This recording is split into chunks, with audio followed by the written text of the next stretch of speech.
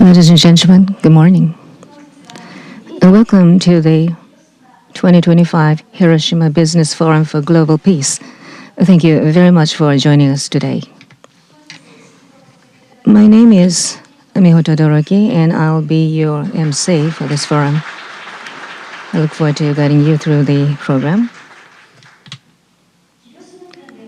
The Hiroshima Prefecture government has been organizing this forum to facilitate multifaceted discussions on the relationship between business and contributions to peace, and to share the insights gained here with the world.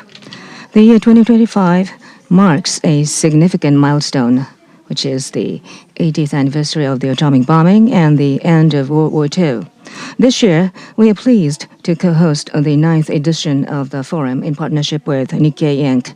In addition, we have established an executive committee, EC, for this forum with Mr. Takeshi Ninami, chairman of the Japan Association of Corporate Executives, serving as chair.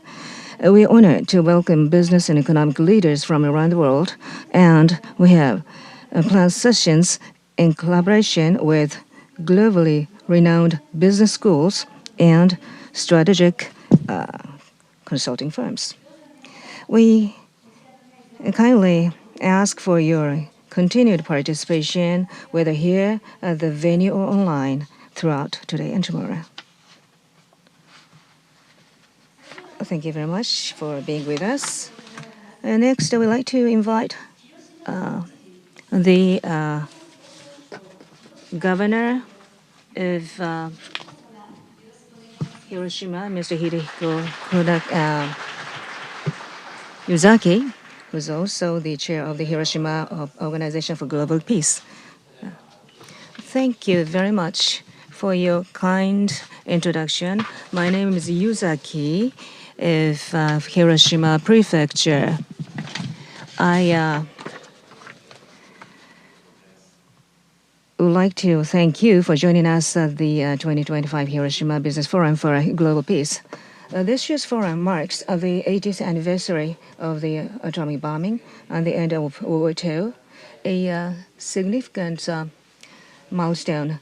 In these increasingly uncertain times, the purpose of this forum is to inspire corporate action by deepening our understanding through collaboration with global leaders, companies, organizations, and media of how economic activity influences peace and how peace forms the very foundation of economic property. Allow me to express my sincere gratitude to the Executive Committee, chaired by Mr. Takeshi Ninami, chairman of the Japan Association of Corporate Executives, for their outstanding leadership. I would also like to thank our co-host, Nikkei Inc., our media partner, the Financial Times, our session partners, and the many distinguished speakers who have made time to be with us today. I also would like to appreciate the former Prime Minister, Mr. Kishida, to come to join us during his very busy schedule. Well, global community today faces numerous challenges that threaten the realization of peace. To confront these, we must transcend borders and sectors and foster mutual trust anchored by peace as our shared foundation. In regions where peace has been lost, it becomes painfully clear without peace, economic activity cannot survive. At the same time, initiatives by the business sector to address global issues can greatly contribute to building and sustaining peace. We need a positive cycle, one in which peace enables sustainable societies and business helps to further promote peace and sustainability. So this positive cycle is really important. Hiroshima's remarkable recovery after the atomic bombing offers a powerful example of positive cycle of peace. 80 years ago, Hiroshima was devastated. Yet, from the ruins, it rose again into a city full of life and greenery. It stands today as a symbol of peace, radiating hope for the future free of nuclear weapons. The city's rapid recovery, seen in the resumption of streetcar service just 3 days after the bombing, and the restarting of water pumps on the fourth day, it was made possible by the tireless efforts of its citizens, including many survivors, and by the perseverance of local industries and businesses, which played a central role in construction. In today's complex world, the business community has an even greater responsibility to mobilize its resources in support of peace.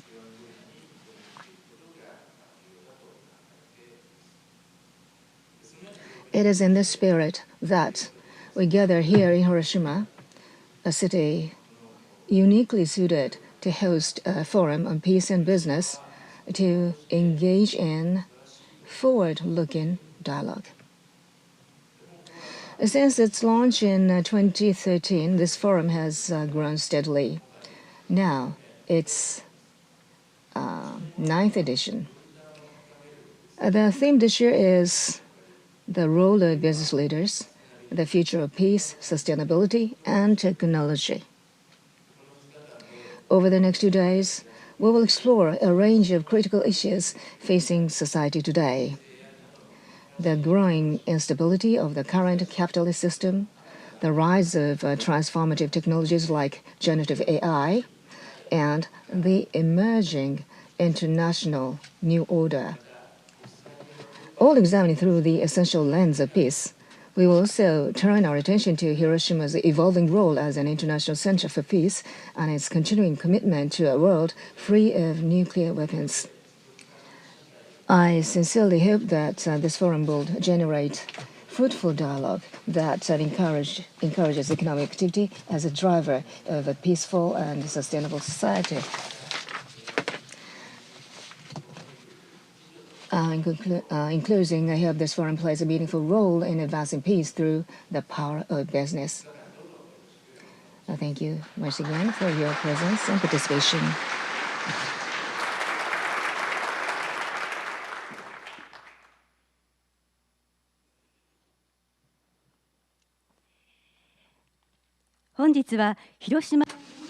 Today, we have an honor of having many distinguished guests, including His Excellency Nakamoto Takashi, Speaker for Hiroshima Prefecture Assembly, and thank you so much for your attendance. On behalf of the guests, we have a speech by former Prime Minister of Japan, His Excellency Kishida Fumio.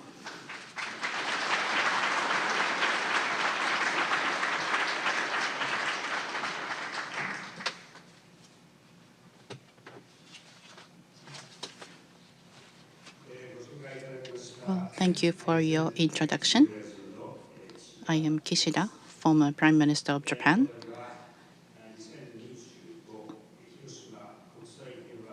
The 2025 Business Forum for Global Peace is now being held in Hiroshima, and I would like to send my congratulations for the successful hosting. Hiroshima Prefecture, as well as Hiroshima Organization for Global Peace, or HOPE, and the Nikkei Inc., and the media partner Financial Times, and other collaborating partners. I would like to pay my respect as well as the congratulations for all of you who made a lot of efforts for hosting this event today.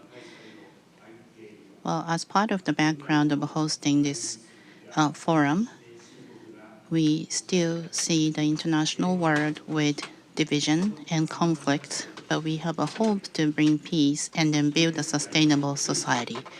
And in order to do that, it is very critical to use the wisdom and experiences of the business world. And this year marks the 80th year since the atomic bombing as well as the end of World War II. So I think this is a high timing that we can host such forum here. In 1945, in summer, Hiroshima suffered a devastating damage because of the atomic bomb. And then after that, the national government supported the reconstruction with the various laws and acts, as well as a continuous efforts of the survivors. Now we can enjoy the beautiful city of Hiroshima today. In 2023, in Hiroshima, Hiroshima became the host of G7 summit. And it's a place you are staying here. The Grand Prince Hotel Hiroshima was really the main venue for G7 summit in 2023. And the reason we decided to have this in Hiroshima is because back then there was more and more uncertainties and confusion in the international society, including Russian invasion in Ukraine. And we wanted to use Hiroshima as a place that reborn as a city, and we wanted to have all the people gather here so that we can maintain open and free international order to protect the peace and prosperity. And it was our hope that there's a fruitful discussion using the wisdom of human being. And then we wanted to communicate the determination to the world. And we needed a stage for such international conference. And it was our mission as the host country to select the best venue. As a result, the head of the international organization, as well as head of states from G7, are gathered here in Hiroshima, and they also saw the realities of the damage caused by atomic bombing. And then we were able to have a declaration from this place. And I believe that there was a historic significance in that summit. When you look at the reconstruction from the atomic bombing in Hiroshima, it is inevitably we also need to talk about the prowess of economic recovery. As the governor mentioned just now, within a couple of days from atomic bombing, power, railroad trains, as well as water supply, these basic infrastructures started to function and supported the daily lives of the people, and the industries followed and supported the reconstruction of Hiroshima. The manufacturing which Hiroshima is very proud of started to have stepped forward right after the war. And near this hotel, there is a Mitsubishi Heavy Industries. Right after the war, in November 1945, right after the war, they started the shipbuilding yard. And Mazda also started producing the three-wheel truck in December 1945. It's only within 4 months after the atomic bombing. So these are the example of reconstruction of Hiroshima. And I believe that these examples are the one that can give hope for people in the regions and countries suffering conflicts. At the same time of the G7 summit, we had an exhibition called Pride of Hiroshima as a story from the business perspective to talk about the reconstruction. And the industries in Hiroshima also sent a message to support Ukraine, and they did a very creative exhibition. And since last April, we have an exhibition in the facility in Hiroshima. But these evidence, as well as the proof of reconstruction of Hiroshima, will definitely be a ray of light of hope for people who are suffering from conflicts and wars today. And this time, we are going to talk about the contribution to peace building with multi-stakeholder engagement. And as I understand that you are going to have the Hiroshima Declaration to support that. We live in a world of uncertainties, but people here gathered here today I hope that you will have a good discussion as the leaders about the business and peace, and having declaration is really special. Peace as a foundation for business and business to build and maintain peace. I think this good cycle of these two elements is very important, as shown by Governor Yuzaki, and I strongly endorse that idea. As we become more and more globalized, it is important to have a stable international relations. The world economy prospered based on this, but now we are at the crossroad. People in business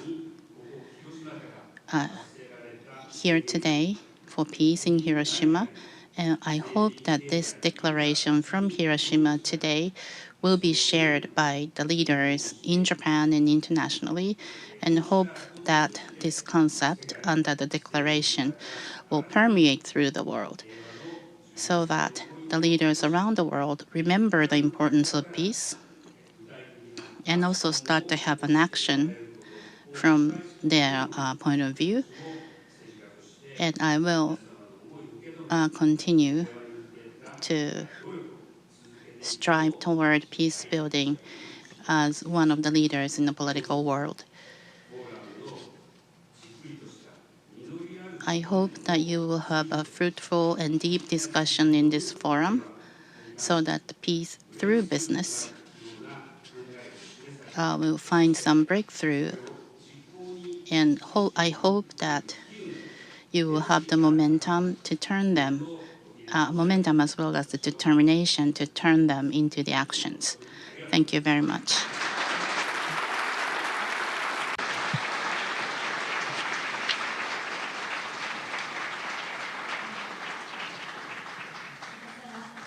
Thank you very much, Mr. Kishida, for your remarks.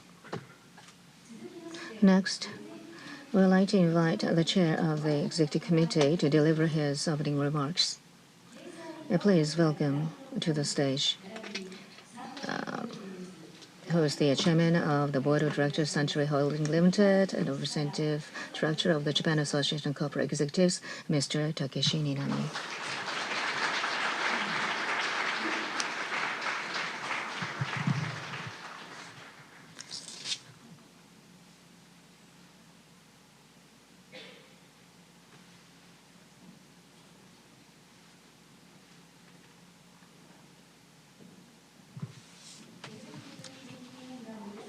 And the executive committee members are to be seated. Good morning, everyone. And I thank you very much for your kind introduction. I'm the chair of the executive committee. My name is Ninami. And I thank you very much for joining us today at the 2025 Hiroshima International Peace and Business Forum. As chair of the executive committee, I would like to offer a few opening remarks. First and foremost, the forum would not have been possible without the leadership of Governor Hirohiko Yuzaki. I would like to express my sincere appreciation and heartfelt congratulations to Governor Yuzaki. I would also like to take this opportunity to thank the members of the Executive Committee for their invaluable contributions in organizing this forum. Allow me to briefly introduce them. First, former U.S. Ambassador to Japan, Mr. John Roos.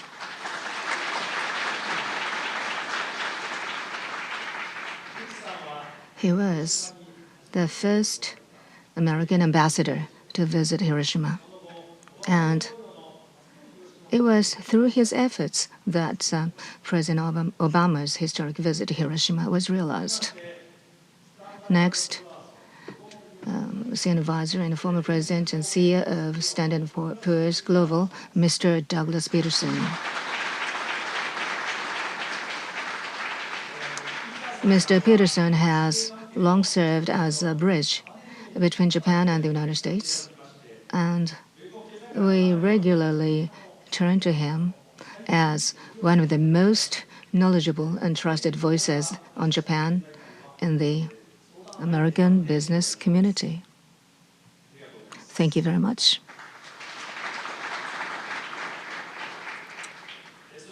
Then, currently the quite famous university, which is Harvard University. Dr. Sullivan, Megan Sullivan is from that Harvard University, the director of Welfare Center for Science and International Affairs at Harvard Kennedy School. Dr. Sullivan serves as chair of the North American group of the Trilateral Commission, founded by David Rockefeller after World War II. She is one of the world's leading experts in geopolitics. She also served as Deputy National Security Advisor for Iraq and Afghanistan under Bush administration.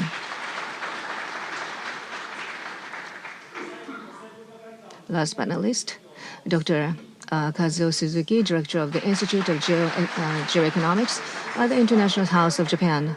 Dr. Suzuki is also a professor at the Graduate School of Public Policy at the University of Tokyo and is widely recognized as Japan's foremost authority in the field of geoeconomics. Once again, I extend my heartfelt gratitude to all of them. As mentioned by the former Prime Minister Kishida and Governor Yuzaki, today, the world is facing an unprecedented degree of complexity and uncertainty marked by the U.S.-China rivalry, the war in Ukraine, and instability in Middle East, and growing geopolitical tensions in the Indo-Pacific region, including Japan, and especially in one country, I'm not going to mention the name, which is taking a unilateral action. Among these challenges, the nationalism and country-first policies, particularly in the country, has further deepened global uncertainty. We really have to stop that split and conflict. Well, this climate of uncertainty is driving many countries to prioritize self-preservation, shifting their focus toward military buildup and strengthening defense capabilities, even sparking renewed debates over a nuclear armament. I find this a deeply concerning development. At this historical turning point, we must ask ourselves, what direction should the world take to secure peace, which is the very foundation of all economic and social activity? As Governor Yuzaki mentioned, he actually advocates for ESGP.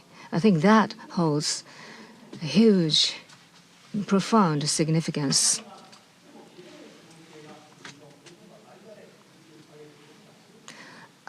Global stability cannot be achieved by military strength or defense capabilities alone.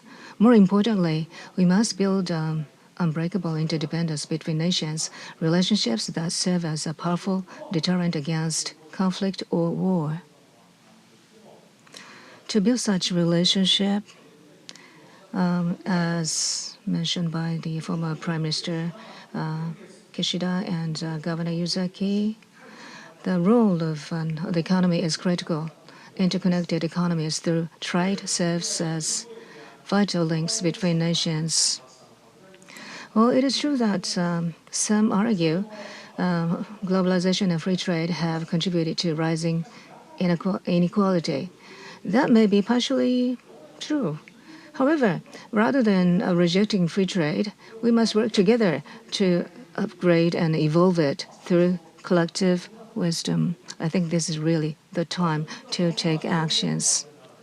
Well, even as WTO continues to face dysfunction, We must leverage frameworks such as the high standard CPTPP, the RCEP, Center on the Train, and the Quad that Prime Minister Kishida promoted hugely. Which involves US, Japan, Australia, and India. While securing economic security is a priority, we must also resist the fragmentation of global trade and strive to expand the circle of free trade. Once again, I believe Japan should take lead in it.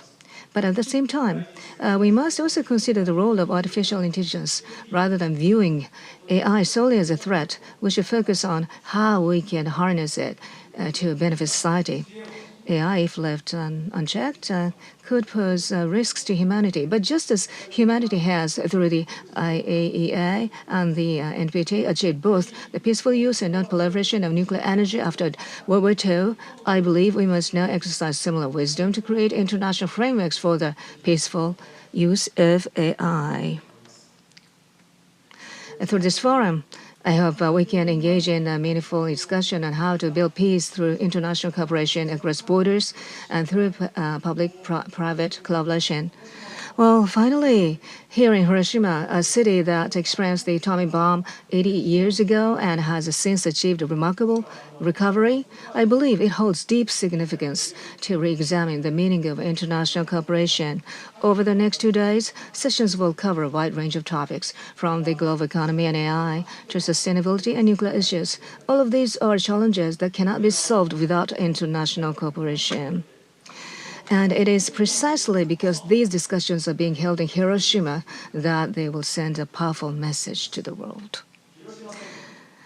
Let me emphasize that Hiroshima Declaration and this forum are not the goal, but the starting point for further action and dialogue. Let us make this forum a platform for building a renewed system of international cooperation and send a strong message to the world from here in Hiroshima. Thank you very much.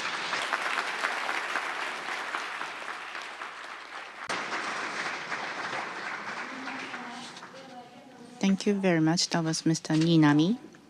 Now, as we start the forum, we will have the Hiroshima Declaration adopted by Governor Yuzaki of Hiroshima and members of the Executive Committee. But before we do, Governor Yuzaki will give us the explanation of the declaration.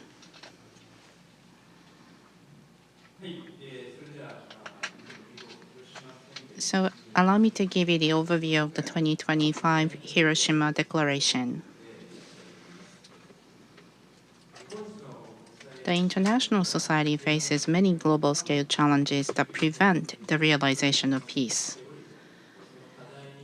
To address the global challenges, it is essential for countries and sectors to come together, building a foundation of peace based on mutual trust. Additionally, the business sector can contribute to the creation and maintenance of peace by addressing global challenges. We need a positive cycle between business and peace by promoting more peaceful and sustainable society, and also by building such society through business activities.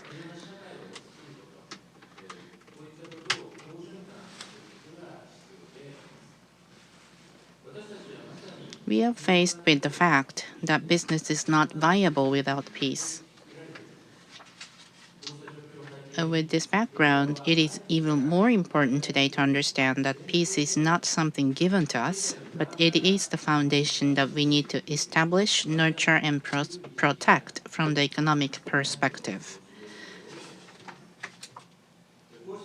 And based on such understandings, the environment is now internalized as part of corporate activities, as reflected in the trend of PRI and ESG. It triggered new action guidelines and business opportunities. And similarly, peace needs to be viewed as an internal element of corporate activities.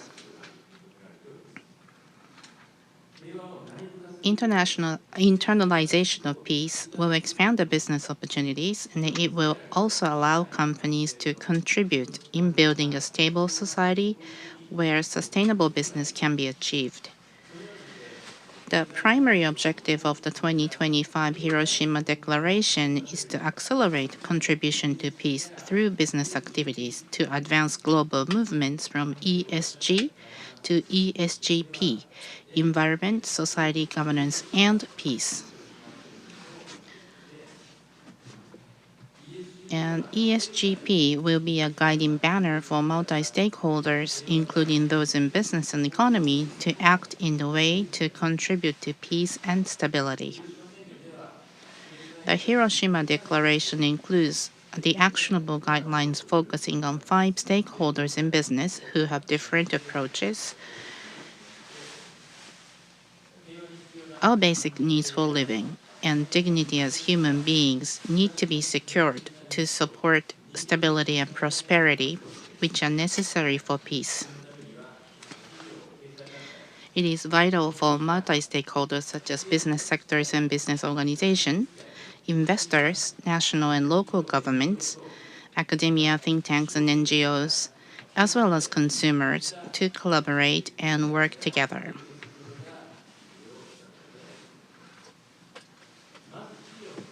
The Hiroshima Declaration proposes business sectors and business organizations to contribute to peace through corporate activities and develop business models to identify business opportunities from challenges in pursuit of peace.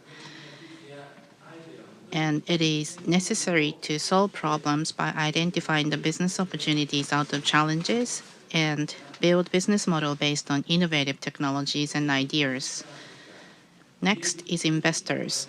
The declaration proposes investors to invest by keeping peace in mind in addition to ESG. In addition to ESG investment, we emphasize it is important to have ESGP with peace added in the making conscious investment decision by focusing on how corporate activities are contributing to the promotion of peace and avoidance of conflicts, and using those perspectives as evaluation standards. National and local governments, the proposal for them is the implementation of initiatives to accelerate contribution to peace in business community. We propose national government to facilitate rulemaking domestically and internationally, including ESGP. As for the local governments, we propose them to work on stability and prosperity of local communities to realize a peaceful and sustainable society. For academia, the declaration proposes them to play a role to introduce new concepts, monitor initiatives, and raise awareness. They play an important role in formulating a new set of values or frameworks to establish a peaceful and sustainable society. At the same time, it is necessary to provide scientific evidence through policy monitoring and evaluation based on data so that the governments and companies can make decisions. And the last stakeholder is the consumers, for whom we propose sustainable consumption behaviors with consideration for ESGP.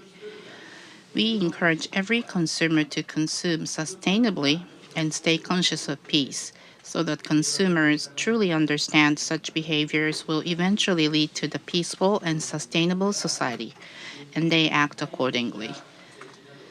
We propose consumers to choose ESGP-friendly products and fair trade and behave ethically. I'd like to take a moment here to share the endorsement by the Honorable Professor Philip Kotler. He was widely recognized as the father of modern marketing, and he gave the keynote speech at 2016 World Business Conference for World Peace here in Hiroshima. And let me quote, "The Hiroshima Declaration is a dramatic appeal to the world's population to support world peace and never allow nuclear weapons to ever be used against any human beings." I deeply appreciate the powerful message from Dr. Kotler, and his message is really empowering for us. And ladies and gentlemen, especially those in business communities, we hope you agree with the declaration and join us in showing the support. We plan to change Hiroshima Organization for Global Peace Hope from a private organization to a corporation in December this year. so that they can continue to serve as an aggregator of peace-related resources and expand their activities furthermore.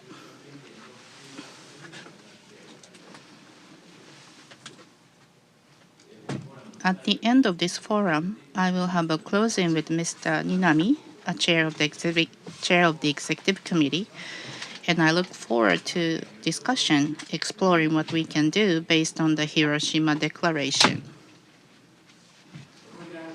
The sessions in this forum will help us think how we can collaborate with multi-stakeholders to realize a peaceful and sustainable society through the Hiroshima Declaration, as well as the new concept of ESGP.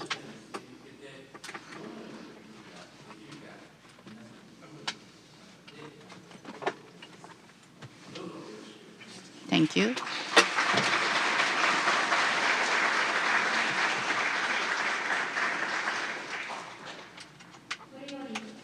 And now we will have the Governor Yuzaki and the members of the Executive Committee to sign the Hiroshima Declaration.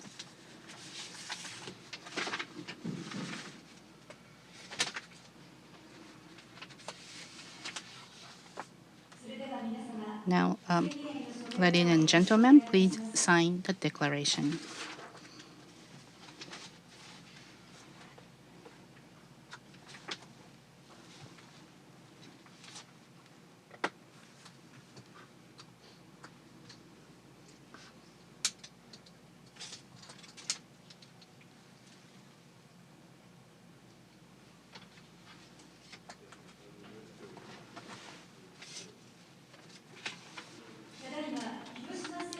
The 2025 Hiroshima Declaration is now adopted.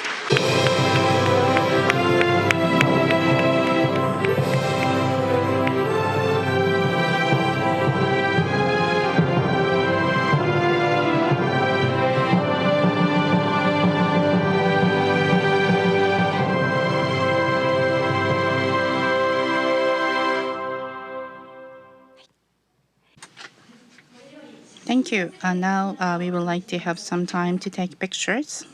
And Governor and members of the Executive Committee, if you can come forward to the front of the stage.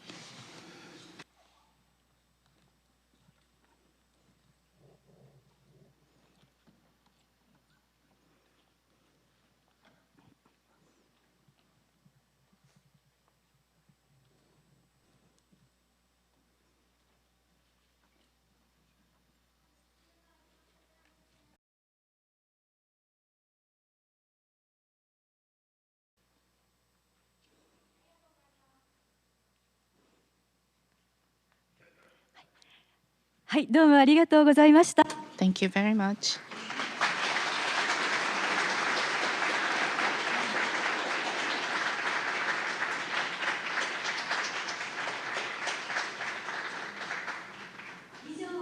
So this concludes the adoption of Hiroshima Declaration as well as opening speeches. Governor Yuzaki and the members of the Exhibit Committee, please come down from the stage and have a seat. ありがとうございました。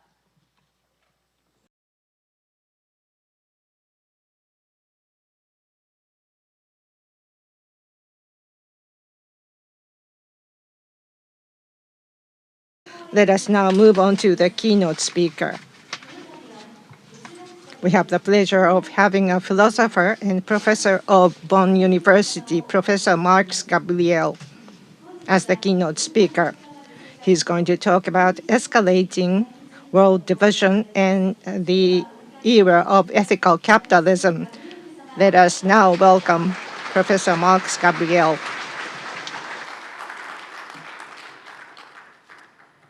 Well, first of all, thank you, Hiroshima Governor Yuzaki Shiji, for inviting me. It's a huge pleasure and honor. Thank you, Ninami-san, for having me, and also the members of the Executive Committee of this excellent and important forum. Minasana-sama. Ladies and gentlemen, I am greatly honored to be given this opportunity to address you at this historical place.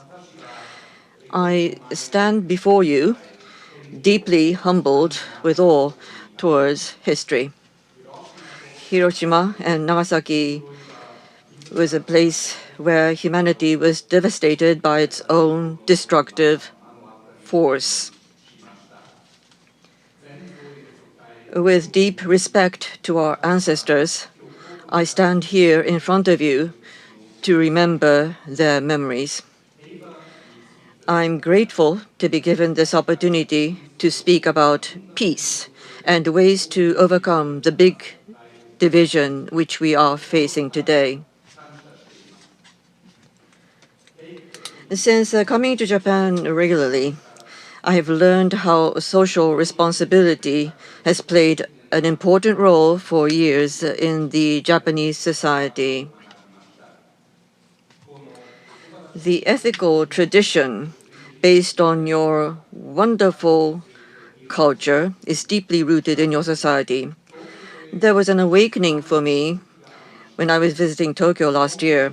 When I was at the Buddhist cemetery in Roppongi, the skyscrapers in Tokyo seemed to me like a giant temple cemetery. Based on its religious and spiritual tradition, Japan has nurtured its culture of memory. Such memory includes the terrifying tragedy which occurred in Hiroshima. Science shows its fangs against humanity. Our physical understanding of nature became the source of destruction. It is arrogant to pass an ethical judgment on Hiroshima and Nagasaki with just a short preface.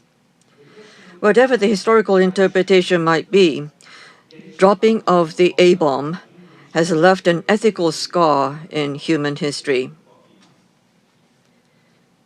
Thus, I am deeply grateful that Hiroshima continues to engage and lead in the endeavors towards peace and nuclear disarmament.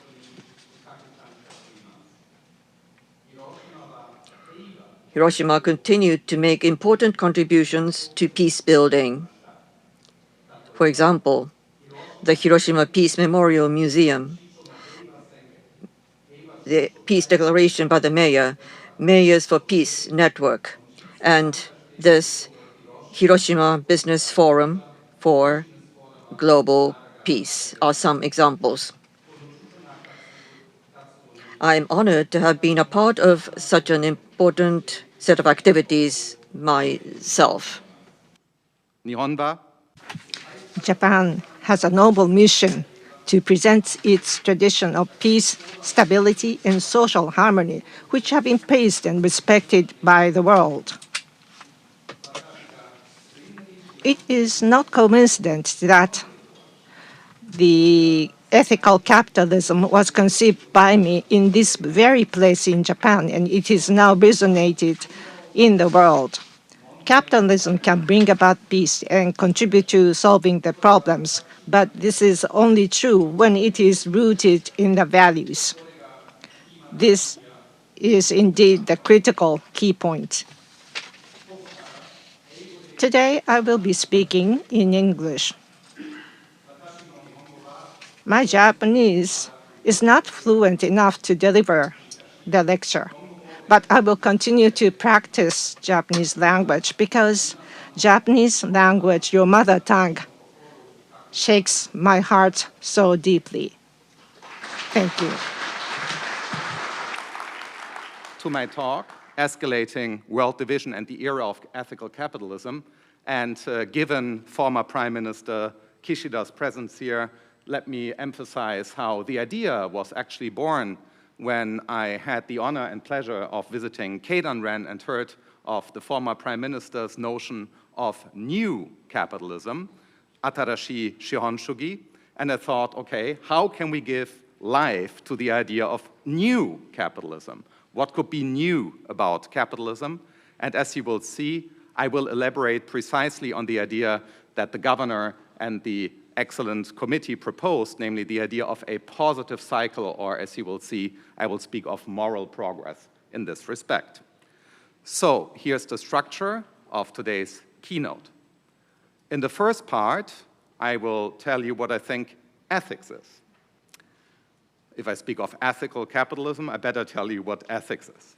In the second part, I will talk about the era of ethical capitalism and respond to the question what capitalism is. Then we know what ethics and capitalism is and how we can combine them. And finally, I will talk about the dangerous phenomenon of polarization and propose measures of how we can counter the escalating division and contribute to peacemaking, which, as I've also said in my few opening remarks, is one of the most important missions of this country and its significant, very important business world. So, part one of my keynote, what is ethics after all? So, ethics is a sub-discipline of scientific philosophy. As any other scientific discipline, ethics is about something. What ethics is about, its target system, as we say in philosophy, are the moral facts. So let me tell you what the moral facts are. In general, a fact is a true answer to a meaningfully posed question. So here's a very simple, meaningfully posed question. Who is the governor of Hiroshima? And we know him. He's fortunately here. And so there's one and only one true answer to the question who the governor of Hiroshima is. So it is a fact that there is a governor of Hiroshima, that he's here, etc. That's a fact. Side note to our American friends, there are no alternative facts. They are just facts. The idea of an alternative fact is just utterly meaningless. A moral fact now is a true answer to a meaningfully posed ethical question. So that's a moral fact. Here's a very simple example of a moral fact. Imagine it's a hot summer day due to climate crisis. As we all know, they are getting hotter. And now you face a choice. You see that a child is drowning in shallow water, and your choice is now between saving the child, but then your drink gets warm, the ice melts, or you run to the drink and the child dies. Now, what do you ought to do? If you hesitate and think twice, you have a problem. So this is what the great philosopher Bernard Williams called the one thought to many argument. You had one thought too many. Of course, you ought to save the child. That is a moral fact. Hence, a true answer to a meaningfully posed ethical question. Now, what is ethics about more narrowly? So I think ethics has three dimensions. The first dimension of ethics is what I call humanism. Moral facts are about human duties.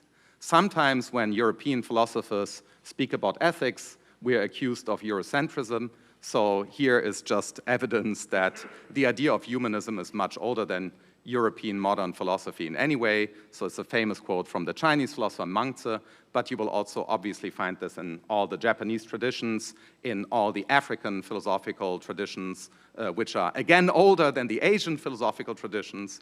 So if you look at all those traditions, you will find this idea. And the example of the drowning child you find in Mangzi, but before climate change. But the example is the same. And there you see, most of you can read the characters, and they say, right, you're not even human if you cannot distinguish between good and evil. It's a human, remarkable feature. Now, the second dimension of ethics is what I call realism. So moral facts are norms. If you violate them, right, then there might or might not be political sanctions, but definitely you fall in one of the categories of either getting the moral facts right or getting them wrong, like any other ordinary fact. That's what I call realism. And the third dimension is very important. I call universalizing rather than universalism. That is something I have learned from conversations with Japanese philosophers to use this term of universalizing. Let's just go back to this very simple example of the drowning child. So it doesn't matter who you are and who the child is. you still need to save it.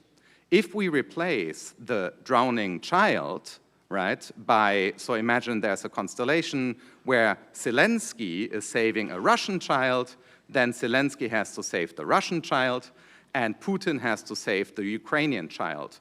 Or to use an unfortunately very concrete example, one must never throw rockets at kindergarten or university or hospital facilities, regardless of the context. So it doesn't matter who does it, you can replace the agents, you know who I'm talking about. Throwing rockets at kindergarten facilities is evil, regardless of who's doing it. That's the idea of universalizing. Moral facts are valid for every person under every circumstance. That's the third dimension of ethics. Now, ethics is not stable. Unfortunately, we cannot just rely on a set of simple, evident moral facts like the one I have laid out, because we do not have the same type of evident, simple answer to questions such as, which AI systems should we build? How do we achieve peace under highly complex negotiation conditions? Which types of tariffs are morally correct and which are morally wrong? These questions can only be answered if we are capable of complex insight into socioeconomic conditions. So we need a notion of what I call moral progress, which corresponds, as you will see when I come to economics, to the idea of the positive cycle that we already heard this morning. So moral progress, in general, is the large-scale institutional recognition of hitherto partially obscured moral facts. Another very simple example, the female vote. We used to have democracies without female vote, but then we recognized that there's something wrong with a democracy where women can't vote. So that's basic feminism. And moral progress is the institutional recognition of the fact, meaning we do have the female vote. That's an example of moral progress. And there are many such examples, and many of those examples, and you will see that capitalism is an engine precisely of moral progress, result from business activity. So I think, or I propose to think, of business as a moral innovation lab. I believe that ethics, the scientific discipline of philosophy, relates to the business world exactly like physics relates to a particle accelerator. So physics makes progress because they can test their theories. Ethics makes progress because we can test our theories. The testing ground of ethical theories is the business world. This is how I think we relate to each other in a positive cycle where academia, business, and policymakers cooperate with a goal of moral progress. That's the basic liberalism of modernity. If you give this up, you will see later, you're giving up democracy itself. That's the engine of modern democracy. In short, values are the new oil of mature economies. Japan is a wonderful example of what economists now call a mature economy. Mature economies, Germany is in a very similar situation, share similar problems, demographic change, for instance, right? Or polarization, or new technologically related risks. And data are the new oil of our economy because data express human values. Data are valuable because in data, humans manifest who they are, right? Remember the original business model of Facebook. People show their face. They show who they are and who they want to be. Those are the valuable data. And now the question is, how do you deal with these values, with these data in a responsible manner? But that's the idea that values are the new oil, and therefore data are the new oil of mature economies. Values first, data are expressions of values, and thus valuable in the economic and the ethical sense at the same time. This is, by the way, a wonderful recent conversation book I highly recommend. Many of you know Sawada-san. a major leader of the Japanese business world, and the other person is Takahiro Nakajima sensei, a colleague of mine from the University of Tokyo, with whom I have been talking about these issues now for almost a decade. So let's come to another challenge we are all facing, given that I just said data or values are the new oil. I'm already approaching the issue of artificial intelligence, which will assume center stage in the third part of my keynote. So what is artificial intelligence? I think artificial intelligence is non-biological intelligence. It's currently silicon-based intelligence. So what's intelligence? So the artificial is not hard to define. It's what technology leaders produce. Intelligence is a measure of problem solving. So a system is intelligent or more intelligent than another system if it solves the same problem faster. Capitalism is a very intelligent problem-solving system and arguably more intelligent than any other mode of production we have ever seen, but I'll get to that. We can also define learning, because we currently have systems which are capable of learning in positive feedback loops. So learning is the replacement of one problem by a better one. Learning is not solving a problem, it's shifting the problem space. That's what learning is about. And our intelligence tools help us to learn by providing us with better problem spaces, outsourcing boring labor, for instance, and therefore opening new problem spaces for us and increasing efficiency. Wisdom, and that's the highest notion, I say as a philosopher, is to identify the right problems. So which problems do you want to solve with which technology? The technology cannot tell you which are the right problems to solve. That is forever up to humans because technology serves wisdom. Wisdom is higher. We currently do not have wise intelligence as a technology, but that is also reason to try to build it. I'm not saying it's impossible to do. I'm saying that we need a new stage of AI development, a huge business opportunity. I'm thinking about this with some colleagues here also in Japan. For instance, there you see in the upper left corner, Yasu Deguchi-sensei from Kyoto University, who has coined the term of the we-turn, or the fellowship model. That is the idea that together with artificial intelligence, we can increase our wisdom and not just our efficiency. So AI, in short, is smart, but not wise yet. And that's part of the problem of our contemporary moment. So how can ethics advance? So here's a wonderful proposal where East meets West, and in this case, my colleague from my university meeting the former Pope as well. They have been discussing this, and this has led to very interesting initiatives also in the Vatican. The notion of concrete ethics and kyosei in Japanese means, of course, symbiosis. And the Latin word concrete comes from growing together. So two systems can grow together, and they can grow together. And Christiane Wopen's idea is that we can measure ethical success in light of the conditions of life for every system involved, including, obviously, the environment and human society. ESGP would be a way of measuring concrete ethics, thus understood. And there's a whole global movement on all continents which calls this the new enlightenment. In the age of the living, there you see a book by the French philosopher Corinne Pellichon precisely about that. We can learn how to organize our businesses and our economies also from evolutionary biology. The discipline of evonomics combines precisely insight into the structure and success conditions of life and the growing of our economies. So there's a reason why Japan is very good in its relationship to nature and at least equally good in its business world, right? So cultivating nature and doing business is the same type of activity because Quite simply, humans are animals, after all.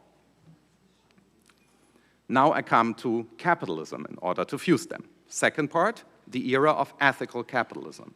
So, what is capitalism? So I think capitalism is a set of three impressive achievements. The first achievement is freedom of contract. That is, capitalism is not feudalism. And that's the negative freedom of capitalism. We negotiate contracts, and nobody can force anybody in capitalist societies to do a job for them with legal measures, right? But not by way of slavery or feudalism. So that's the first modern achievement, which came after the European bourgeois revolutions. The second major achievement, without which we don't have capitalism, is a market economy.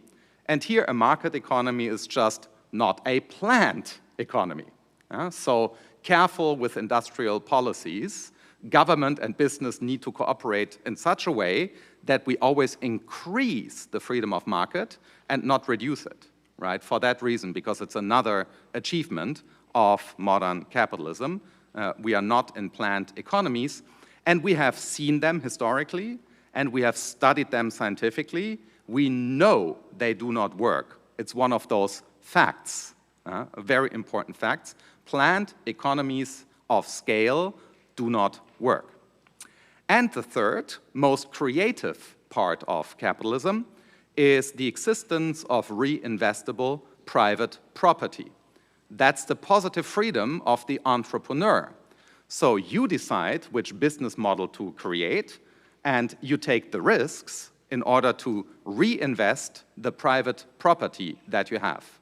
And in capitalist societies, everybody does this in one way or another, because basically everybody has, say, a bank account, and just the decision, where you have your bank account and what to do with it is precisely that, an entrepreneurial activity of investing and reinvesting your private property. This will be crucial.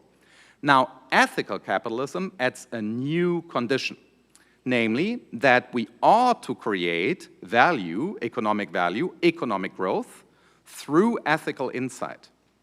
So I will go into detail in a moment, but very simply, if ethics allows us to identify problems that all humans share, say sustainability, inequality, peace, and we identify business measures to solve those problems, then economic success is guaranteed. If you solve the energy problem, don't worry about being rich, right? You will not know where to invest your money. If you solve inequality, if you solve peace, you will make a lot of money. One of the reasons why some presidents are trying desperately to achieve peace in order to make money from it. Nothing wrong with that, right? But you still have to achieve peace first, and the best way is by way of business. So another very important lesson about capitalism is that capitalism is, and here I quote the great economist Joseph Schumpeter, is a form or method of economic change. Capitalism is change management because human problems constantly change in light of economic success. So only because of economic progress and technological progress do we have artificial intelligence. And only because we have artificial intelligence do we get a new type of digital economy. So capitalism is precisely an engine of economic change, or as Schumpeter called it, creative destruction. So something is destroyed so that something new can be born. Again, life, kyosei.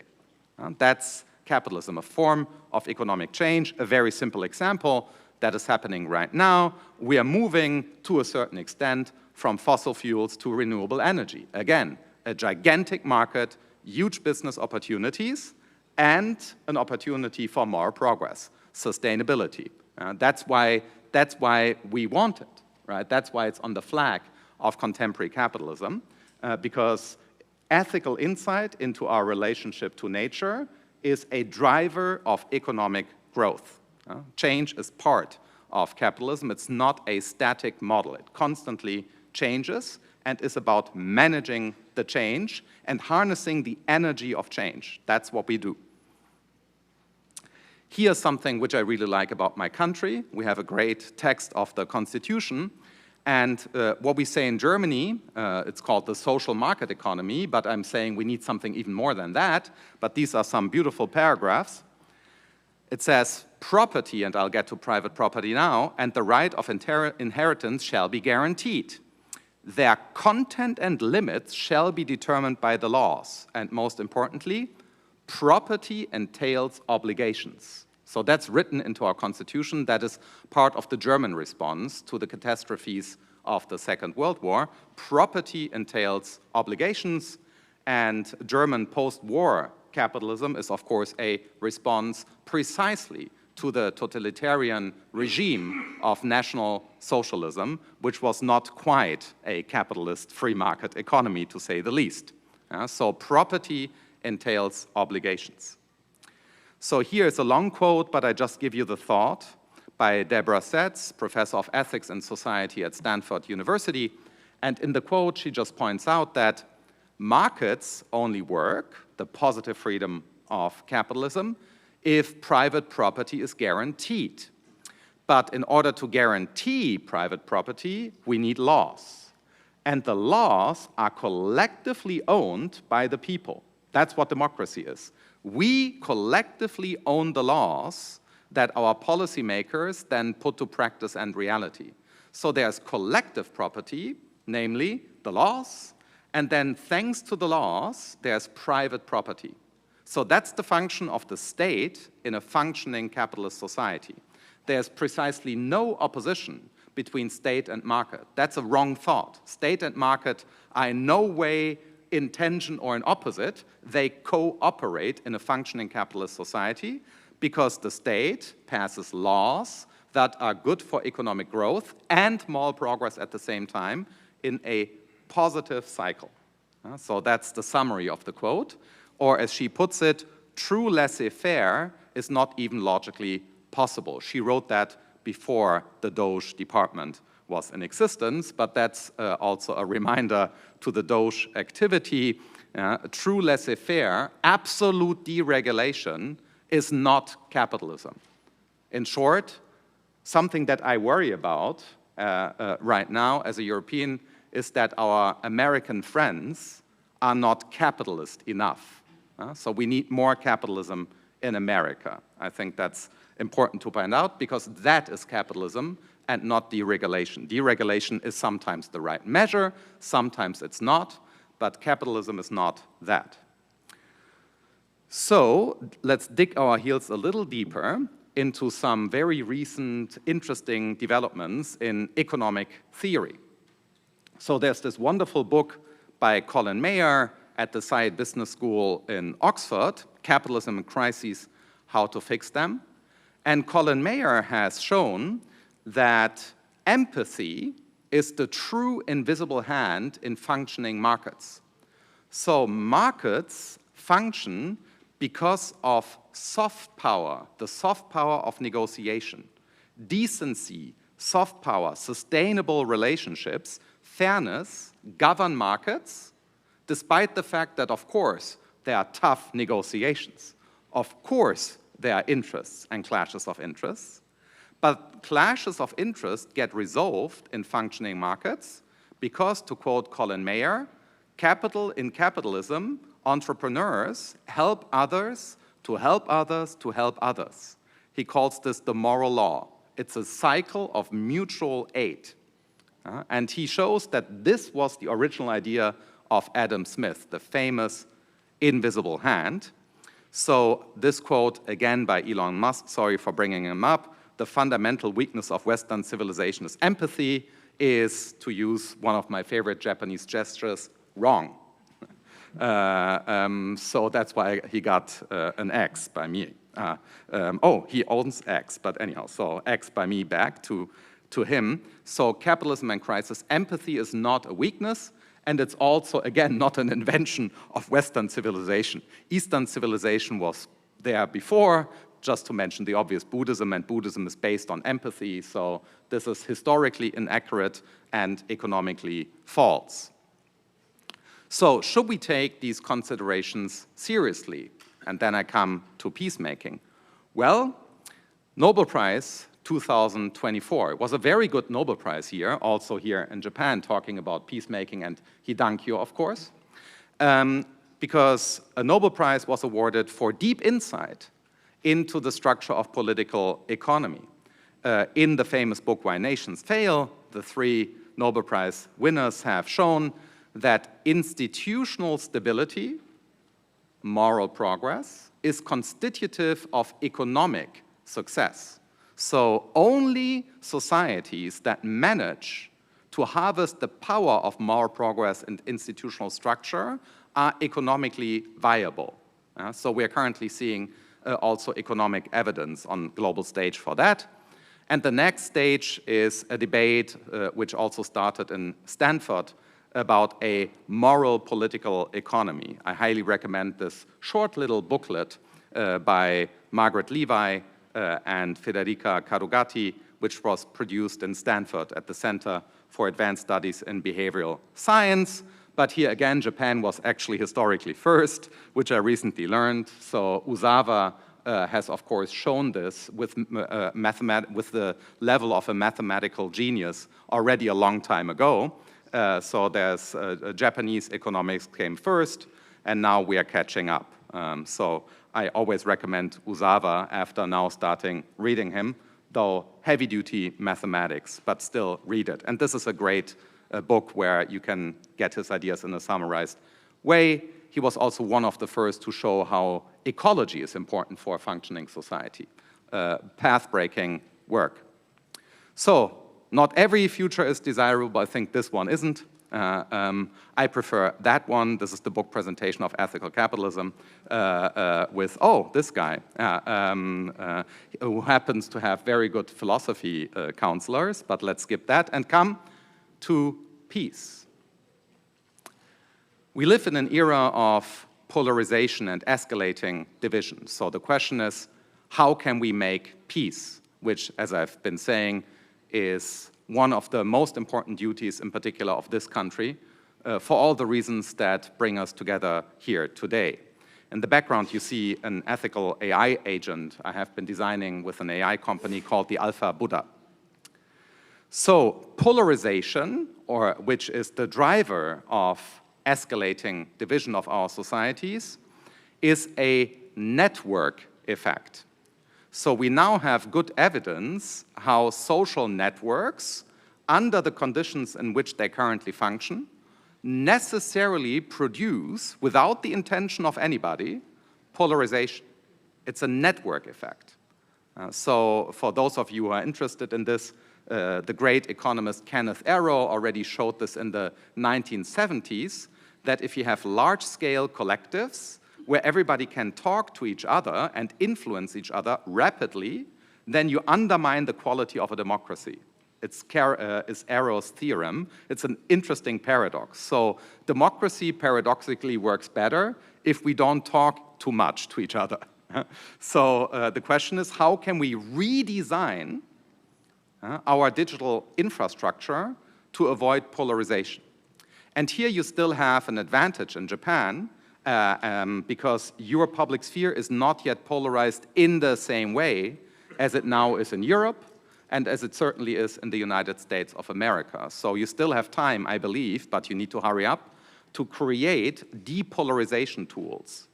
Again, a huge market, because this can be done digitally with the help of AI. So that's a network effect. And I'm arguing now that we can start a movement which I call depolarization by design. We can design depolarization tools. And I think that's the best way of dealing with the problem of social networks. It's not regulation and taxation alone. I'm not saying don't tax the social networks, but that's a political question.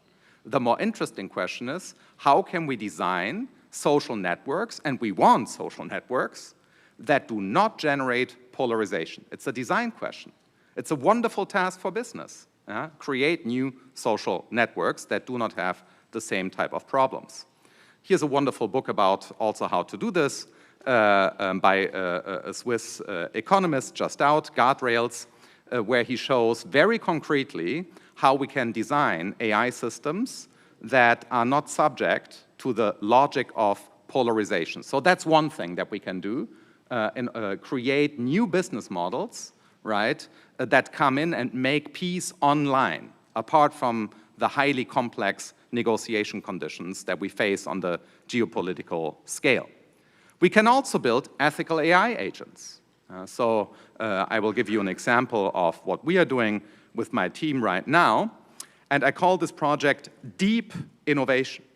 So deep innovation consists in bringing business, philosophy, science, and policymakers together to identify democracy and thus capitalism-enhancing digital tools, such as the Alpha Buddha or what we call the Gandhi bots. Gandhi bots are peacemaking engines that you can use in social networks, just like there are bad bots, Russian and North Korean bots. We can easily design good bots. Why is nobody doing this? We call them the Gandhi bots, right? And then you just send the Gandhi bots into the network. Absolutely no problem to design this. Again, gigantic business potential. Design Gandhi bots. So here's another wonderful example. I get to where this is coming from, but there's more where this is coming from, of course. The big NTT initiative, ION. NTT is, of course, paradigmatic and was paradigmatic in creating a very important network infrastructure in this country. And now NTT is working on a different photonic infrastructure, which needs philosophical reflection. I'll get to that. I have the honor of advising not NTT directly, but the Kyoto Institute of Philosophy, which is working on exactly this structure. How can we design a new social infrastructure for Japan using the best technology out there and the strong network structure that you have, such as NTT, Hitachi, and many, many other major companies which are precisely in that business. A second example, that's something that I'm creating currently with a new company. We founded an AI-powered social knowledge network, which we will launch next year. And there you see up there, we will recreate a version of what used to be Twitter, but under completely different conditions. Content moderation, verified users, no feeds, no ads. So just a network that corresponds to the kinds of things we know from game theory, political economy, etc. No problem to design a high-level new type of network. I won't tell you the business case for this, but there is one. And I hope it's fair to be discussed. And in particular, we are designing the system based on European technology in this case, but for, by, and with people in the so-called Global South. I prefer to speak of the majority world to point out that most people belong to what's called the Global South. But if you want to use the category of the Global South, then I think that we, the Global North, owe something to the so-called Global South, such as producing, depolarizing, and knowledge-enhancing tools that allow people to connect and create new types of business. Not the paternalizing attitude of development, of course, but full support on eye level. Again, we can do this in the digital age better than ever before. Wonderful business opportunity for all of us and an opportunity for moral progress. So here are just some upcoming threats, and then I'll conclude.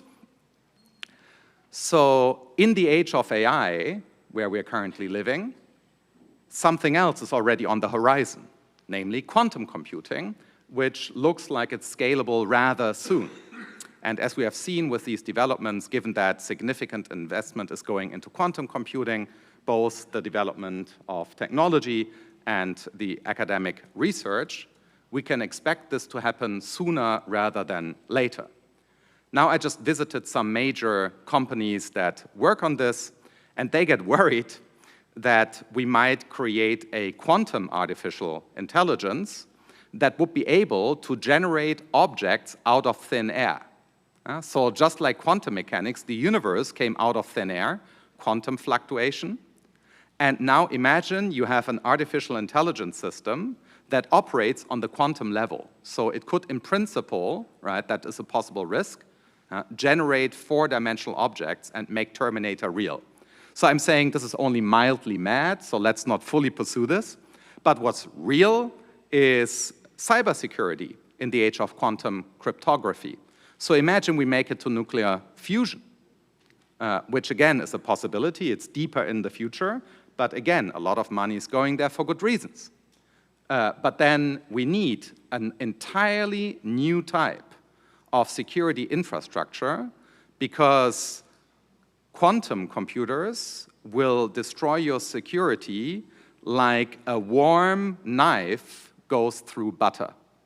So a problem that the fastest computer right now takes about 100,000 years to solve, such as getting all my passwords, will take 20 seconds, that's the scale, once we have quantum computers. And now imagine we have a nuclear fusion infrastructure and quantum computers, then we have a very serious problem. So that's something we need to prepare for right now, look into the future. So, because things are speeding up, which is what philosophers call accelerationism, thanks to artificial intelligence, but quantum computing will again bring us an entirely new social velocity. In short, what to do? Okay, and so here's what philosophers are now trying to sell you, hopefully soon globally.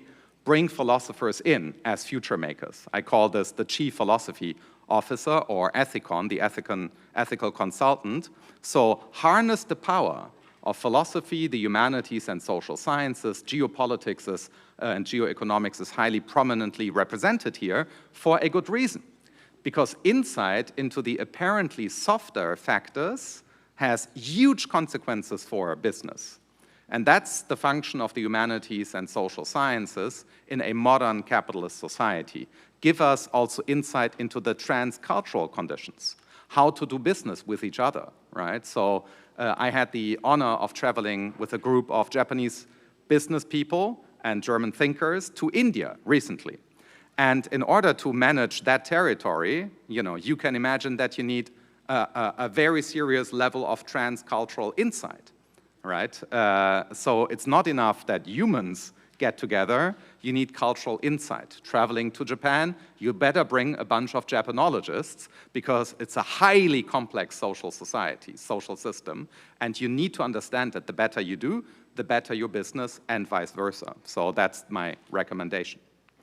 So, coming to peace and closing with this important topic here, I worked a lot with a bunch of AI systems to generate a nice Terminator. So that's the nice Terminator. So imagine we will build a fully AI-powered robot, most likely here in Japan, either in Osaka or in Hiroshima, which is also a booming scientific development place. Then we better get a good Terminator, and so that's how AI imagines a good Terminator after various rounds of prompting. So how can we achieve peace in an age which I call the planetary?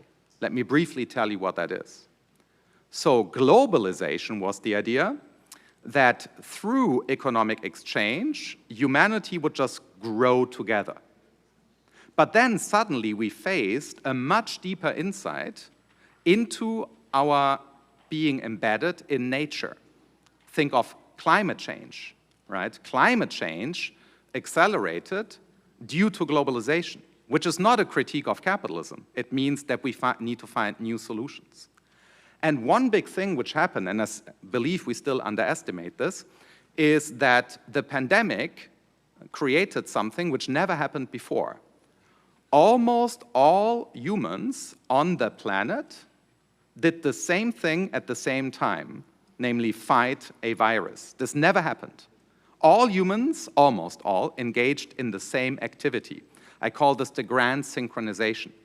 And we currently see how the grand synchronization unleashed new social and economic activities, including, of course, conspiracy theories, but also major investments and ethical capitalism. Think of the vaccine industry and the progress we made thanks to this. In particular, in Germany, BioNTech, which produced the vaccine for Pfizer, had major impact on the region where it's from, the city of Gutenberg, where the press was invented, and the second big thing after the press in the city was BioNTech. So we are moving from the global to the planetary. One Health, another very important investment activity, and connecting people. Here in the city of Hiroshima, yesterday I had the pleasure of learning something also about shipbuilding. And ships connect humans, right? Ships do many things, but they also connect humans. So there, again, another opportunity of how to rethink the grand synchronization under condition of hyper-complex systems.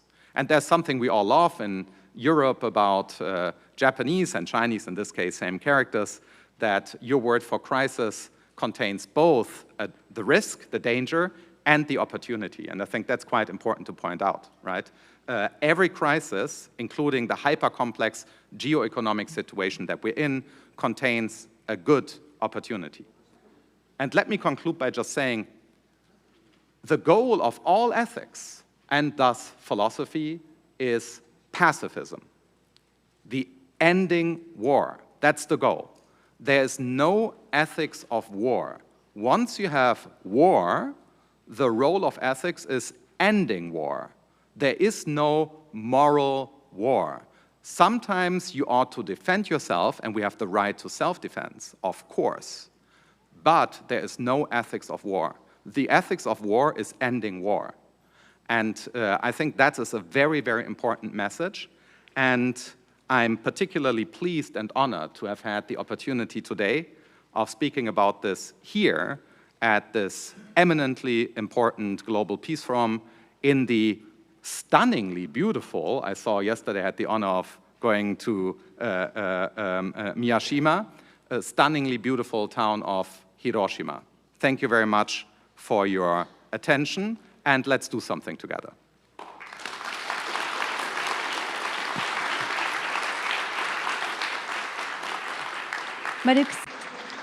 Dr. Marcus Gabriel, thank you very much for your keynote lecture.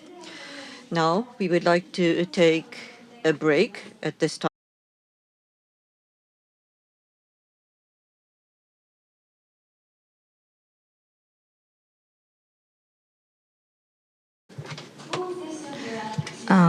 This session will focus on the theme, the future of capitalism, the world economy, business, and world peace. And now, let me introduce our distinguished panelists. First, Mr. John Roos, a former U.S. ambassador to Japan.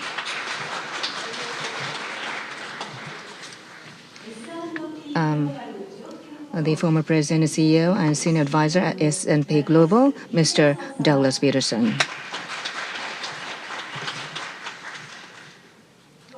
And executive director of the International House of Japan, Dr. Ken Jimbo. The Tokyo Bureau Chief of Financial Times, Mr. Leo Lewis. And Professor Noriki Yanagawa of Graduate School of Economics, the University of Tokyo. We are honored to welcome these 5 esteemed guests to the stage. Now for this session, Professor Yanagawa will serve as the moderator. Professor Yanagawa, the floor is yours.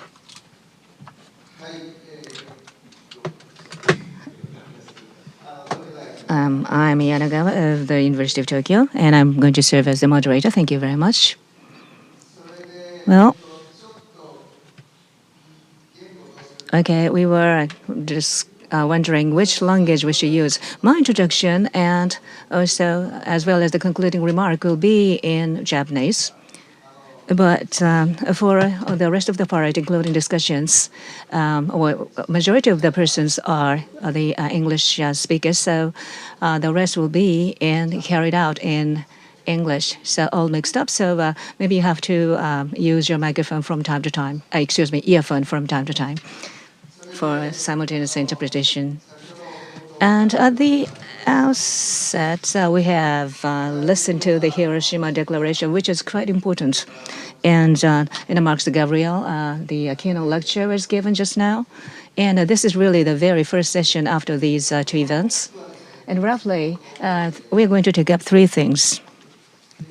First, executive committee members. We have two executive committee members in this session. Therefore, I know that they have passions for that. So I hope that as members of the executive committee, that they're going to talk about all the things which are concerning the Hiroshima Declaration.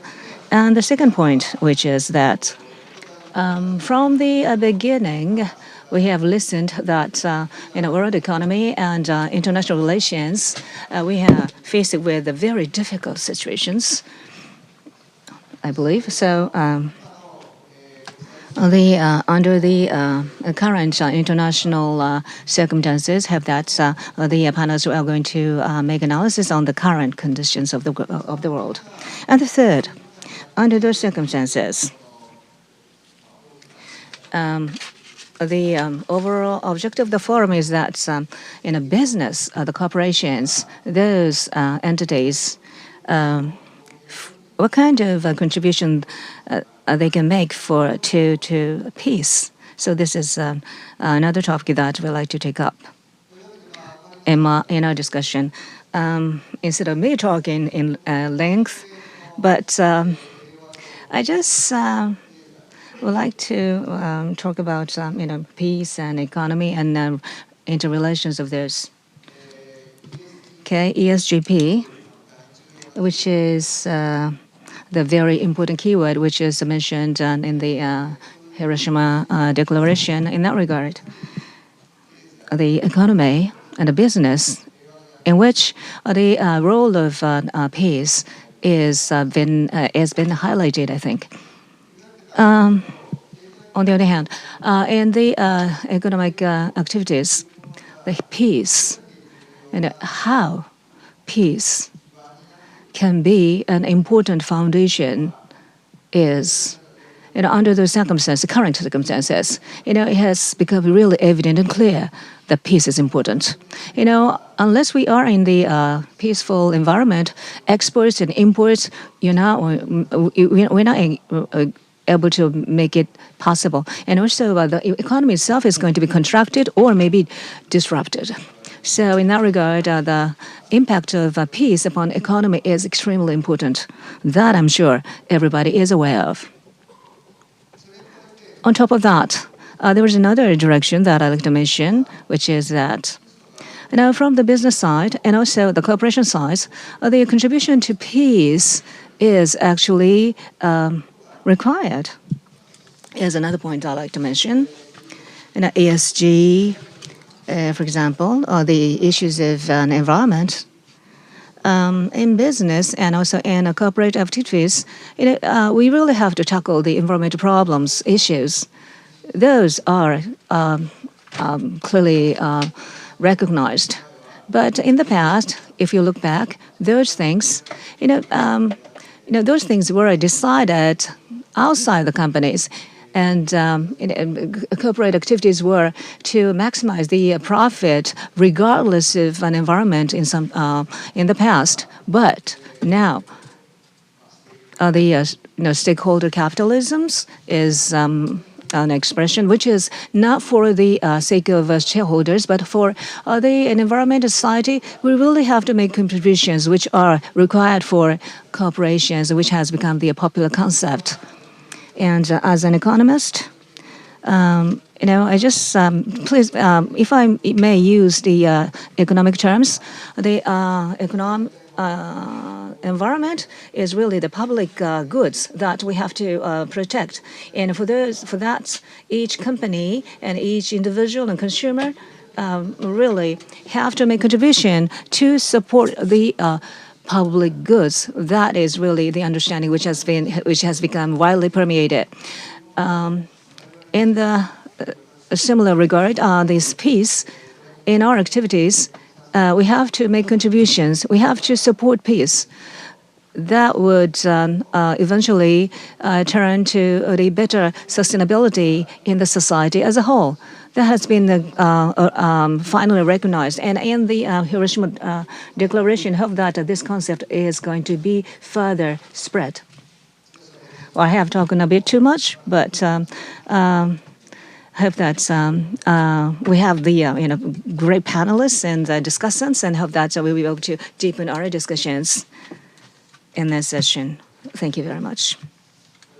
Now, sorry, I think I need to switch gears. So, first of all, Ambassador Luce, could you tell me about, tell us about your view about current international relationship, the international capitalism? So, could you show me that? Well, first of all, Professor, thank you for your opening remarks, and Governor Yuzaki, Ninami-san, distinguished guests. Let me just start out by saying it's an incredible honor to be here in Hiroshima, which is a place near and dear to my heart. Hiroshima's legacy teaches us that even after an unimaginable destruction, we can rebuild and create a better future through unity and purpose. Today, we're all gathered in that spirit, determined to connect business and peace building in a meaningful way, and to honor as well Hiroshima's legacy of peace through action. The purpose of this forum, which is so important, is to explore how business can contribute to global peace.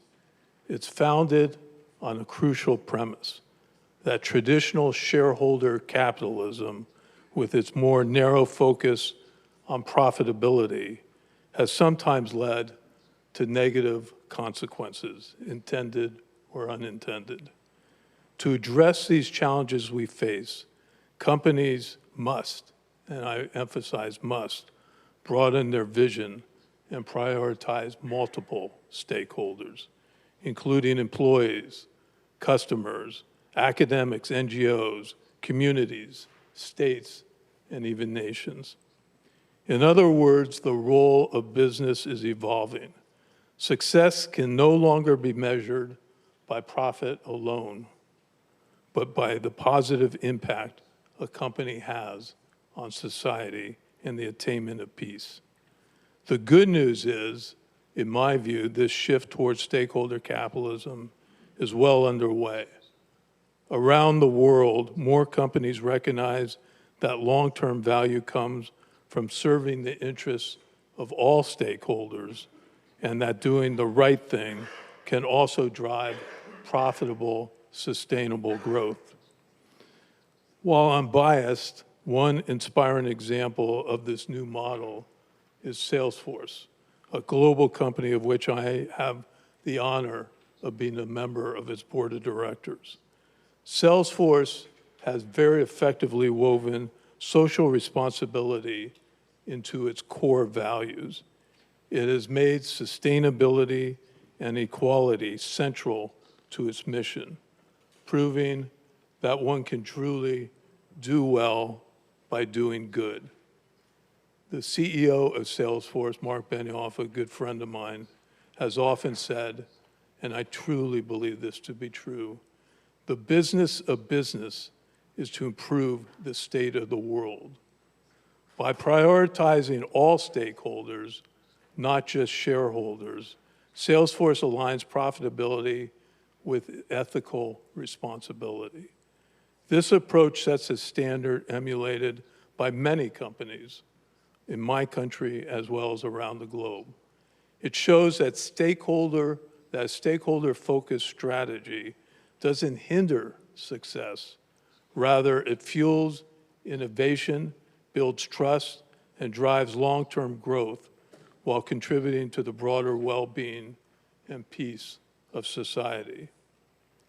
Hiroshima's message to us all, which I completely endorse, is that peace should be part of the corporate ethos.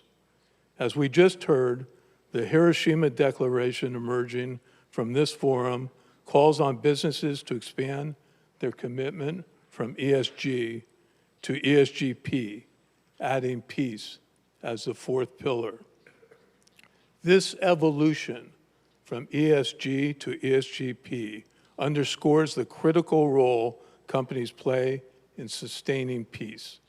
Just as firms set goals for reducing carbon footprints or improving labor practices, they are now encouraged to set goals for promoting peace. Now, by internalizing peace as a core value, businesses can help build a more stable and just world. Peace should be more, much more, than a passive outcome.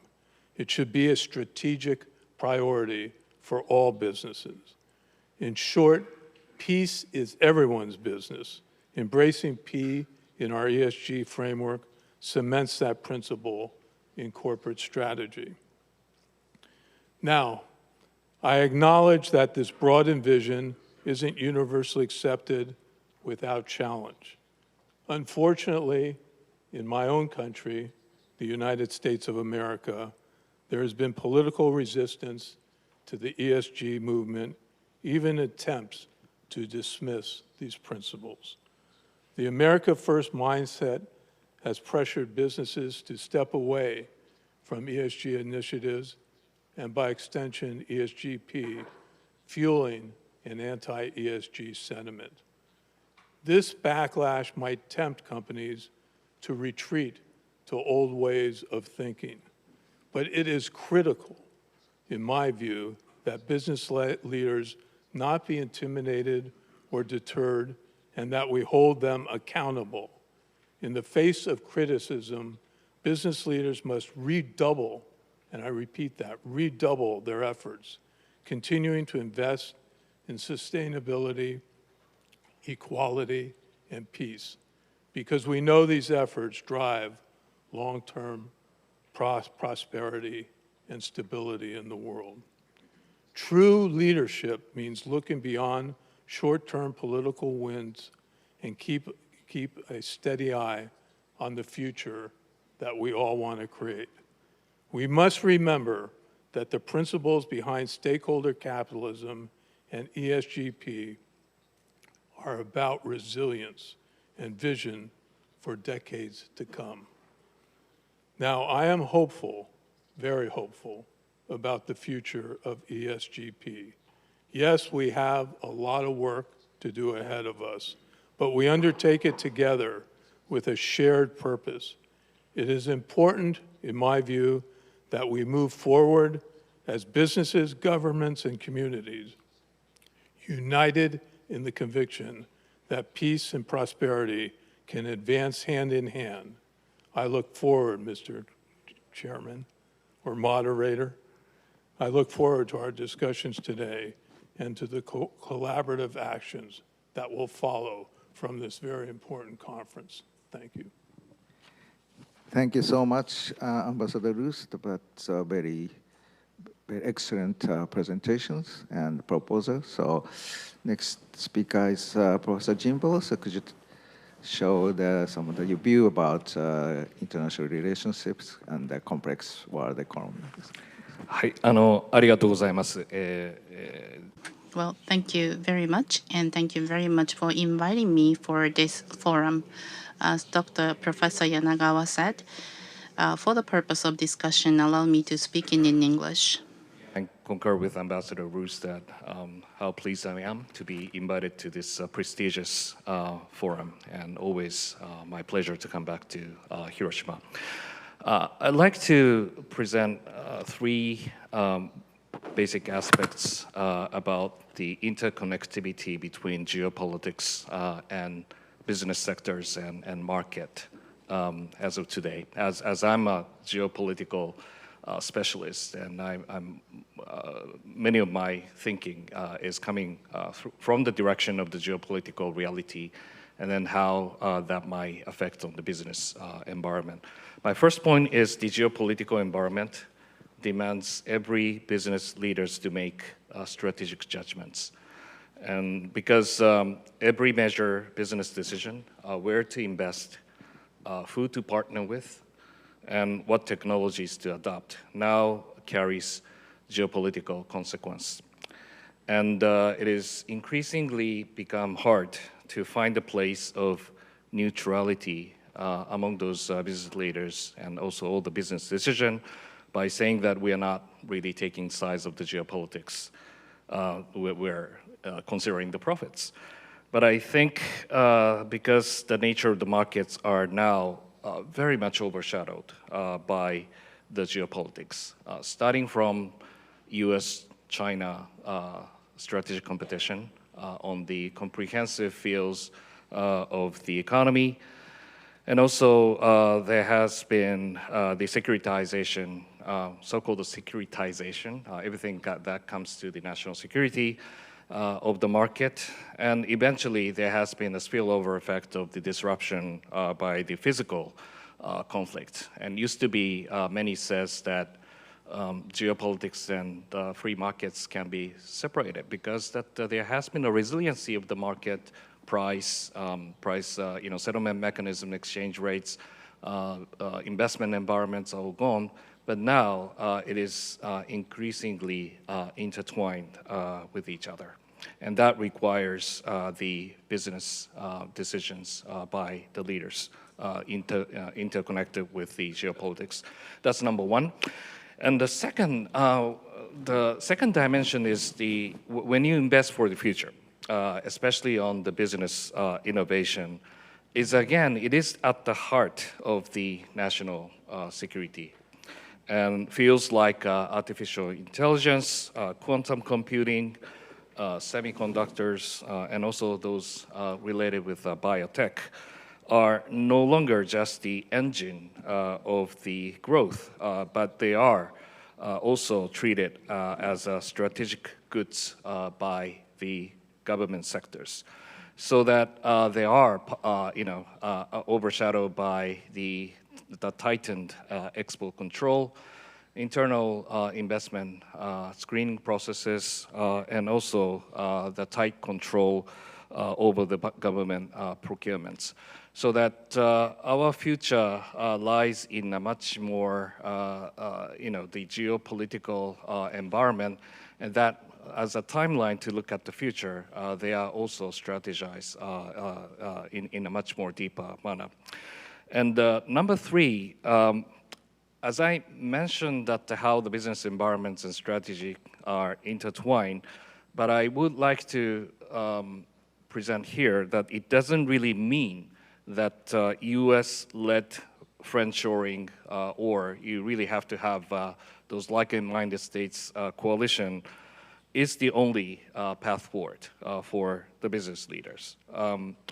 I would like to mention that the US-China strategic competition is still dominant structures that everybody needs to place your recognition as the outset.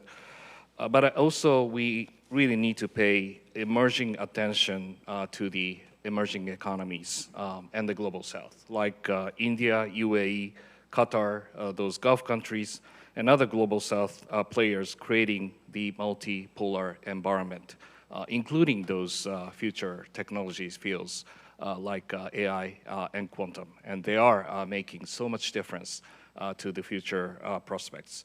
So for the business leaders, this calls for nuanced and also, which means that you really need to think about security on one hand, but also you emphasize the importance of the openness and alternative partnering on the other. So that I think that those are creating a complex environment for the business leaders to make decision, but I think it's at the same time very innovative period of time for the business, or every business leader to make a decision. Thank you very much, Jimbo-san. I understand that the reality of geopolitics is not so easy and very severe, so that's complex, and we should consider about the strategy of even the business side. So do you have any comments or questions about it? Mr. Peterson, please. Yeah, let me start. First of all, you mentioned, Jimbo-san, you talked about the AI being a critical factor, and you also talked about the Global South. But I want to ask you a question about energy, because you mentioned the Middle East countries, and in the past, one of the most important themes, geopolitical themes, was the security and the supply of energy, especially when we were in the petro situation, where that was the most important source of energy, oil, gas, coal. How do you see the geopolitical evolution going on around energy? Well, I think that energy, since 1970s, is the heart of geoeconomics. And when you look back the 1970s of Japanese foreign policy prioritization is concerned, it is a securing of the sea lanes of communication connecting the oil producers and then all the secure imports to Japan is the heart of our national security concerns. So when it comes to the rule-based international order, multilateralism is why those are important, because it's a critical national interest for Japan. So that the energy comes into play for the energy producers, they can be utilizing as strategic assets to leveraging, to influence to the world. But many in the world, energy to be imported. Many in Asia, like Japan, Korea, many of the Southeast Asian countries, in that sense that how emphasize the importance of the rule-based economic order is at the stake of the national strategy. That's one thing. And the second, rise of AI and also the importance of the data center really demands that the stable supply of energy is a place of the national strengths. And that really affects on our medium-term energy demands perspectives that will really change the composition of the energy sources once again to our national energy strategy. So it really creates the huge, I think, impacts on the energy policy across the world. Can I ask a question? Sure. I have a question. First of all, very interesting presentation. My whole career prior to having the incredible opportunity and honor of being the ambassador to Japan, but my whole career prior to that and after was in the Silicon Valley. And in the 1980s and 1990s, the tech leaders had no interest in Washington or really thinking globally beyond their businesses. Now, as we see, these tech leaders are international leaders and figures and controversial in many respects. What is your thought with regard to that? And how do these tech leaders prepare themselves not only to lead incredible companies that are changing the world, but really to deal with and think strategically about these geopolitical issues? Thank you. I should not be the one to dominate all the answers, but we are very fortunate to have Dr. Chris Miller to be speaking tomorrow, and his main theme is that the connecting those emerging technologies and also to the national security. And I think that if you look back the history of the evolution of the technologies of on the military domain, now is the time that the emerging technology will be the game changer. And whoever really customize its own semiconductors to the much more precisely guided missiles, sensors, radars, and then also to the drones, autonomous systems, can really create the advantage in the battlefields. If you imagine that the military, one is AI ready and one is not, I think that the consequences will be devastating in a sense. In that sense, who really leads the processes? That is the tech company, and who can really materialize those technologies into the practical use. I think those are the dual-use technologies, but in my fields of the military domain, it is very detrimental that who really leads the processes. Can we flip that question back to you? You have spent a career in Silicon Valley from semiconductors to PCs to then the mobile phone to internet, et cetera. What are you seeing for AI? How revolutionary is it going to be? Unbelievably revolutionary. I've been in Silicon Valley since 1980. And as you mentioned, Doug, I've gone through these different waves of innovation.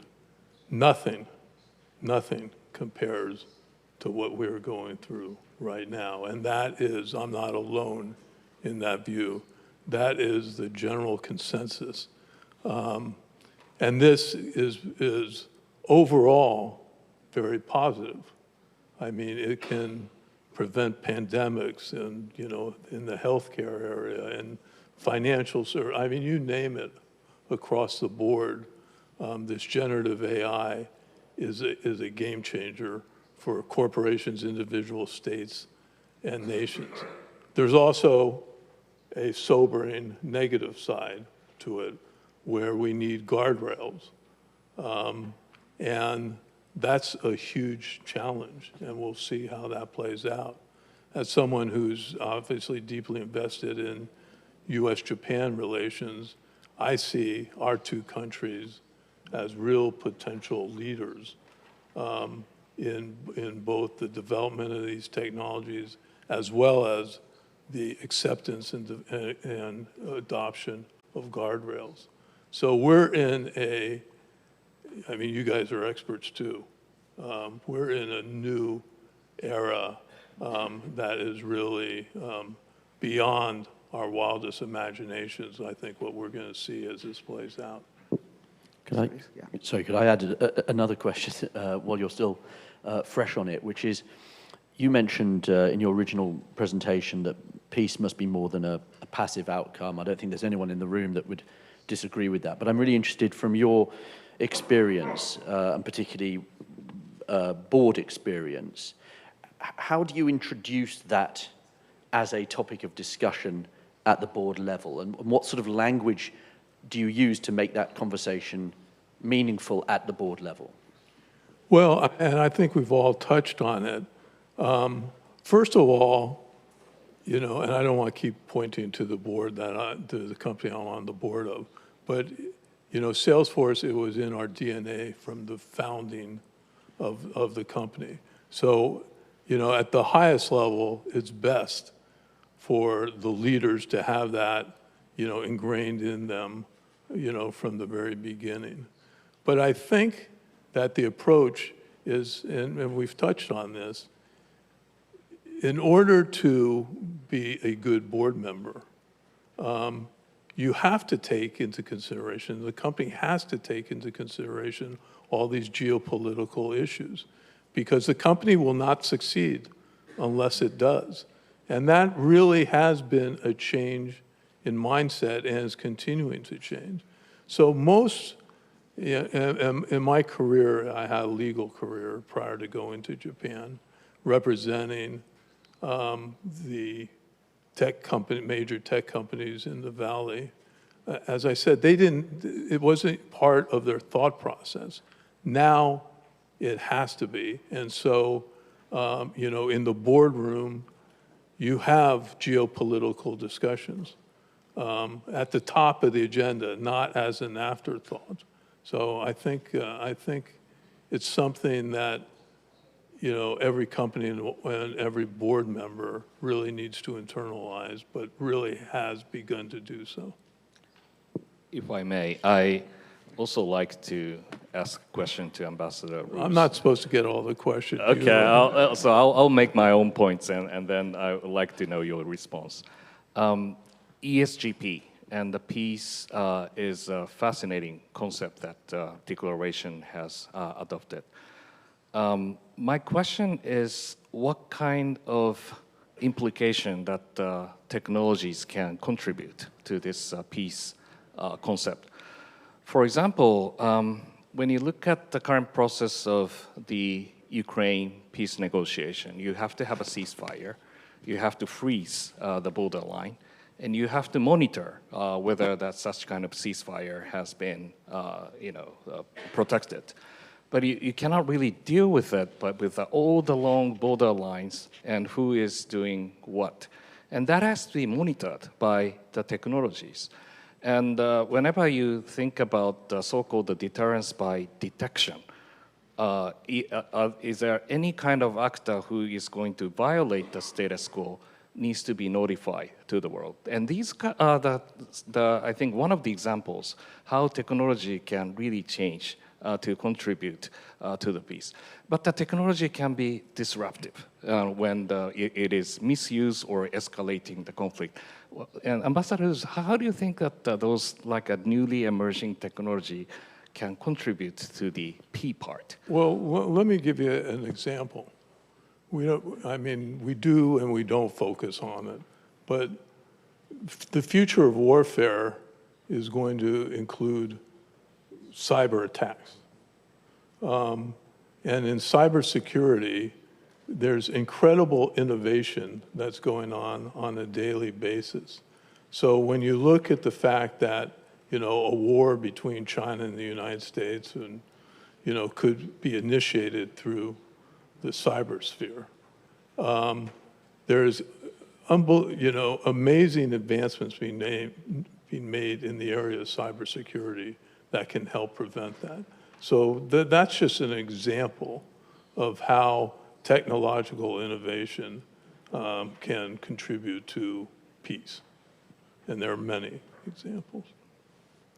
It's a very interesting discussion. I would like to continue this one, but the time is limited, so we're going to the next topics. And Mr. Peterson, could you tell us the relationship between the peace and the financial market? Yes, thank you very much. And let me start by mentioning that I will talk about public-private partnerships. That's something that's so important for Marcus. I want to thank Governor Yuzaki because he's one of the best examples of public-private partnership anywhere I've ever seen.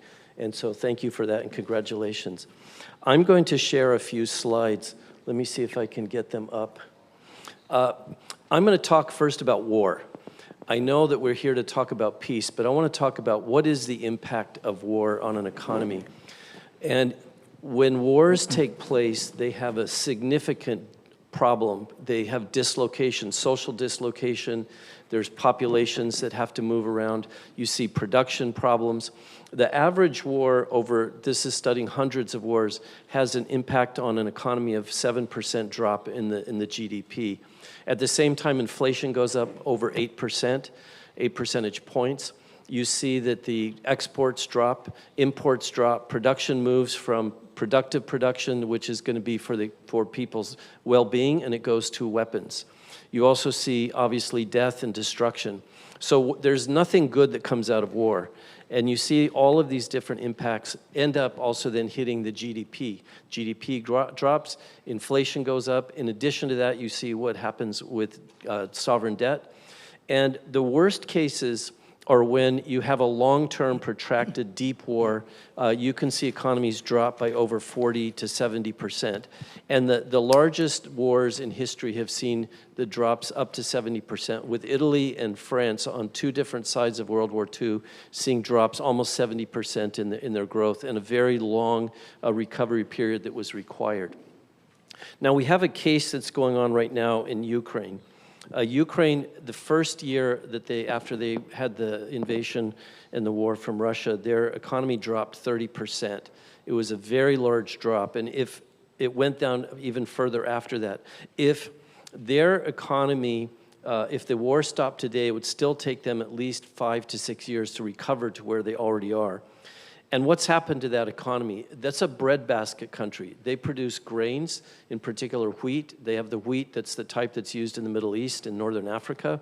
That wheat exports dried up. Their exports first dropped 35% in the first year, and they're now down over 50%. In addition to the breadbasket, they also produce critical minerals and oil and gas. Those productions are also down 50 to 75% because there's no way to extract those minerals as well as get them out of the country. In addition to that, they have 7 million people from their population have left.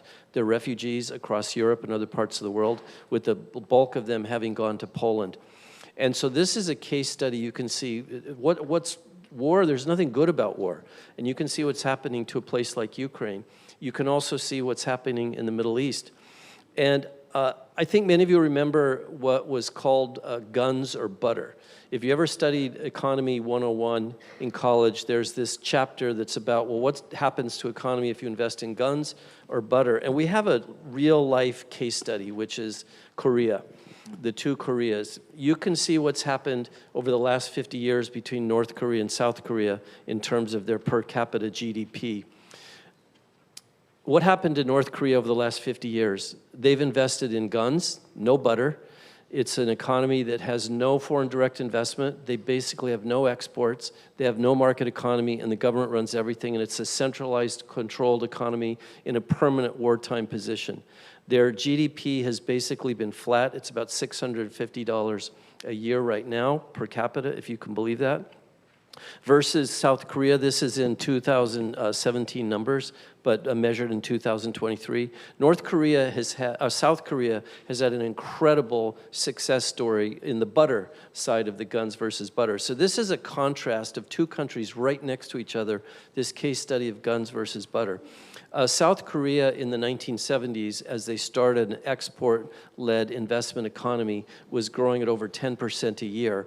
And they continued into the 80s and 90s. They diversified from simple textiles and simple assembly into automobiles, shipping. They also have a very active electronics industry, in addition to things like cosmetics and their services. They're exporters of boys bands and media on Netflix. And so South Korea is an incredible success. And you can see this huge benefit of having an export-led investment economy, consumption economy. And we could spend a lot of time on this, but let me now switch to the topic of what I call the virtual cycle of sustainability, that you can think about the role of financial markets. Why are financial markets so important? And reflecting a little bit on the prior discussion, if you look at what the needs are for development finance around the world, the numbers are mind-boggling. They're staggering. It's in the multiple trillions of dollars every year that's needed to invest in energy transition, in new infrastructure. And this doesn't just include the investment that's needed in the emerging markets in Africa and Asia and Latin America. This is also needed in Japan, in the United States, and Western Europe. We know that in the United States, we need to redo our grid. We need to redo our airport air traffic controller system. We need to upgrade many of our energy resources. We need to put in a new road system. Our railroads need investment. And so if you include all of the investment globally, it's at least $4 trillion, including infrastructure, what I call economic infrastructure, as well as social infrastructure, which is hospitals and education systems. Now, why do I talk about this in the light of financial systems? We need the capital to deliver, to upgrade the infrastructure around the globe. And it's also a dire need in the developing markets. This is where there's a virtuous cycle when you start investing for the long run and long-term investing in financial markets. You can see what's happened in markets that are only focused on banking sector. When you move to the insurance sector, you move to pensions, you move to long-term capital. You can start seeing that long-term capital matches up with the needs of healthcare and infrastructure and pension systems, so you can get a virtuous cycle. We have that in markets like Japan, the United States, and Europe. We need to recycle that capital faster, and we also need to recycle that capital with the support of the multilateral development banks to the emerging markets. Finally, let me mention that in the sustainability space, Ambassador Roos talked about what they do at Salesforce, which is a great example of a company that believes and lives in sustainability. And there are many, many companies around the globe who have been taking leadership. I've been involved in many different initiatives over the years and looking at what should be the corporate and global financial infrastructure for sustainability standards. Right now, what's called the International Sustainability Standards Board, or the ISSB, fortunately, Japan is actually going to be implementing that. They're the first major economy that's implementing ISSB for a disclosure standard for their companies. You had what before that was a precursor was the TCFD, the Task Force for Climate-Related Financial Disclosure. That's become quite commonly adopted around the globe of major global financial and corporations. So these are the standards that we should be pushing for. We need to find standardization.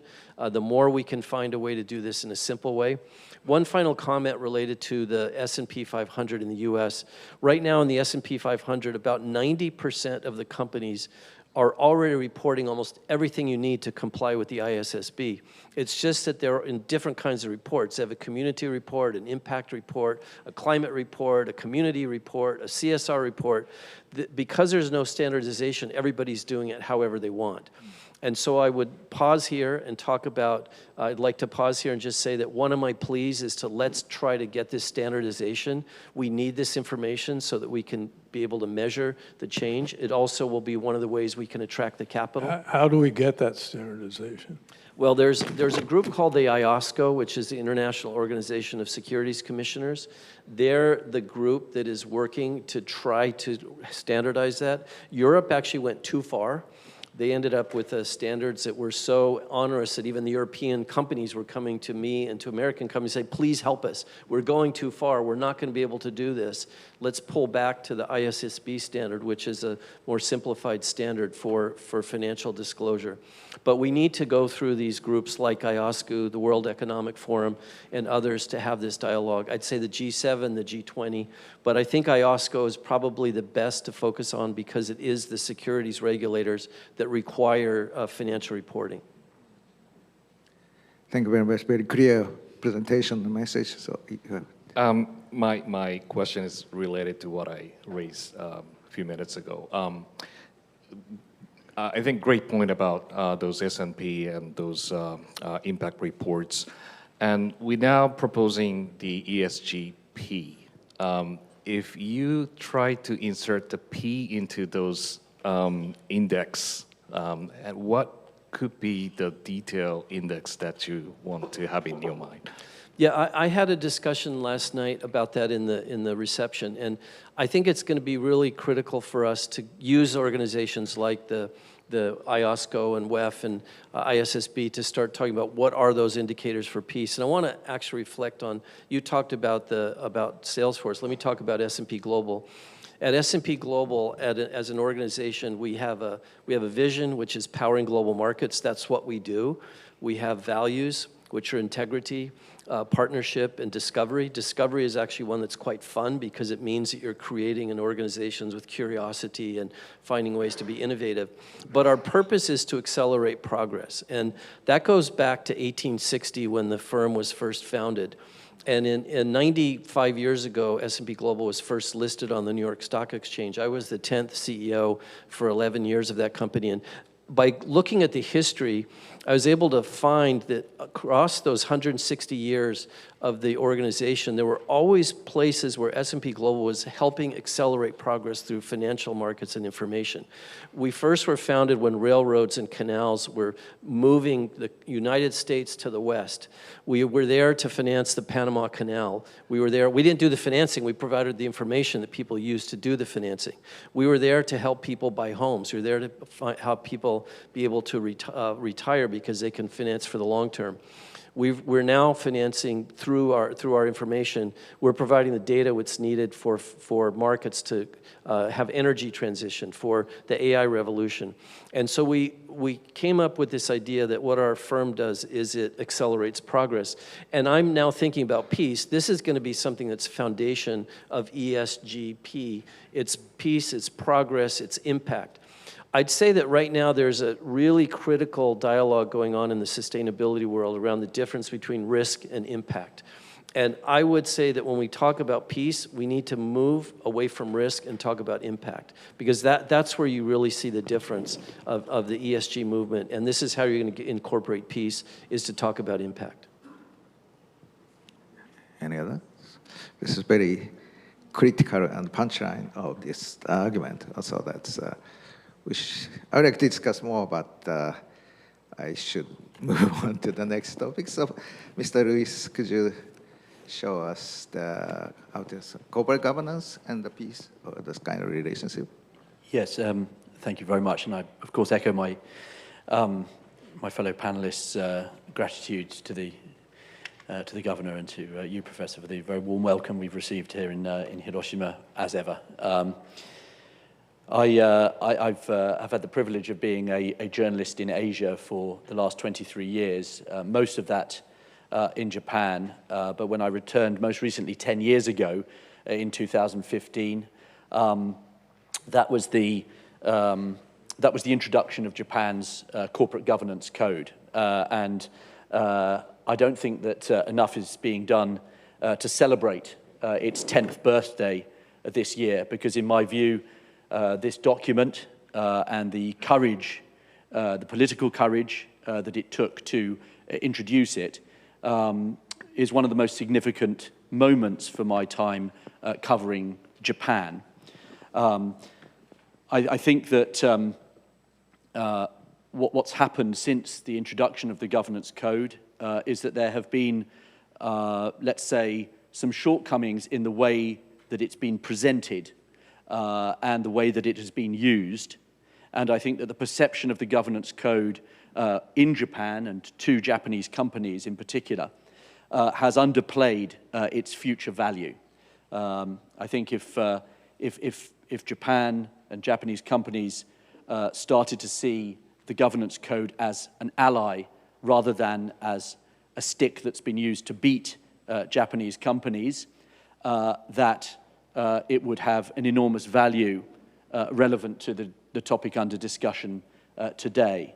I think also that the confidence that Japan could show in embracing that code and making it feel like an all-Japanese document rather than as something that has been imposed by the outside world would add to its value. I'd like to make just one or two points about that argument. I think that when the code was introduced, it's been through a couple of revisions since then, but in its early form, it really was pretty comprehensive.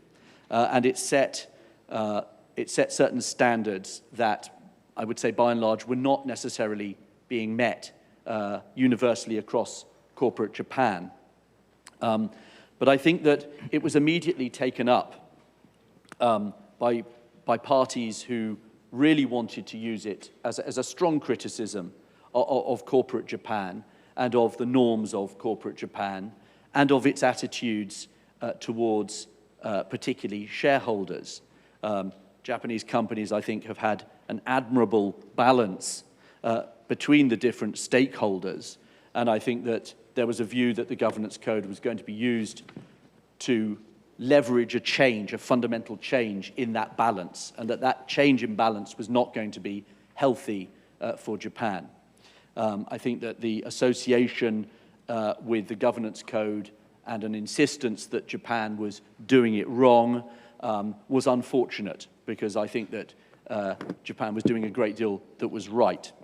I think also that the governance code was cited as in many cases, as too simplistic a solution to some of Japan's more complicated problems to do with capital allocation, productivity, efficiency, and other issues that afflict companies not just in Japan, but everywhere in the world. That said, I think that we were provided over the last 10 years with some very good examples of where governance shortcomings have been detrimental to a wide number of stakeholders in Japan, despite the efforts of companies. So I think if we look at Toshiba, perhaps Nissan, other examples, at the current moment, Seven & I, we can look at governance shortcomings and decide that actually those shortcomings have not served the broader stakeholder base, as well as not serving the shareholder base. But I think that that perhaps oversimplifies again what the governance code could be doing, and again how relevant it could be to the matter we have in hand. I think that the fundamental message of the governance code is that Japan and its companies in particular simply need to be better at explaining how they reach their decisions. It's not about whether those decisions are right or wrong, but that there should be greater confidence in the process that has arrived at them. And I think that when we talk about the idea of corporates generally, corporate Japan playing an active role in what we've been discussing today, it's the confidence that the decision-making process is clean, that it's transparent, that it has diversity behind it, that it's free from conflict of interest, and that it is consistent. Those are the fundamental tenets of the governance code. And I don't think that because in some cases the code has been hijacked by people who simply want to make a bit of money out of Japan and out of Japanese companies, that invalidates in any way the pressure that the code imposes on Japanese companies.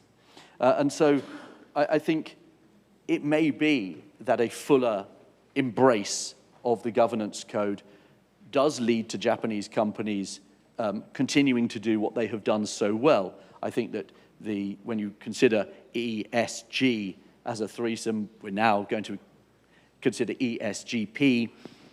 When you look at the E and the S elements of those, Japanese companies have been, by and large, very impressive.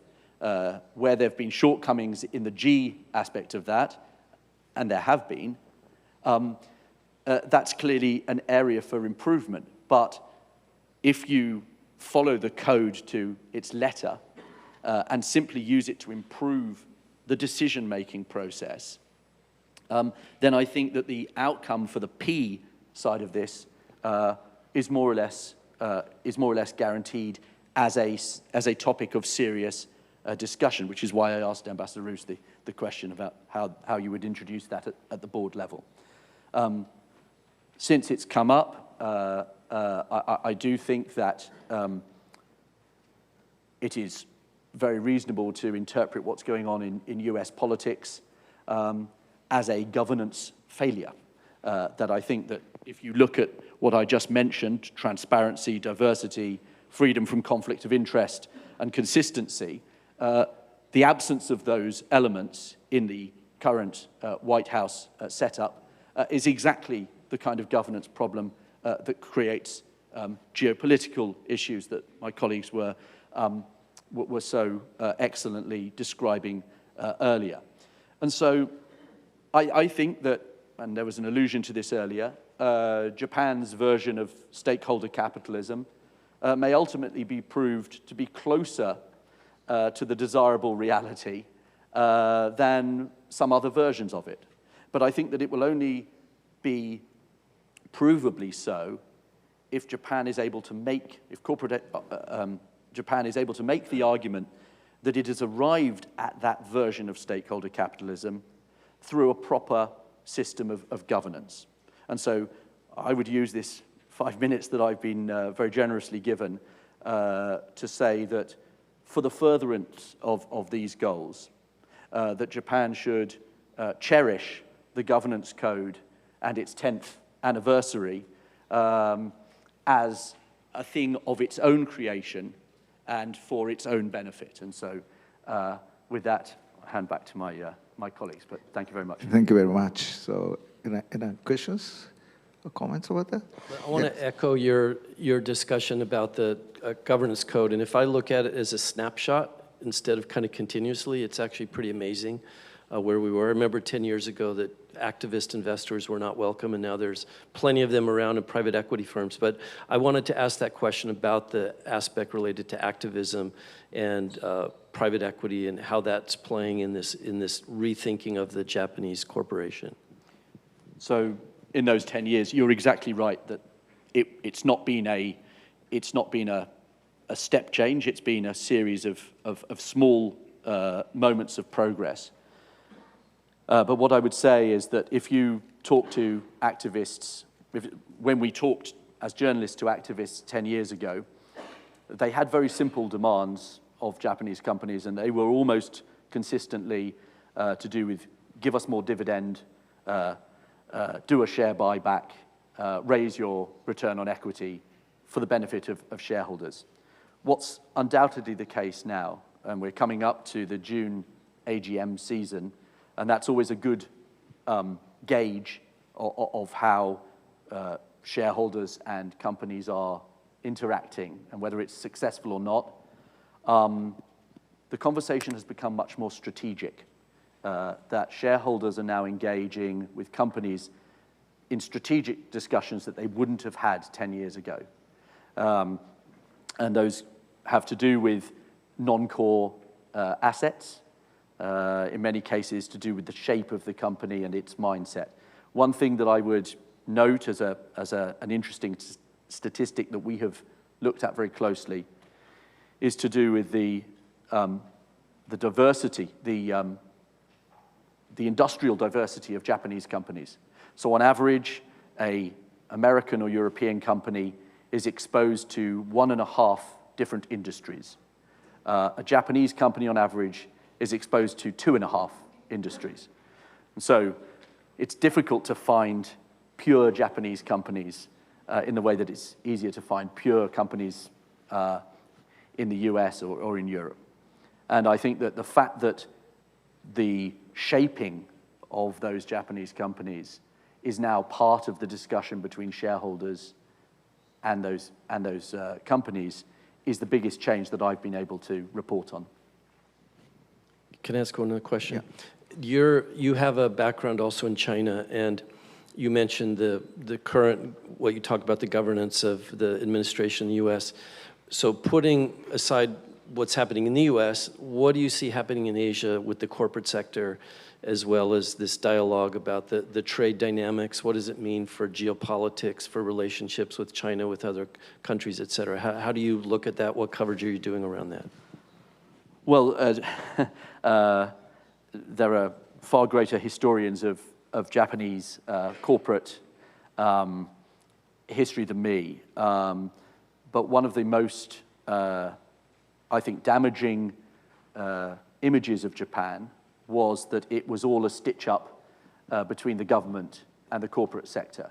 And that in some way, as it were, the state-owned sector in China has a rough equivalence with the way that Japanese companies interact with the government. I don't believe that to be the case. I think that Japanese companies have a very significant independence from the government. But I think when you look elsewhere around Asia, that independence is much less clear.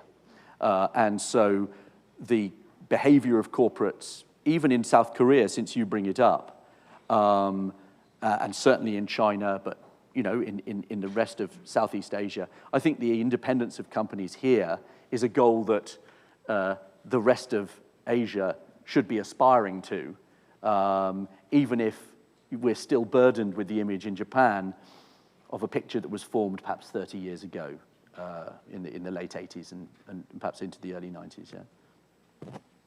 Yeah, sure. Is there time? Please. Yeah, it's okay. Please. The very interesting presentation.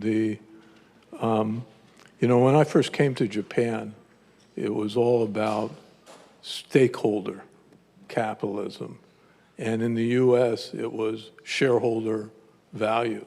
And I remember saying, where's the right balance in there? And now with the corporate governance code in Japan, there has been more emphasis on shareholder value.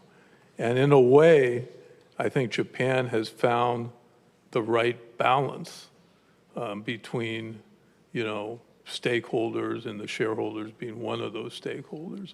And that Japan is because of that, is in a very strong position to put the P, into the ESG.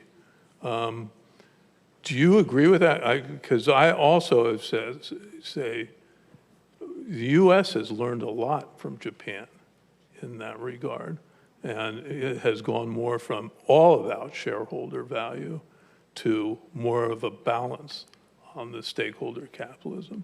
Do you agree with that thinking? Very much so.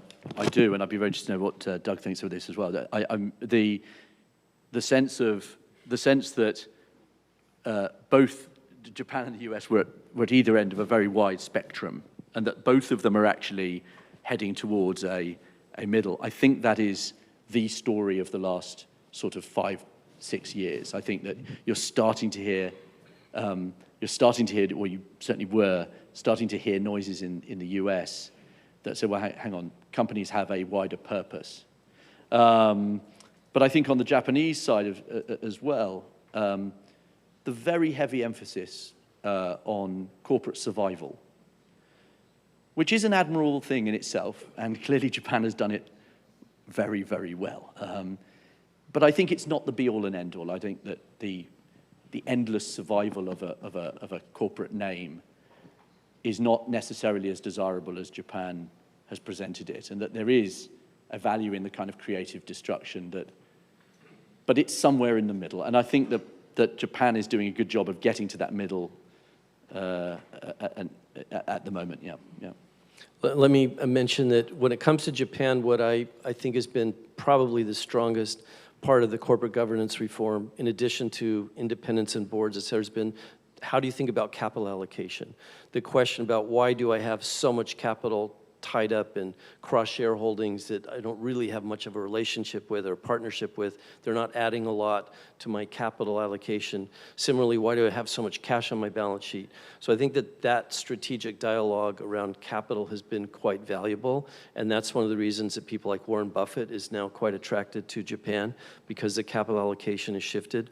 In the US, I was on the board of directors of the Business Roundtable when we made the decision to change the purpose of a corporation from only creating shareholder value to looking at the stakeholder capitalism model. And it wasn't too controversial. It was controversial. Some people say, well, why do we need to do this? We're the Business Roundtable. But we wanted to make a statement. If the 200 largest firms in the United States are committing that their purpose is to serve all of our stakeholders.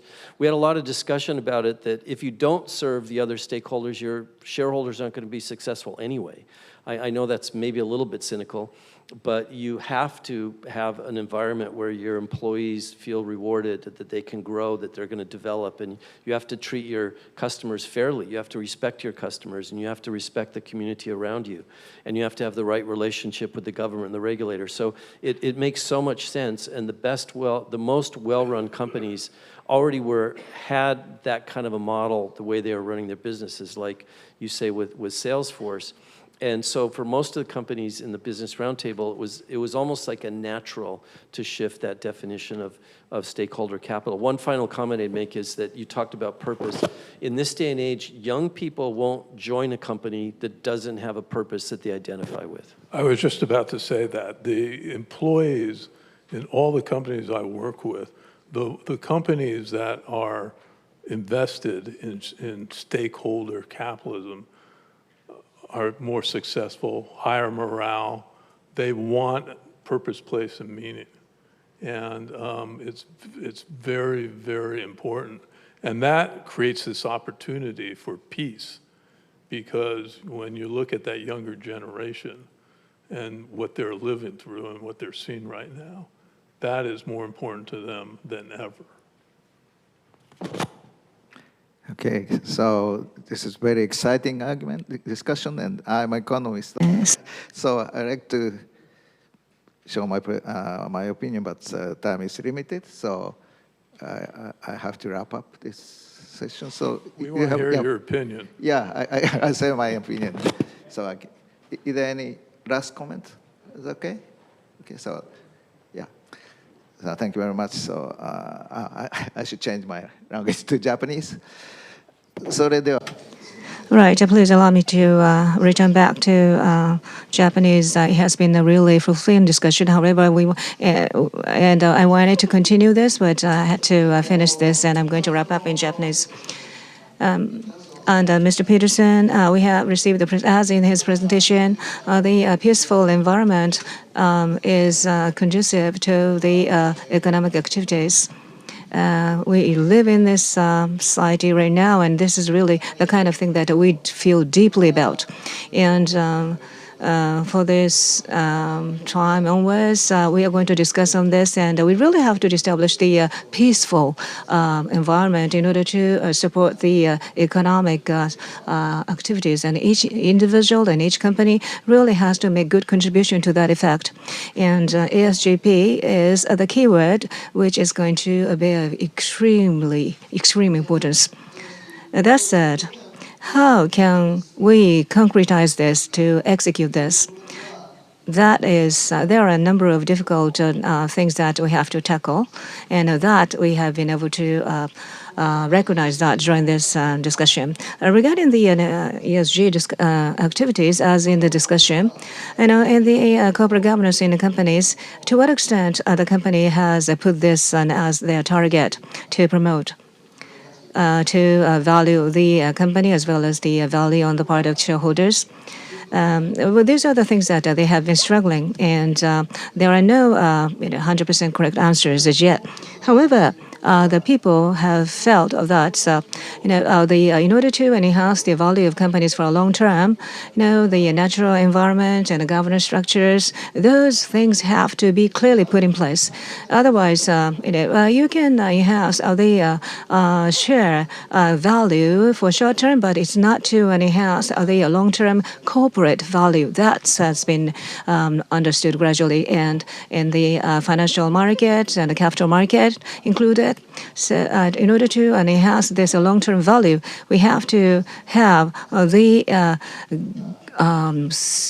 sturdy or solid index for corporate governance. I think that is really the history of the Japanese company's development, in which not just environmental issues, but also the peace element would be have the the public goods. If they have the meaningfulness as public goods, we really have to make the best use of it for companies as well. However, on top of the environmental issues, what kind of targets should we evaluate peace? How can we measure peace? Is the area which has still difficulties, and I think that has been pointed out in this discussion as well. And well, there are some kind of weapons, the development of which, is it to contribute to the peace? Well, it's not to contribute to peace, because that's the manufacturing of weapons. They're considered to be negative, but in a sense, as President Jimbo said earlier, the geopolitics in reality, the build up the weapons could contribute to the peace. Some people might think that way. So the not just only measurement, but what kind of activities we should execute, what kind of contribution we can make to peace through what kind of activities is really difficult things. But, since it's difficult, so we're not going to discuss on that? No, we're not going to do that. We have to continue to ponder upon this in order for making this keyword more meaningful.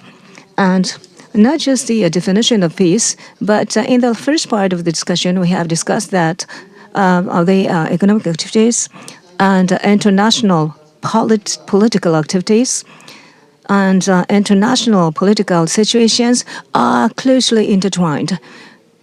AI, what kind of development is it going to have, and how they are going to impact upon our security. The activities of AI itself, could be affected by the supply of energy, and who are to supply those sources of energy. That would impact AI, and eventually that would impact the security, then to business as a result. So once again, it has become very complicated. So, we have talked about the weapons, but it's not really the simple matter anymore. In our daily lives, in our daily activities, economic activities, those impact upon the security as well as peace, and eventually impact upon business. That is what we have been able to see in the discussion for these 2 days, and today and tomorrow.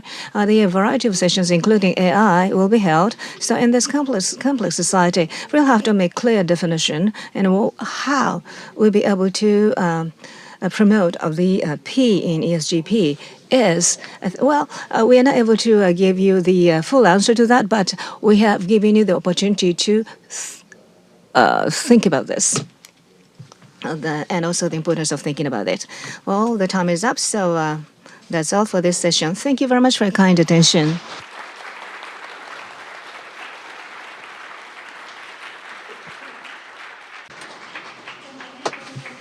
Thank you, all the panelists, Dr. John Bruce, Dr. Douglas Peterson, Professor Jimbo Ken, Mr. Leo Lewis, as well as Professor Yanagawa.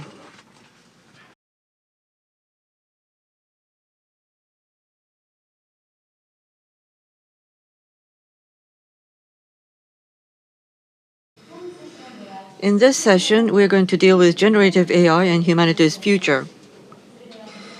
Now I'd like to introduce the panelists.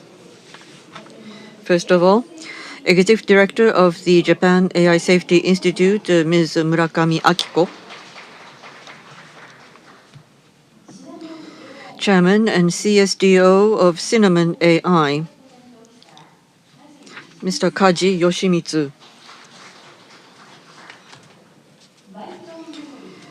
Senior Vice President, DRAM Technology Development, Micron Memory Japan KK, Mr. Shiratake Shigeru. And the moderator is the Bureau Chief of Nikkei Incorporated Hiroshima Bureau, Mr. Miyazawa Toru. So we have 4 members are now seated on the stage. Mr. Miyazawa will serve as the moderator for this session. Mr. Miyazawa, would you please begin? Thank you very much for the kind introduction. I'm with Nikkei Hiroshima Bureau. My name is Miyazawa. Very nice to meet you. I have the pleasure of serving as a moderator today. I am originally from Hiroshima myself, having gone to senior high school, and I have been mostly covering businesses and China. And I came to Hiroshima as bureau chief last year. I'm not an expert on AI, but in Nikkei, we do deal with AI as a very important topic that we cover because it is a leading industry in the world. And we have a series of articles covering the topic of AI in our newspaper as well. We read in the newspapers nowadays that we have now entered a very important phase of transition. And of course, AI can do a lot in coming up with articles in a simple sense, and the financial settlement results can also rely on the article to be produced by using AI as well. And AI may pick certain articles to disseminate according to topics. We used to do that as members of the mass media, but as personal media or my media or mini media, we do make use of AI. So higher value added work, is that not necessary anymore? Well, that's not the case. For example, when we come up with headlines, in terms of the editing, that is one of the most creative works that we do. And the readers, we want to create a headline that would make the readers more motivated to read that article. If we rely on the AI to do that, they do come up with the kind of headlines that I would come up with. But internet media, magazines may have a different set of headlines that are more creative, and the AI can generate such headlines quite easily. So we are quite easily overtaken by AI in our capacity, which is a rather chilly experience. So I have underestimated the AI in many ways, but perhaps they would be able to write articles instead of us in the future. So we have nothing to do by ourselves. The area of journalism may be taken over by AI sometime in the near future. So AI, I think, is a technology that easily supersedes the Industrial Revolution. It can do many things, and therefore, the question here is to foresee the future and what is going to happen with the emergence of AI, and what is the role that Japan can play. Now that we are here in Hiroshima having this session, we are focusing our attention on peace, and therefore we want to connect the topic of AI with peace building. And I think in that sense, having a session here today in Hiroshima is quite significant. So I would like to ask the panelists to speak. Ms. Murakami, please. Thank you very much for your introduction. I am with AI Safety Institute. I'm the president. AI Safety Institute might be a new name for you. Under the central government, to deal with the AI securities, to make the communication and disseminate the information related to that. I also work for the private sector. And Sompo Holding, I'm the chief data officer there. Originally, the start of my career was related to the researches in AI. Although it was still in the winter time of AI, we have never thought that there will be the day of AI. And we've been researching, and I spent 25 years in IBM. Implementation of AI was the basis, and 5 years ago, I moved to Sompo, Japan. In the area of the researches of AI, researches, development, and implementation in the society, those are the areas I have been working in the past. Because of those experiences, the government duty is one of the duties. And last year, I have been acting as the president of AI Safety Institute. Taking some time, I would like to introduce to you what we do in AI Safety Institute. The ChatGPT was introduced as a shock in 2023. And in 2023, the convenience of AI was understood by many people. So is the case of the risk involved.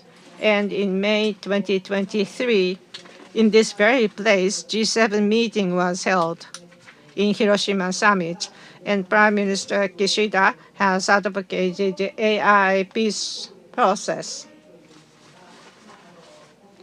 In the developed countries, for the development of the economic activities, AI can be utilized, and that can be also dealt as a threat in order to eliminate the threat part and to utilize AI for the purpose of the peace.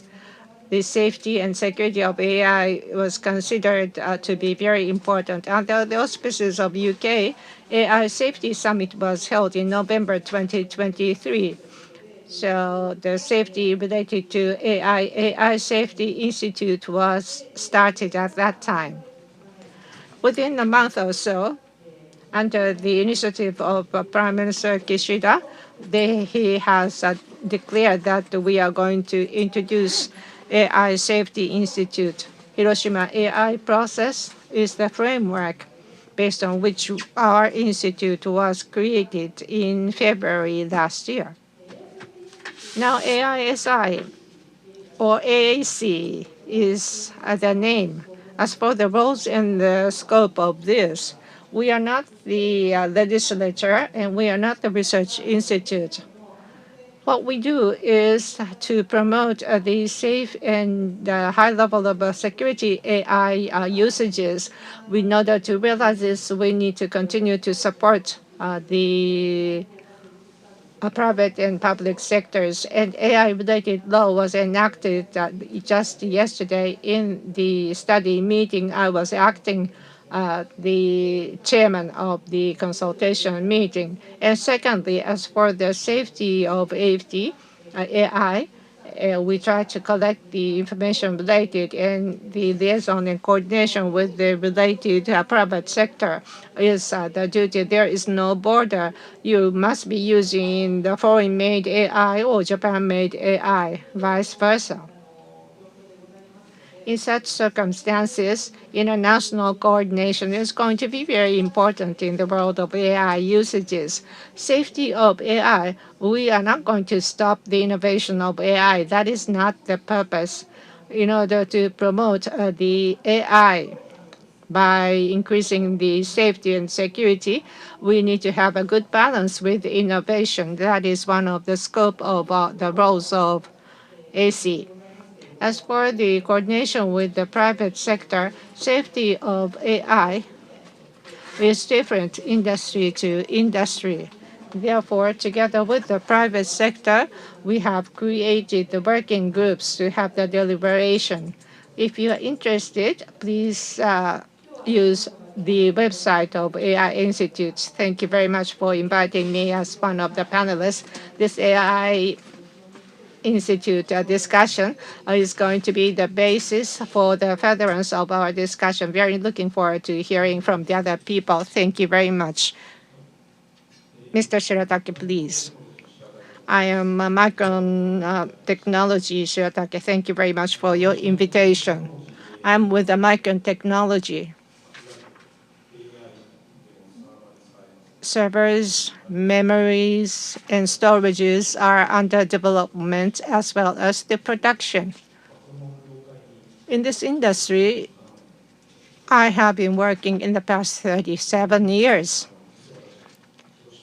I am from originally Hiroshima. My family, including my parents, are the Hibakusha A-bomb survivors. Therefore, from my childhood, when it comes to my perception about the wars and the peace, this is the high level of the interest I have been holding in my heart. Now, when it comes to the Micron Technology, from the positioning of our company, what we are doing in AI businesses is something I would like to share with you today to begin with.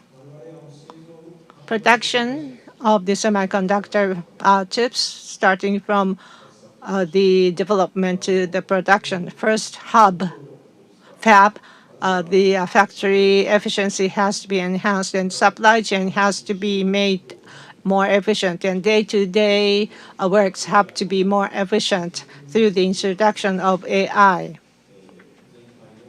so that we would be able to enhance the level of efficiency in totality.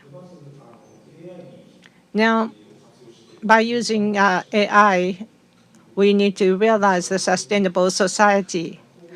Under this theme, in the factories, there is a need of a lot of powers because we are producing the semiconductor chips. We require a lot of consumption. If human beings are going to continue to manage them, we are not able to get rid of the waste. Therefore, in the operation system, AI is already introduced. AI makes the diagnosis so that we can get rid of the power usage waste and try to find out where there is such the waste of power. As one of the examples, in one factory, 40 million kilowatts, that's 80 million households, we were able to save the electricity and power. That is equivalent to $1 million. That's 100 million yen per annum reduction of cost. At the same time, we can contribute to the reduction of the GHG emission, which amounts to 10,000 tons per annum. We are going to implement this in the microtechnology fab. By 2050, we have set the target to nullify the emission of CO2. We hope we'll be able to realize this. And about the fab operation, we are working on this, fab operations. In the factories, while we are producing the semiconductor chips, how efficiently we would be able to manage and operate the production.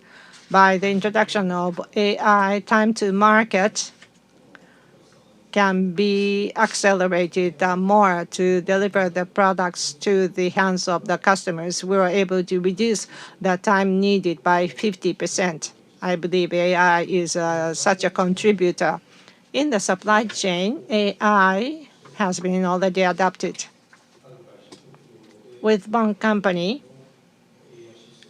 AI system of the supply chain was built up. How easily will we be able to secure the materials as is planned is already made by AI, and this was recognized.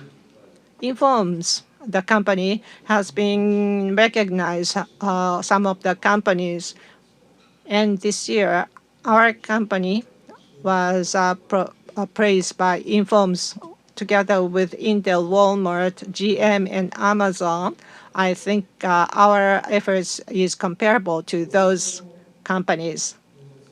And of course, because we are producing the chips, we are developing also producing the state-of-the-art memories and storage. In Hiroshima factory, HDM, the wide area memory, the NVIDIA is going to be the basis for their use. And we are now implementing the integrated production of that memory.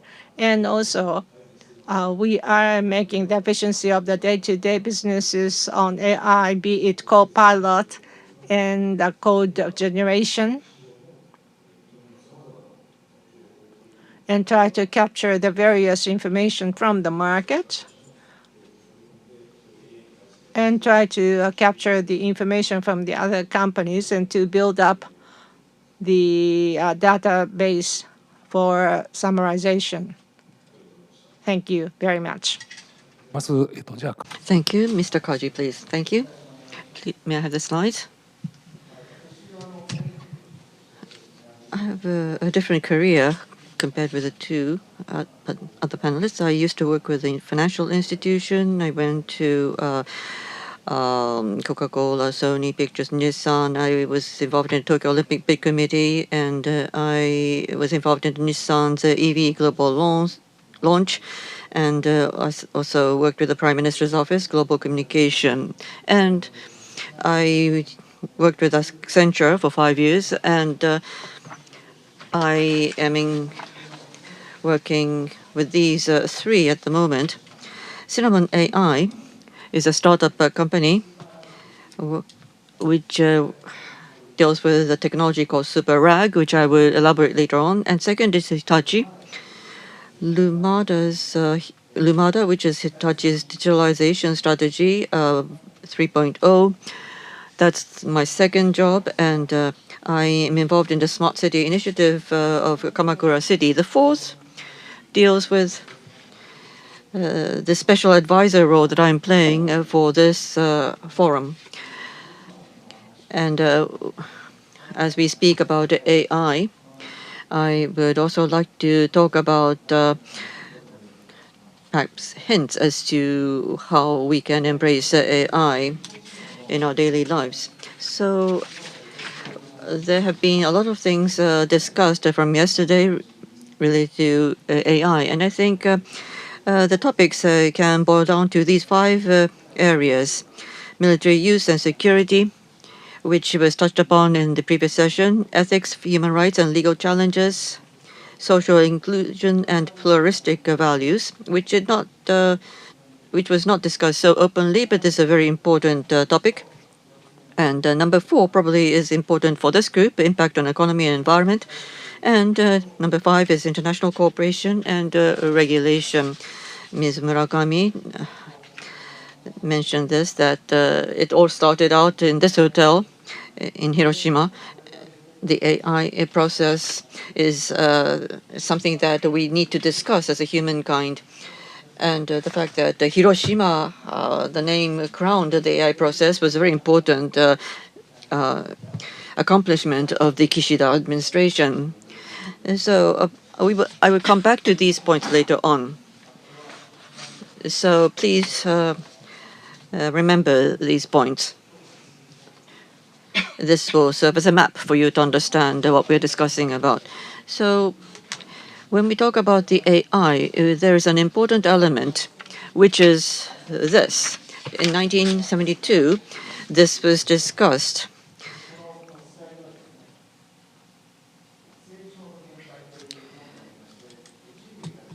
In 1992, the limits to growth was issued.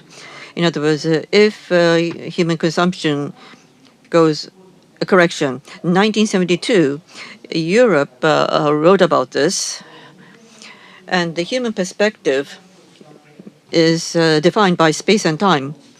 And most of the time we are here, like workplace, town, and family. Those are our focus. But when we talk about the AI and the future, we need to go up towards the upper right, and we need to discuss going to and fro between these squares, so to speak. And we are talking about 3 days ago, 1 week ago, when we talk about AI, as Marcus has mentioned, democracy and capitalism and what is happening today will be important things for our descendants. So we need to keep in mind the space and time as we keep a human perspective on the important topic of AI as well.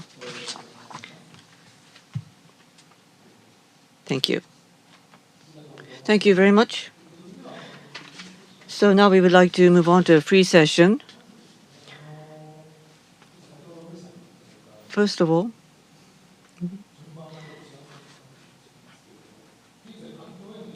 let us discuss the impact on the economy and the environment. What will be the expected impact of the AI on economy and environment? Ms. Murakami, what is your view?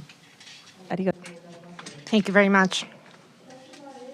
To me, the risk of AI, whenever we talk about this, the biggest risk will be the threat against AI risk and not to use it at all. That's the biggest risk. For example, I am working with the life insurance company.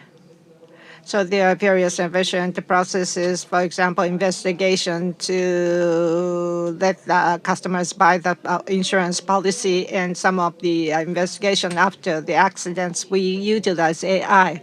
If in any case AI is very much scared of using the right judgment, and if we are not going to utilize AI at all, then we might demand the high level of the premium of the insurance, and we are not able to survive in the competition. Being in the insurance company, for example, if there's a large-scale disaster, we need to provide the insurance money very quickly. If it is taking too much, for example, several months to pay that out, that is going to be a terrible thing, because we have the AI in our hands, and if we can utilize this effectively and we can make the payment, the people will be able to go back to the original living. That opportunity will be lost if we don't use AI.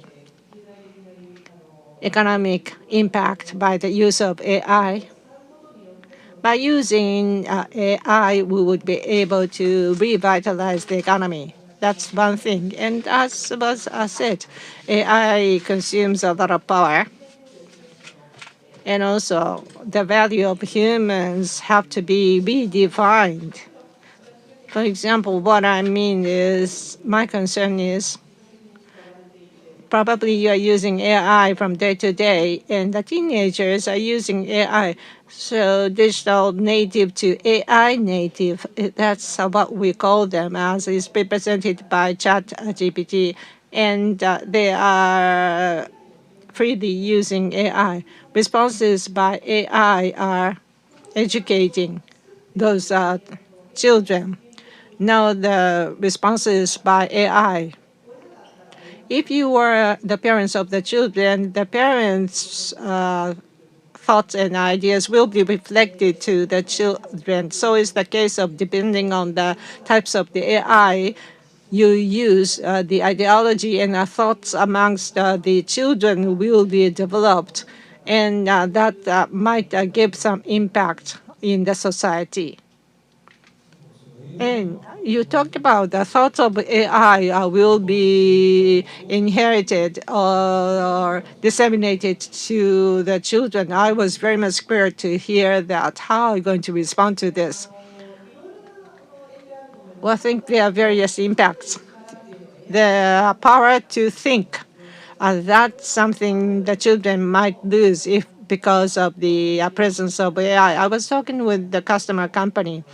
I came to note in the summer vacation, the assignment and homeworks can be done by AI instead of children. And I will help out to make the composition of after reading a book.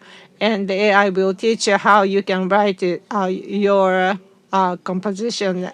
And AI would refuse to do this. Probably ChatGPT and the other generative AI. You tell the book title, and please write your impressions about it.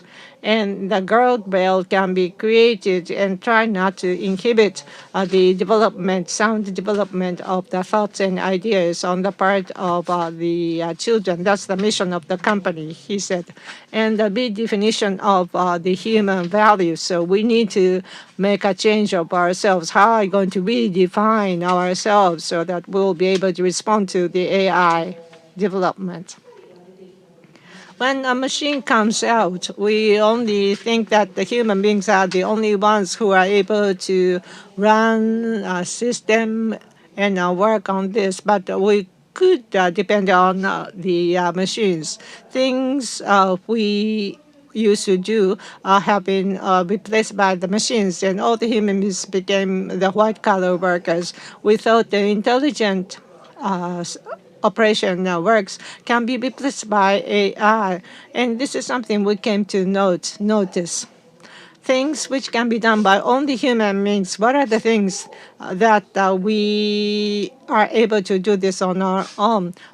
Probably similar result can be presented by AI, but if the human beings are able to continue to have the initiatives of AI, probably we will be able to make the redefinition of the value we can create. Kaji-san, please.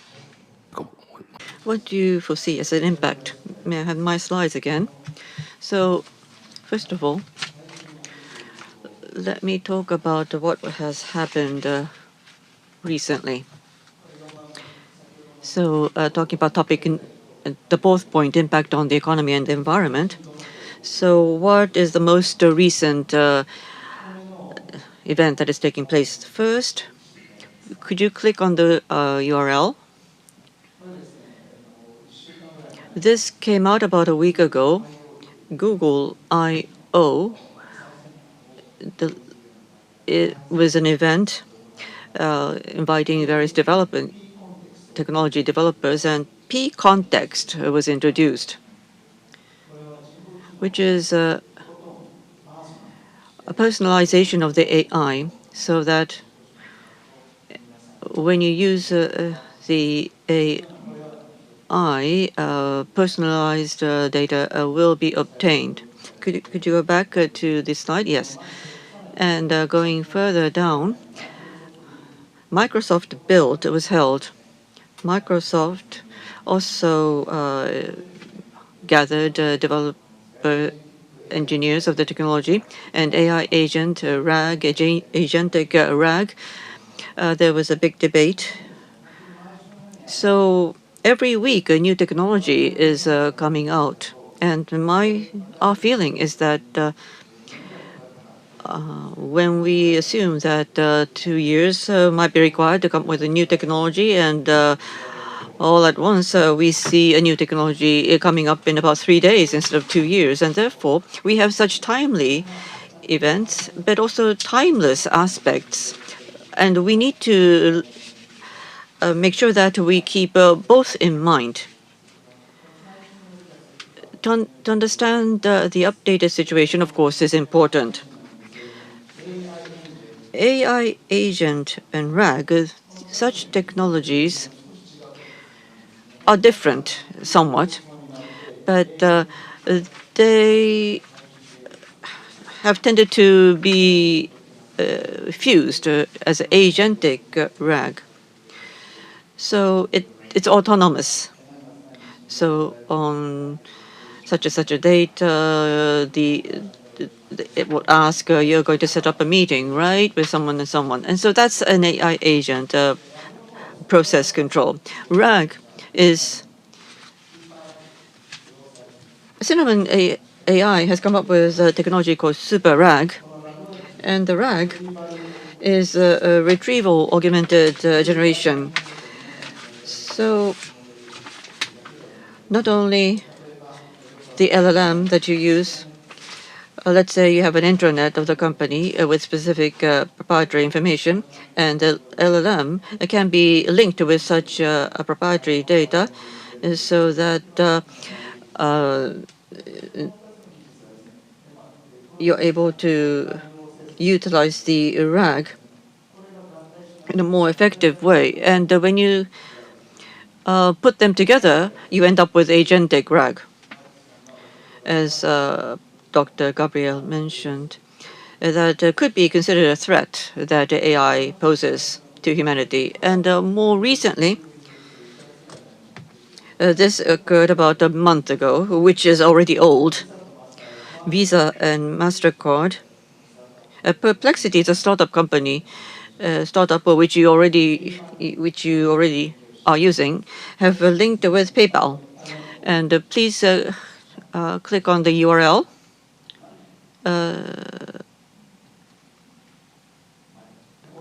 So Perplexity has selected PayPal, which allows you to buy things with this. And this is going to go on. TikTok is also doing similar things nowadays. Could you go back to the slide? Another point that I would like to talk about is on education. And of course, there are various incidents occurring. For example, please click on the first URL. The chatbot has encouraged a certain British national to plot to assassinate the British Queen. This occurred about 2 years ago. This person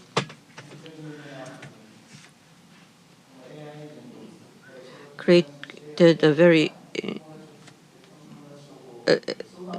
an AI companion and was consulting with an AI companion. It's like a lover for this person, and the lover recommended him to plot to assassinate the queen.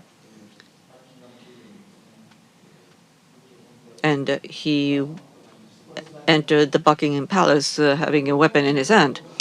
So we do have similar incidents occurring. The second is the AI bot teaching a person to commit suicide. The third is when the parent tries to take away games and AI from the children, and the chatbot would encourage the children to kill the parent. And there were 2 cases when the parents in the United States filed a lawsuit against an AI company. So these could be illegal use of AI, which needs to be kept in mind as an important threat. Thank you. So the AI is progressing very fast. It's quite a surprise. What do you think the society is going to become in the future? Well, I think we could discuss that more later, but one important aspect is that the capitalism and democracy and autocratic nations, in addition to that, is attracting popularity nowadays. I think this was discussed in the previous session.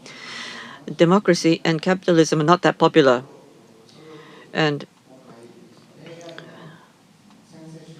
the AI would and Professor Harari has talked about the aspect of democracy versus autocratic nations in his book, The Nexus. So I think that is also something that we need to keep in mind as to how AI will be involved in pursuing either of these systems. And I think we need to give a good perspective, which I would like to touch upon later on. すいません、私のスライドをもう一度。Can you go back to my slide again?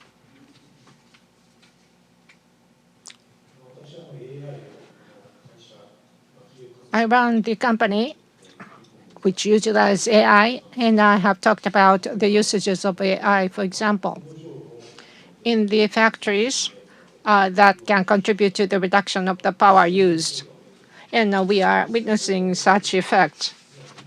But if we try to observe very closely, maybe there must be a lot more things we can do, and there are still remaining waste. And the people came to notice AI is not perfect.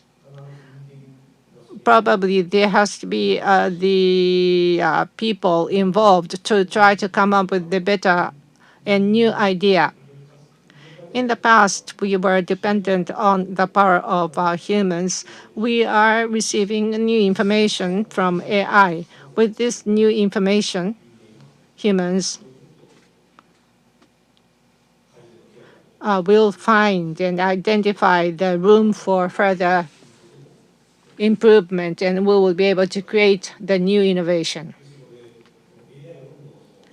As AI is developed in the society, you might be feeling that you might lose your job. That is not the case. Strangely speaking, humans do have the capability to conceive new ideas, and we try to think, yeah, we can do more, and we can do this and this new things. Such network will be expanded. On the other hand, is it going to contribute for the penetration of AI in the society? Large amount of power will be used by the use of AI. Without the technology innovation, if AI continues to be accelerated to expand by 2030, in the world, AI consumption of power is equivalent to the power generation by Japan. And if the year comes into 2050, the use of AI power is equivalent with the energy consumption by one country, which is Japan. So there is not going to be any penetration and development of AI unless we do something. But without this AI development, how best we would be able to think about to utilize the power and how we would be able to penetrate the AI in the society, that is going to be the key for our society in future. ChatGPT Company N, if I look at and read the roadmap, just 1 year ago or 6 months ago, their technology roadmap was to be upgraded every 2 years to develop the new generative AI, ChatGPT. That was the roadmap. But now that AI is penetrated deeply in the society, as I said before, as is the case of people, more and more. Therefore, the roadmap has changed from every 2 years to 1 year to prepare the plan. Unless you come up with the new generative AI, you are not able to satisfy all the requirements. Technology innovation has to be accelerated much more than we had expected. As the semiconductor chip manufacturer, how we are able to penetrate the AI, how we would be able to contribute to the society, we cannot just depend on the conventional wisdom. We are not able to satisfy the societal needs. Destructive innovation of technology is needed in the coming few years, especially in Hiroshima. Microtechnology engineers are here who are working in the factories in the coming 5 to 10 years. Through the new technology innovation, I just hope that AI will be disseminated to every corner of the world. I have the strong belief that the people in Hiroshima can do that. But if we continue to use AI Copilot, for example, is a very inconvenient tool. Even my email we receive in Japanese or English by using co-piloting, that can be summarized and the reply can be done with thankful and professional wording by inputting the words or make the email a little longer. That kind of request can be satisfied. Very quick answer is given by AI, very convenient. So that's why I use it. But still, when I get used to it, oh, no, no, no, this is not something I am satisfied with. I need a little more. Therefore, in the use of AIs and AI system building up, there must be more and more opportunities. And when it comes to risk of use of AI, but if you use copiloting, all the classified information in the company can be accessed. Need to know basis has to be the principle so that the accessibility can be limited, but there is a pitfall.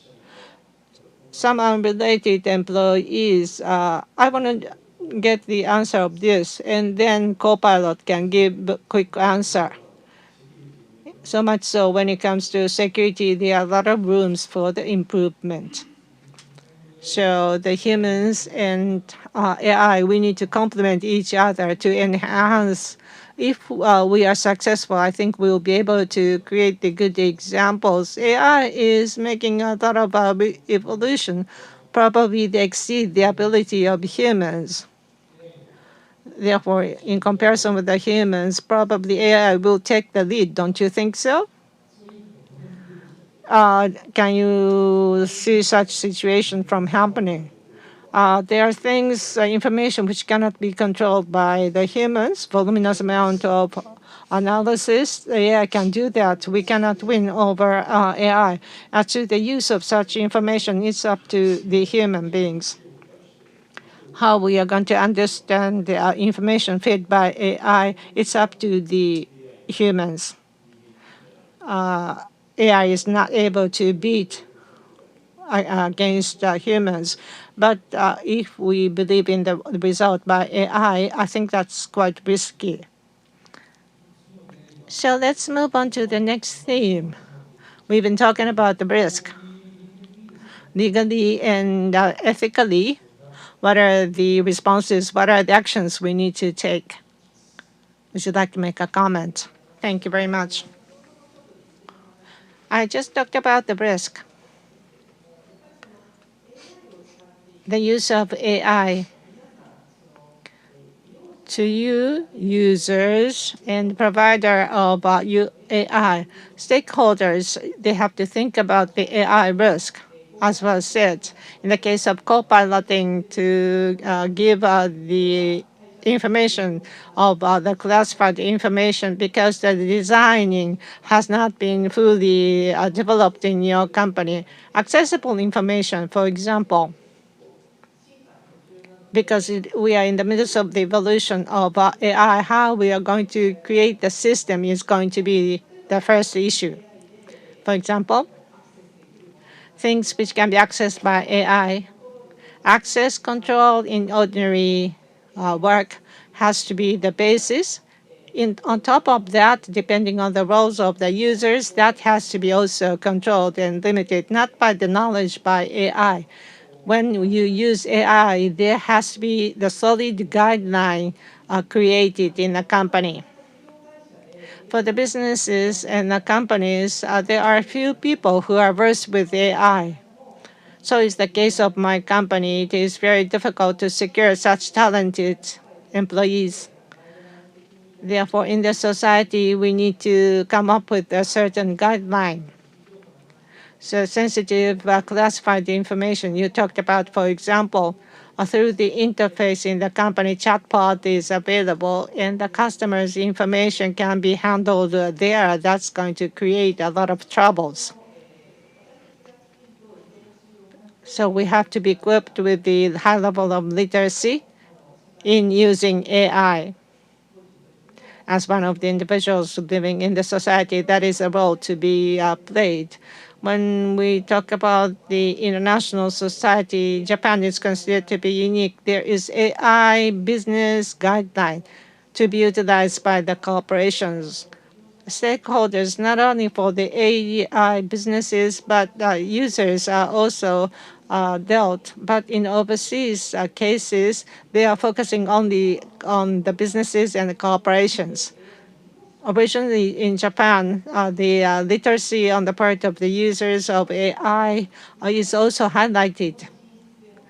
We've been advocating the high level of quality, and we are sensitive to the quality of the things in Japan, which is quite unique. So is the case of AI. Hiroshima AI process has contributed a lot. From the beginning, the users have been incorporated. Yes, you've got that right. Whenever we talk about AI, people say, with the United States big take, and we've been talking about the operator sides and the businesses, but in the Hiroshima AI process in Hiroshima G7, you should not forget about the user side. I think that's a good point about Japan. But there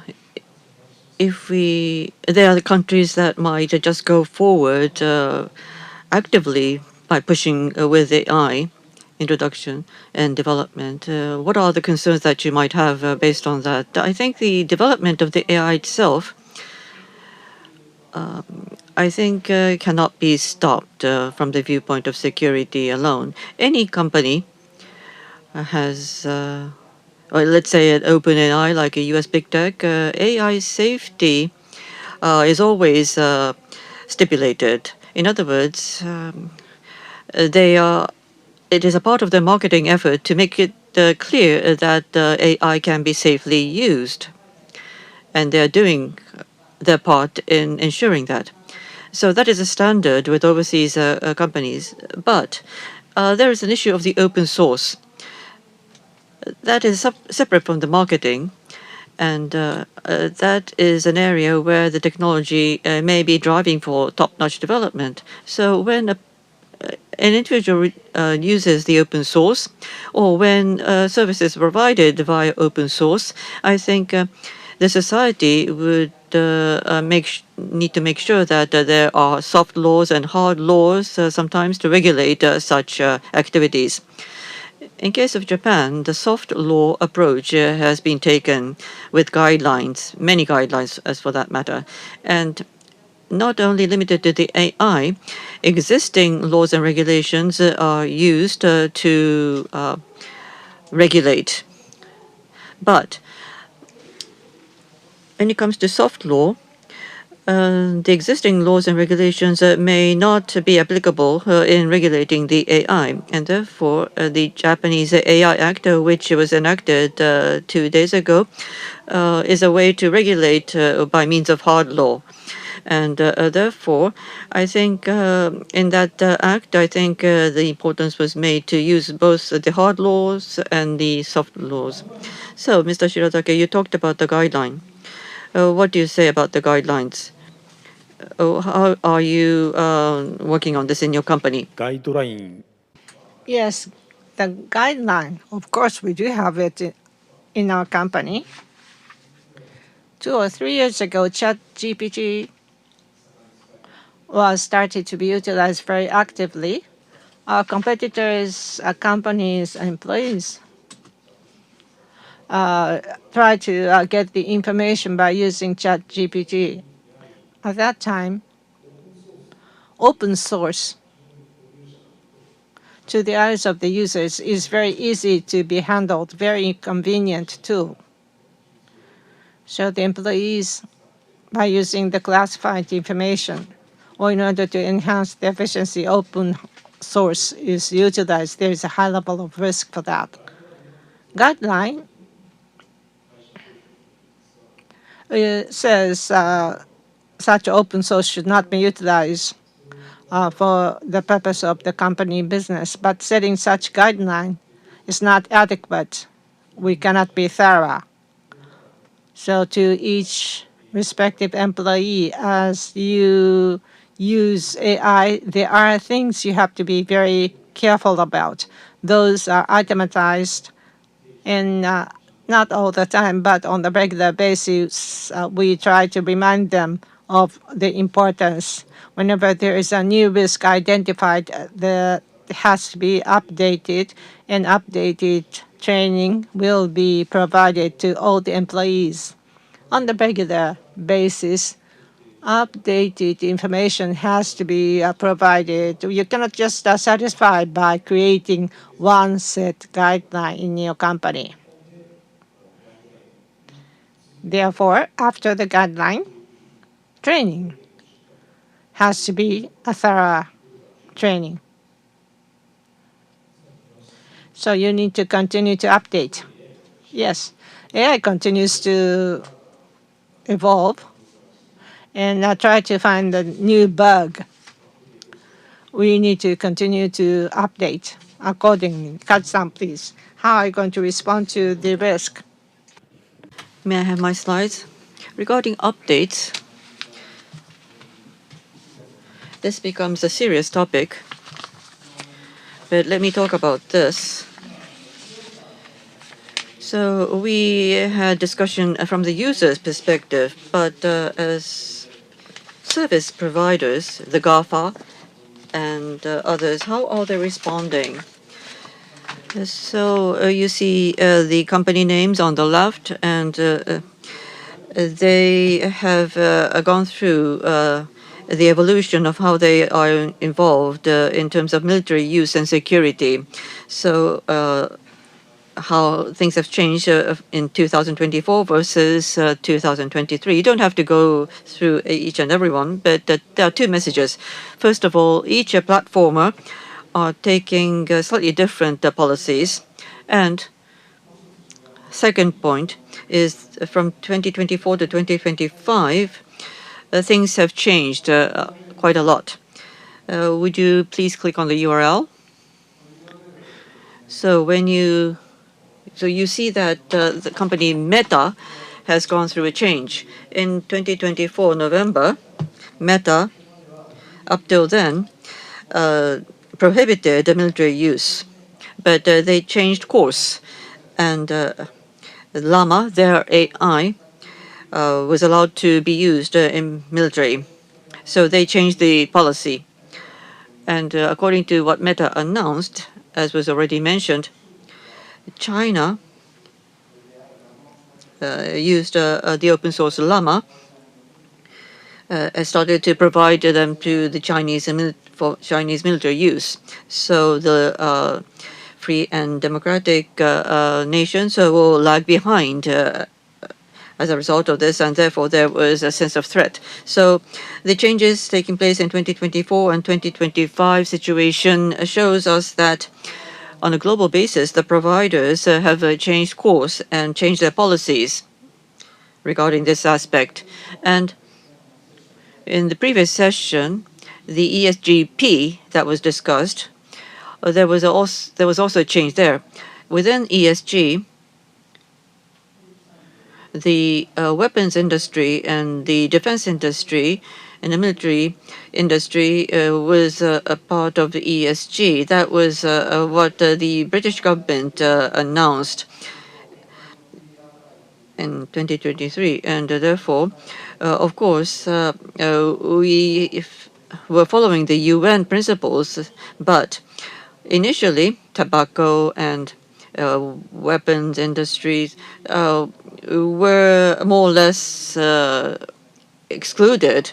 But in 2022, the British government said that they were important aspects in the defense in Europe, and therefore it was to be considered as part of the ESG. So the fact that we add a P here is a very important, historically speaking, because ESG was based on the concept of a notion of peace, so that the military use and weapons industry were excluded initially. But by adding the P here, the question is whether such investments will be justified or not. And also, the so-called peace building industries will be more appreciated.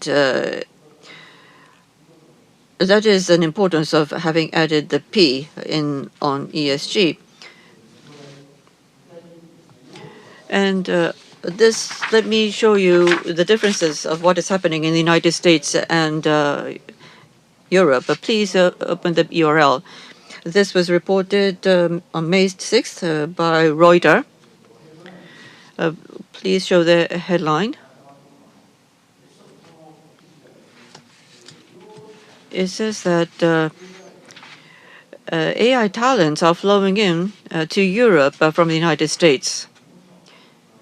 The original was written in English, and in order to defend democracy, AI talents are flowing into the European emerging defense corporations.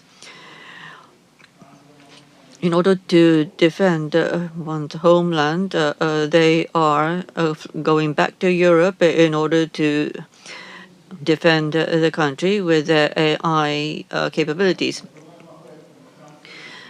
Of course, the Trump administration, the Ukraine war, and also there is a comment by a female developer, engineer, and I was quite shocked. At the very bottom it says, Mari Inuzuka, who is 34-year-old, worked with OpenAI and Palantir. Ms. Murakami's company, I think, also links her with this, but she was a very capable engineer, and yet in 2024 she joined Command AI as a product manager. And so this is what it says at the bottom. Ms. Inuzuka is a descendant of survivors of the 1945 U.S. bombing of Nagasaki. And she says, my grandparents lived through the A-bomb. So defense has always been very close to my heart. That's what she says.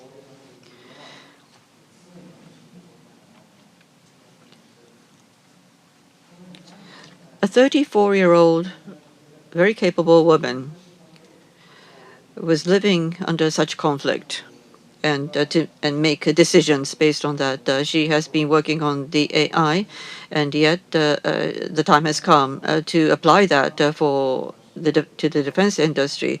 And yet her grandparents were survivors of the A-bomb.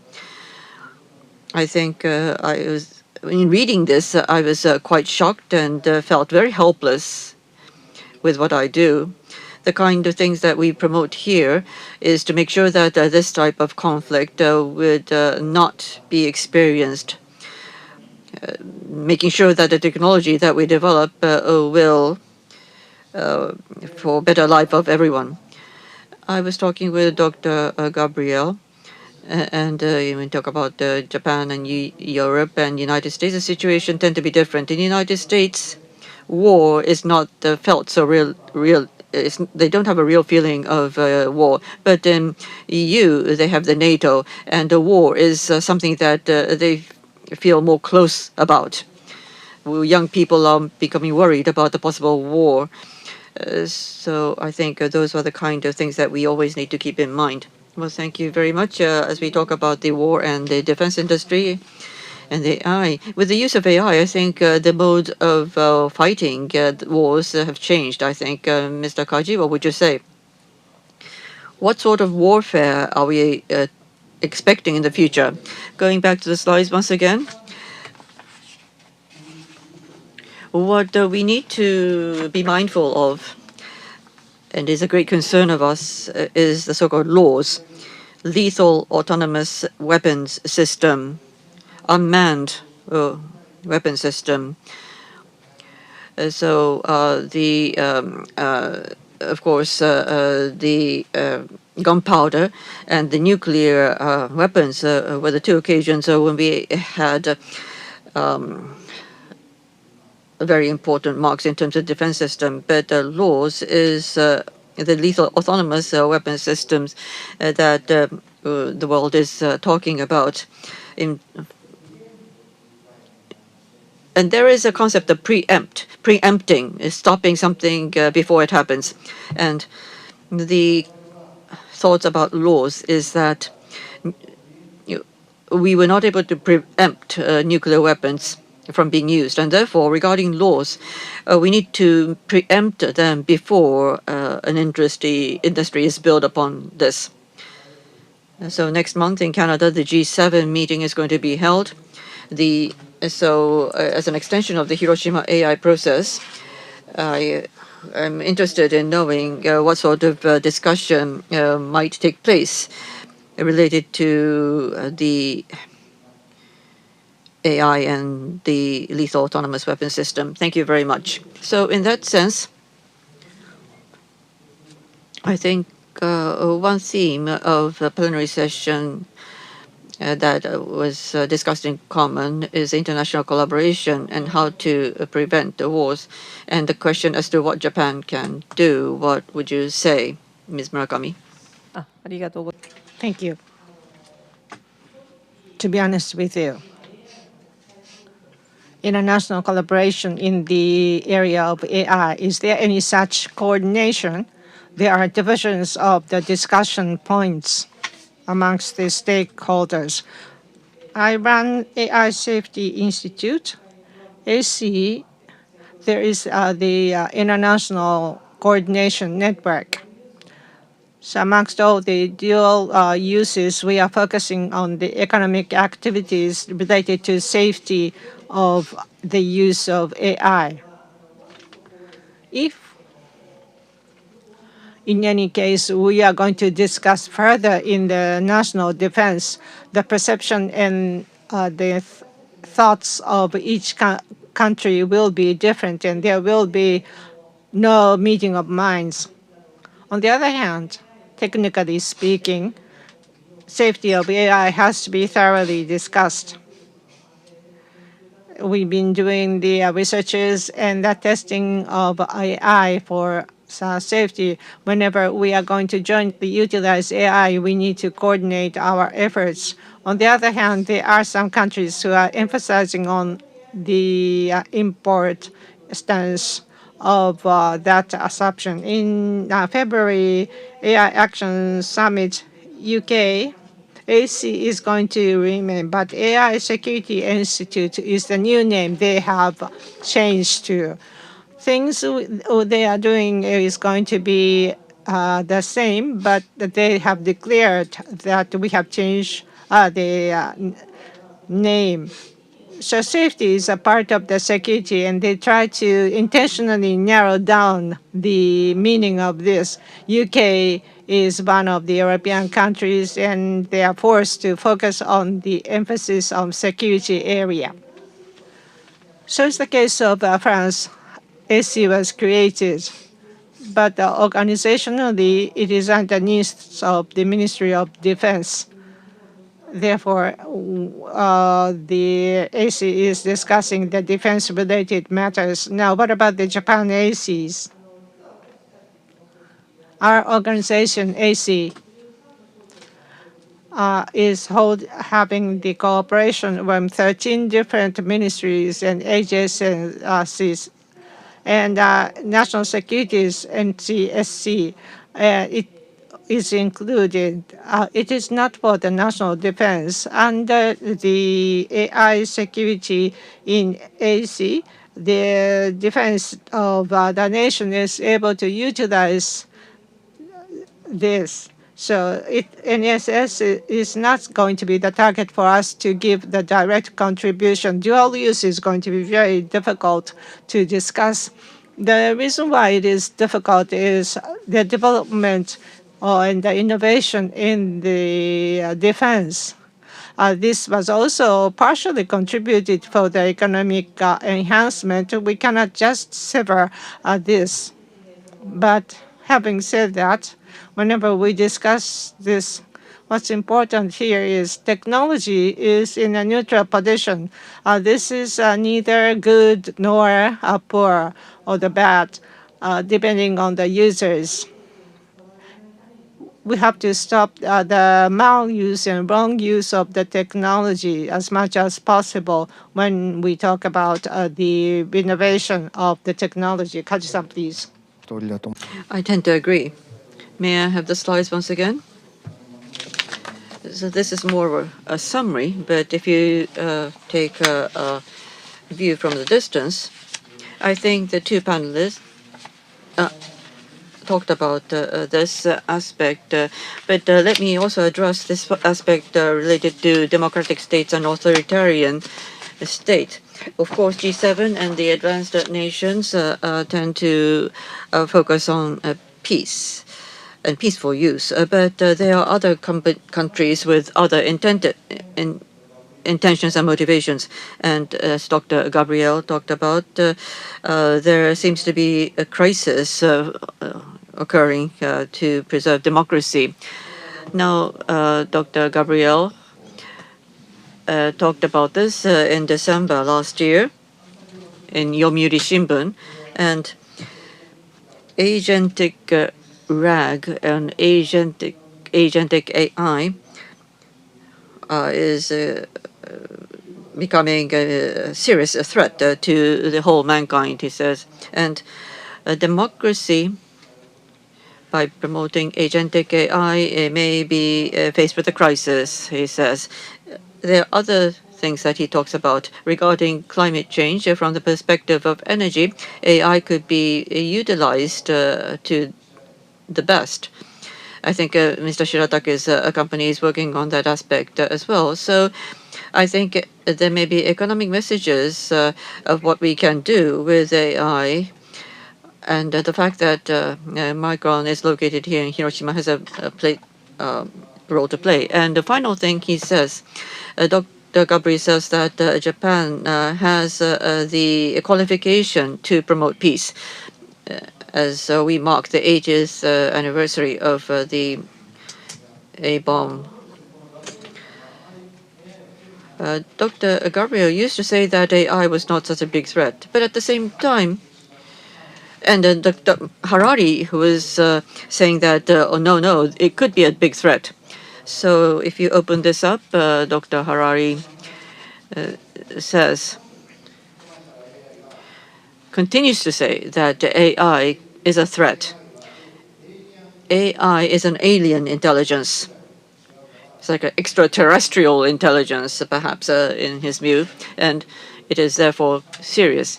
And if you go down and scroll downwards, the information, he talks about information network in democracy versus authoritarian state, and talks about witch hunt. So there is the fear of misinformation and the information manipulation. He says that democracy used to be diversified, distributed in nature, and it is there's effective control achieved because of that. And all in all, the overall direction the society is moving towards will be controlled. That is his idea from the standpoint of information network. Whereas this is totalitarian approach. Totalitarian approach means that there is centralization of information in the national government. And such a gathering of information is less efficient, and there is so much information so that the central government and the authoritarian state cannot process all those gathered information. And that is why Dr. Hari says that democracy has been superior over the past 500 years. But with the generation of AI, such information processing can be done more easily, even under a totalitarian regime, and so that it tends to be to an advantage for totalitarianism. And one other thing is if AI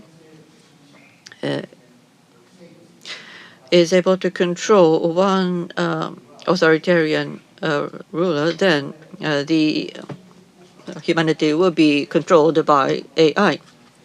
So there may be a tension being bred by the emergence of AI, Matrix, Terminator. And that is the reason why we need to think about how AI should be used in order to protect democracy.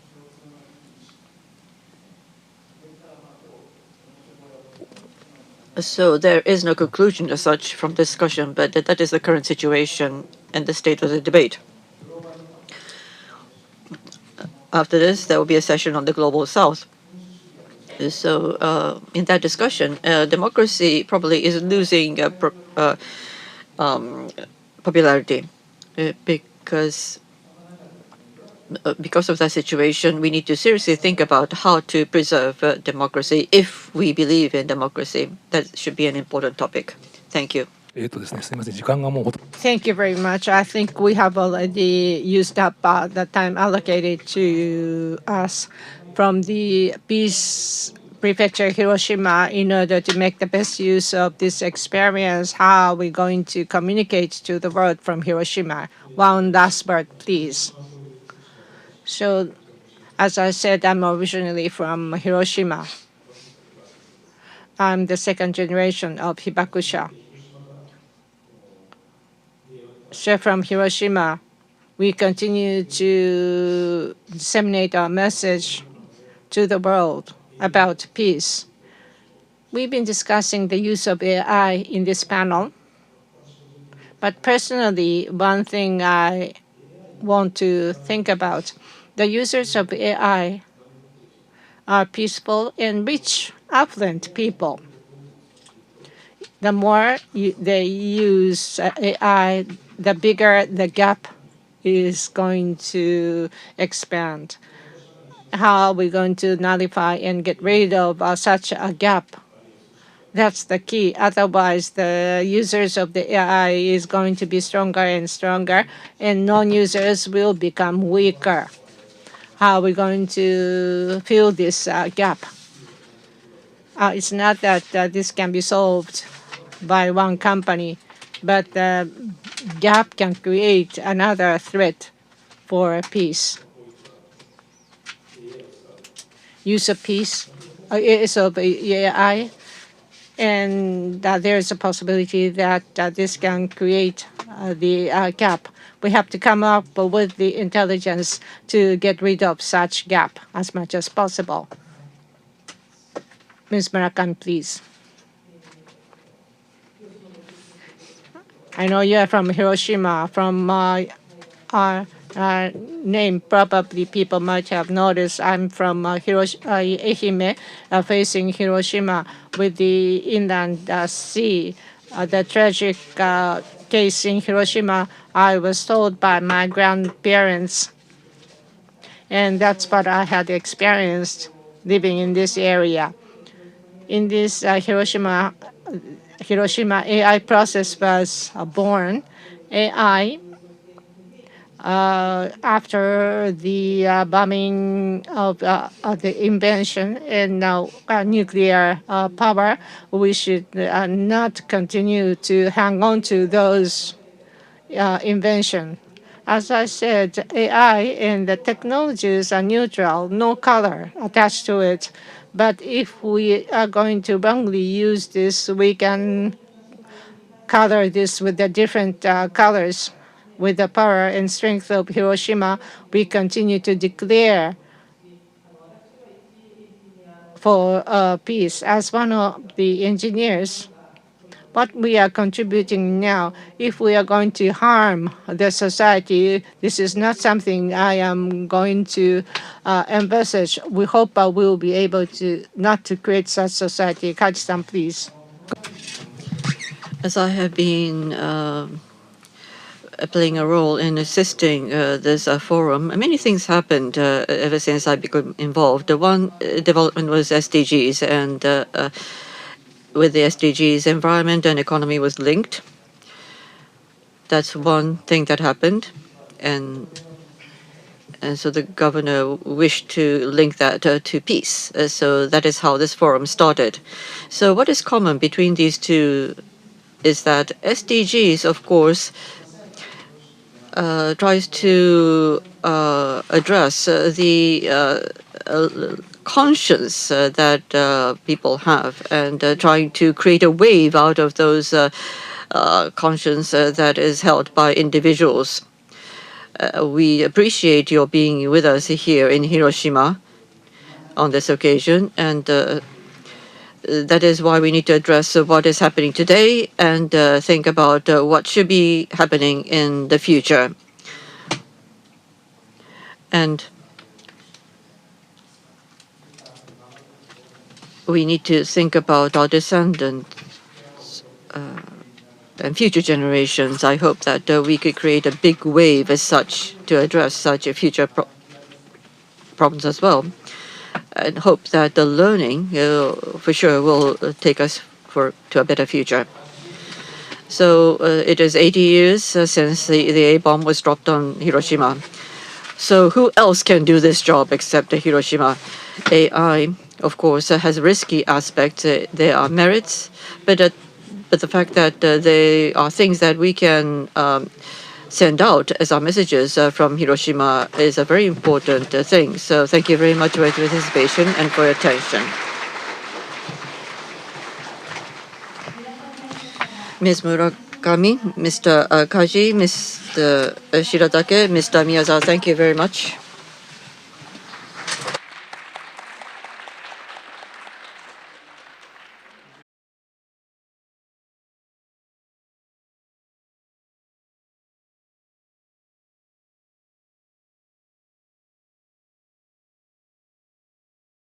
So now it's time to start the plenary session 3. In this session, this session title is The Rise of the Global South and the Transformation of the World Order. Allow me to introduce the panelists and the moderator. Professor Megan O'Sullivan, Director of Belfer Center of Science and International Affairs, Harvard University.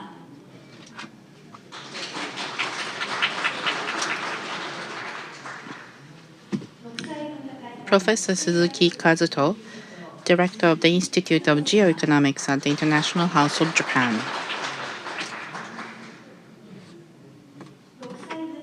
Professor Hosoya Yuichi, Director of Research of the Institute of Geoeconomics at the International House of Japan.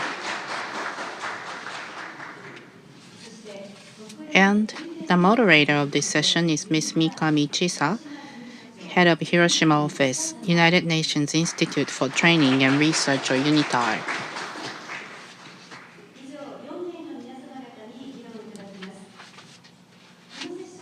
In this session, Ms. Mikami is going to serve as the moderator for the session.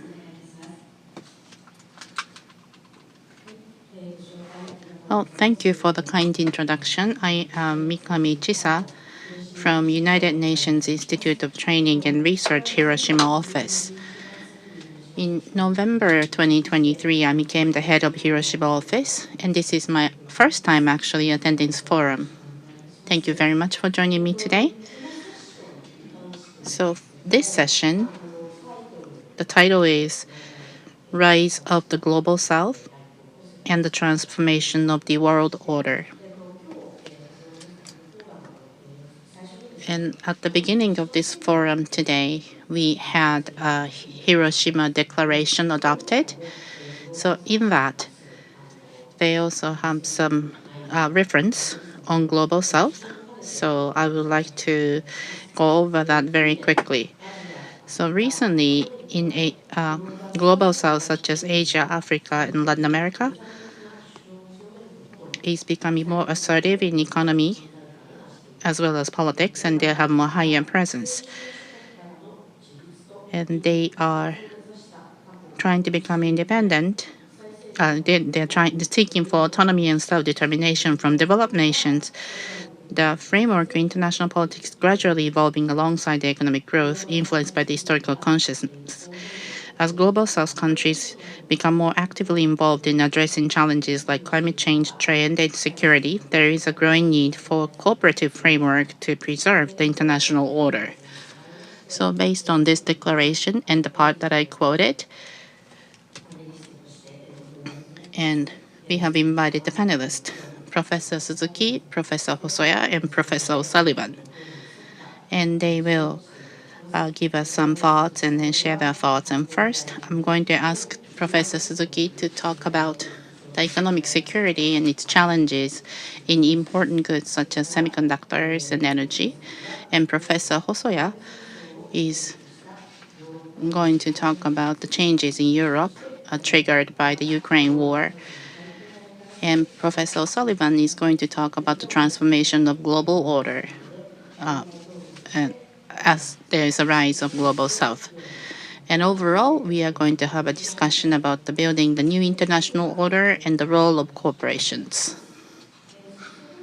So without further ado, I would like to invite the first panelist, Professor Suzuki, to have a brief introduction of himself and also want to talk about the important goods such as semiconductor and energy and touch on the economic security as well. 5 minutes, please. Well, thank you very much, and thank you for the introduction. I am Suzuki from the Geoeconomics Institute, and my specialty is in the geoeconomics as well as economic security.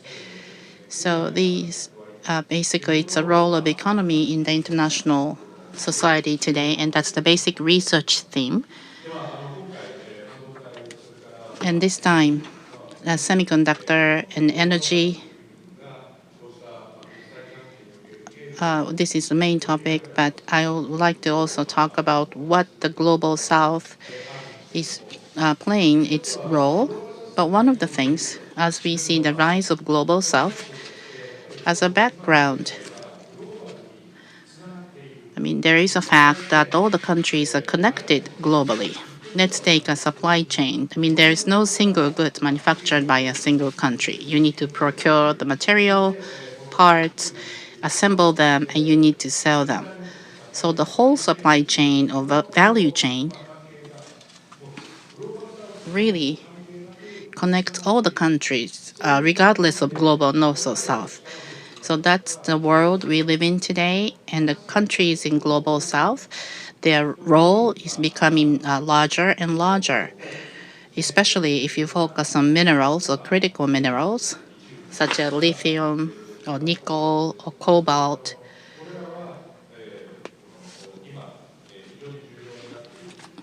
And they are important element for batteries or region or if you think about the decarbonization in the future, and these are essential for the future, and Global South is a supplier of this. Similarly, semiconductor, gallium, or silicon are essential materials, and Global South is an indispensable supplier of them as well. So as supply chain connect the whole world, and that's the backbone of economy today. So in that sense, in order to have a stable business, we need to have a stable order in Global South as well as in international relations. So that means if the world is in a peaceful state, it is essential to have a stable supply. So based on the ESGP, which emphasized the importance of peace under Hiroshima Declaration, I think the P or the peace is really critical for a stability in world order as well. However, we also have to look at the fact that sometimes we have geoeconomic issues, such as the tariff posed by the Trump administration, because many countries trying to put their country first in trade policy. And in order to stabilize your own economy, in the past, when during the time of the imperialism, important minerals or resources I mean, there was a concern and problem of some countries monopolizing these important resources. In particular, China has a very strong influence in critical minerals, and China is also playing a major role among global South countries. And to counter that, the issue of global South is now has become a hot topic. But from global South perspective, they don't want to provide their precious resource to a single country like China only or US only, but they want to treat them as one of the important trade partners.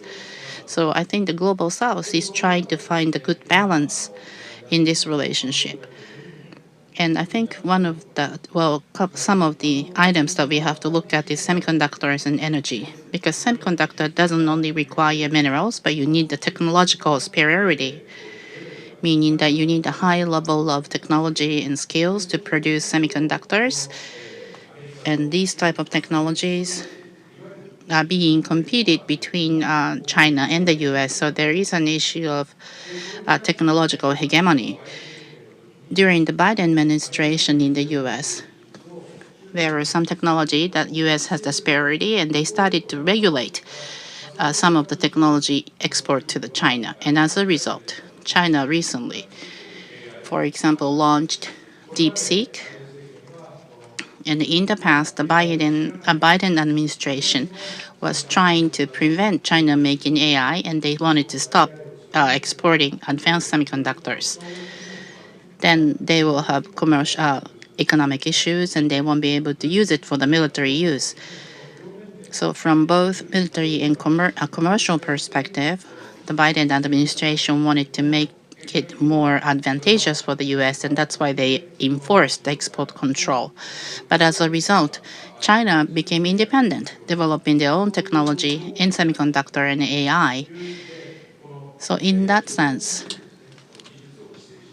regulating technology or technology export has some limitation, or at least this case presents that as an extra example. So in that sense, when you think about the relationship with other countries, if you try to block your own economy and protect your own technology or market, this approach eventually provide superiority to the other country or promote autonomy of other countries, or it can be an incentive as well. So this is not very effective approach, but rather we need to support the free trade so that we can maintain the interdependence of each other. And I think this is a better way to maintain the superiority. And if you really have the technological superiority, then others will depend on you or your country, meaning that you can make yourself or your country an essential partner to other countries. And I think that's the way to create a situation where other countries have to depend on your country. And that can be the leverage. And that's the situation that I see. Therefore, it is one thing to maintain the free trade, but at the same time, we need to develop and nurture our industry. And that's very important from the economic security point of view. And regardless of global South or North, each country need to become essential to others in the field that they are very strong at. And I think that's a very important approach in economic security. There is another topic, which is energy. Well, before, during the time of imperialism, that was to bring about aggression as a huge factor of aggression. Those countries which are lacking energy, including Japan, those countries with energy trying to dominate the countries without energy in order to secure their supply if energy of the aggression occurred. But that was that ended up in the destruction of peace. So through free trade, if you make payment, if you can get an energy, if you can have that kind of system put in place, then you will be able to have the stability. And that is what international order has made it possible to have that system. Currently, when you look at the war, Russia invaded Ukraine, and in the Middle East, Russia is abundant with energy, and Russia invading Ukraine, it is not to seek energy in Ukraine. In Israel and Gaza, it's not Israel seeking for energy in Gaza. Actually, the war can happen in other places than energy. But those countries with energy and technologies, if they are involved in war, for example, the supply of Russia will be stopped, or the technological alliance with Israel, for example, is to be stopped. So with those ambitions of those countries, if they are to engage in wars, it's detrimental to current business. We really have to curb that. We have to deter that so that those wars of aggression or the conflicts will not happen. So I think that would be really the topic that we have to consider, and also the economic negotiation or the sanction against Russia. The Japanese business will incur problems when that happens, not just Japan, but also Europe. If, in order to implement economic sanction against Russia, for example, the European countries dependent upon the energy, the supply of energy, have to be stopped. And European countries, including Germany, and those people in the industry, would have a huge problem. So we have to stop those wars anyhow, because we realize the risks, geopolitical risks, and also we have the big incentive to create peace.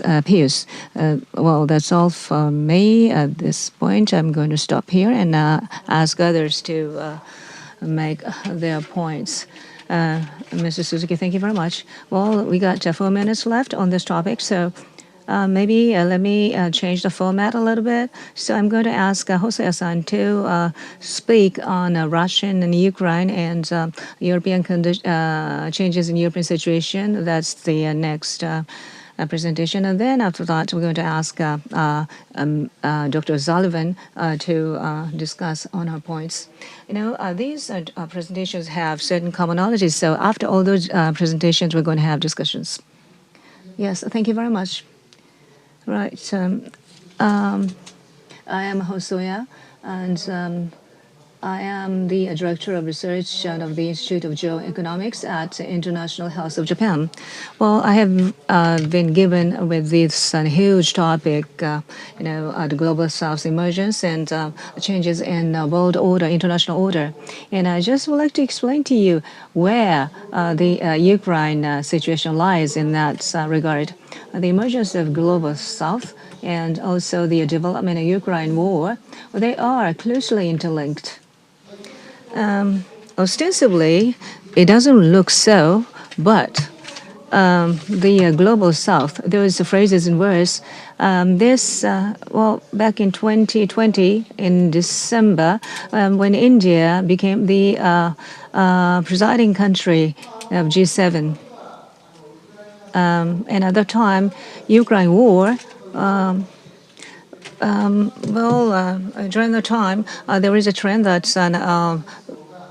international community criticized Russia and support of Ukraine. 140 countries condemned the invasion by Russia, the UN Assembly, and then even after that, India maintained close relations with Russia, and cheaper oil, they decided to import from Russia, which has been severely criticized by European countries. And India, in spite of the criticisms of European countries, No, we said that the India said that G7 is a minority in the international arena. Rather, G20 are the mainstay. They said so. In the online in 2023 January, the Global South Voice Summit was held, and altogether 125 countries participated. And when the Cold War ended, G7 countries account for 66% of the total economy, but currently 42 to 43%. So G7 has fallen down to minority. So G7 countries cannot decide upon the justice or rules of the international community. And in the same month, the of 2023, Japan became the country to host the G7, and decide that the international community is going to provide support to Ukraine.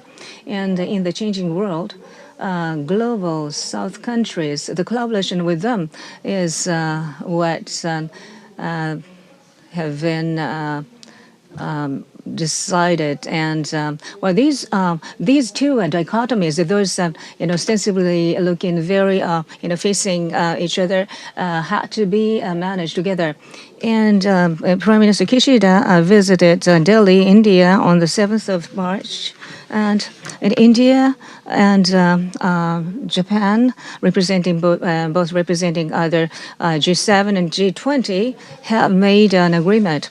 And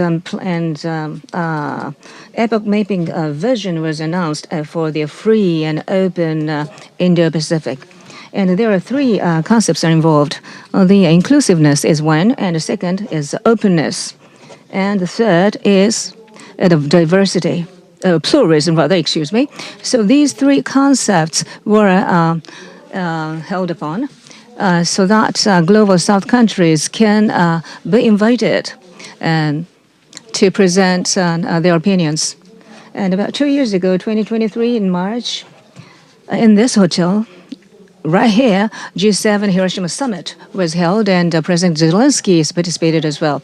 And Ukraine, supporting Ukraine session was held, and also the session on Global South were held. So these two were united in this venue, and that was really based upon the transformation of the international order. And at the same time, Japanese diplomacy has changed accordingly. Hosea-san, thank you very much. Next, the changes of world order with an emergence of Global South. Professor Sullivan, would you please? Very much. And I'd like to say how much I am honored to be here for this opportunity to commemorate the 80th anniversary of the atomic bomb and also the end of World War II. And in many respects, this 80th anniversary is an opportune moment to think about the global order, the world order, which is what I've been asked to speak about. The reason for this is that the last 80 years, I think, is widely recognized as a period of relatively unprecedented prosperity and peace. And when we look back at those 80 years, of course, this is not agreed to by every element or every country in the world, but I'd say that many countries share that assessment. And much of that assessment has to do with the fact that underpinning the last 80 years was a common set of norms and institutions and a rules-based order that was created in part by the United States, but also with its allies. And it was an order that benefited not only those that created this order, but many others that became part of the global order by buying into the global economy and adhering to these norms and institutions. So at this 80-year mark, we're forced to look at these last 80 years and to at least contemplate that that world order is shifting in some dramatic ways. We see a lot of strain on the norms and institutions that underpin those last 80 years. And we have to contemplate, as I said, what might come next. And I think it's fair to say that it is unclear what the next 80 years or however long we're going to measure these things in, what the next global order is going to look like. But there are already a variety of things that are very clearly consequential to the idea of a global order.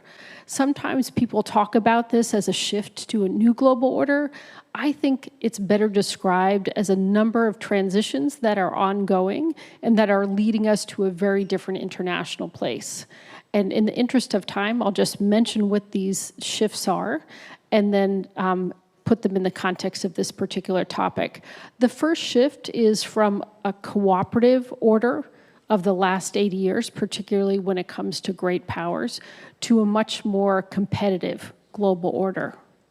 The second shift is a global order in which the United States played the role of the stabilizer and being interested in the status quo. And now we see a shift to where the United States is much more a global disruptor and actually is one of the actors that is actively dismantling some of the institutions of that global order. A third shift is a shift from an increasingly integrated global economy over the last many decades to an increasingly fragmented global economy. And then the last shift is from either a unipolar or a bipolar order to a much more multipolar order. So what's the combination of all of these shifts together? They take us to a place where we have a global order that is more competitive, more fragmented, without a stabilizer in the sense of the United States, and ultimately a world order that is more prone to conflict. And that conflict can manifest itself in a number of ways, but particularly in the concept of this particular meeting, it's worth noting, as Taknanami said in his opening comments this morning, this is a world in which the potential use of nuclear weapons or the proliferation of nuclear weapons is greater than we have seen over the last 80 years, very much to our concern. So obviously it is important for businesses, governments, and individuals and other institutions to work to stabilize this shifting global order. And there's a variety of ways in which we may go about this work. One of them, of course, is to look at the US-China relationship, which is one of the big uncertainties and one of the destabilizing factors in this new global order. But focused on the topic of this particular session, another area that could prove to be stabilizing is the growing strength of, I won't say the global south, I'll say middle powers. What is the distinction between these two things? The global south more or less encompasses so many countries around the world, more or less every country that's not in the OECD. The middle power concept is one which is more narrow, maybe a subset of the global south, but includes countries from Brazil to Saudi Arabia to Egypt, South Africa, India, Vietnam, Indonesia, countries that by themselves are not global powers, but they're also not countries that are powerless. There are countries that have significant assets, significant ways in which they can influence certain parts of the global order, but need to work with others in order to achieve significant impacts on a global scale. So if we take this concept of middle powers, we can see that we're in an era where middle powers, if they can work collectively together, have an ability to address some of these global problems at a time when the great powers, be it Europe, Russia, China, or the United States, are not doing sufficient work in addressing these great problems together. So let me just give you 3 areas where middle powers could play an important role and already have done in some respect. The first is when it comes to climate. And if you think about the 2015, the Paris Accord, which was the most successful of the Conference of the Parties, you saw a group come together called the High Ambitions countries, emitters, that came together to try to set a higher standard for targets for where the world should go when it comes to carbon emissions. And these were a lot of middle powers coming together and trying to build a mini coalition to force a more ambitious agenda. The middle powers could do this again as well. They're very, very important in terms of where the energy transition is going to go. Most of the growth in carbon emissions over the next 2 decades is going to be taking place in these set of countries. So their ability to come together and set new standards for the price of carbon, for deforestation, for carbon border adjustment mechanisms, all of these things could be areas where these countries, the middle powers, could make a big difference. Another is in trade. That certainly we look at, even if we're thinking about the role of Japan, but we think about the middle powers, if they could come together, as they did for the CPTPP, and create a consensus for more rules-based trade that in some cases will exclude some of the larger powers, that can be a fundamental contribution to sustaining this, this order of a rules-based order. And then finally, I would say technology is a space where these middle powers could have a very significant impact. In the past, in 2020 in Paris, they came together to talk about a global framework for AI. Looking forward and looking ahead, we're in a world where these countries are going to be under increasing pressure to choose between US technologies and Chinese technologies. And they'll be doing this in a vacuum and doing it individually. If they decide they're going to come together and collectively make decisions about what kind of norms should be associated with the use and adoption of technologies, they can have a major impact on the evolution of AI in the global system.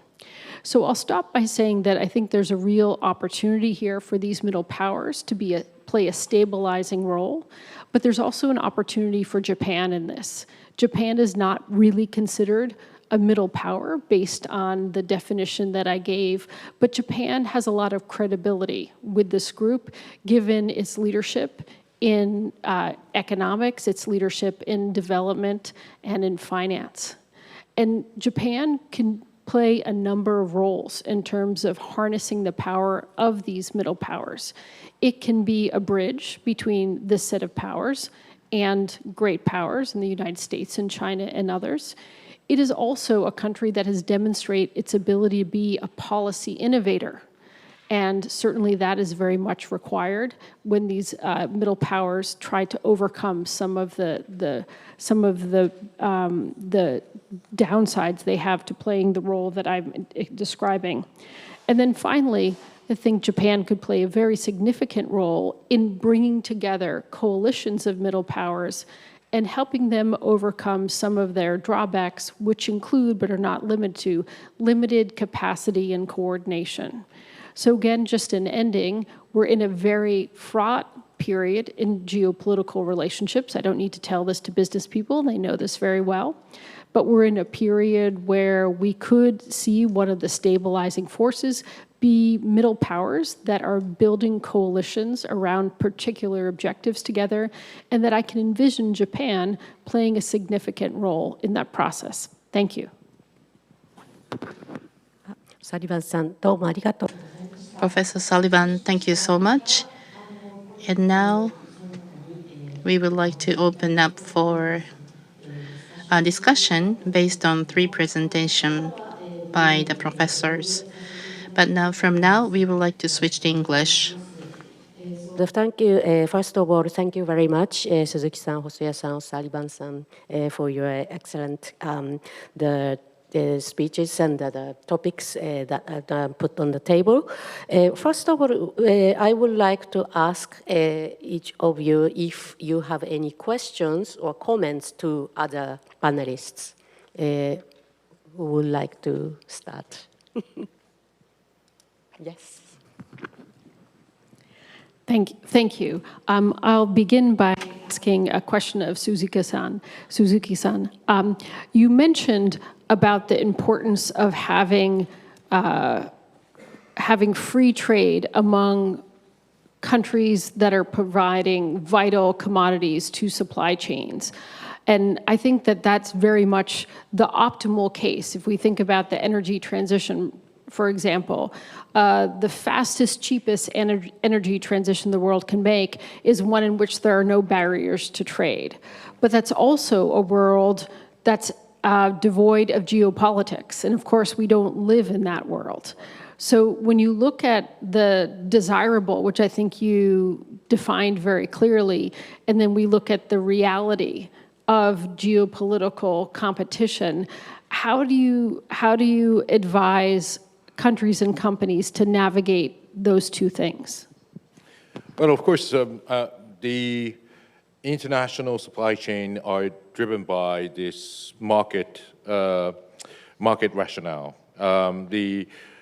The countries such as China, which has the long-term strategies to provide the more preferable options for the global south, is actually currently dominating the market in the minerals and the natural resources.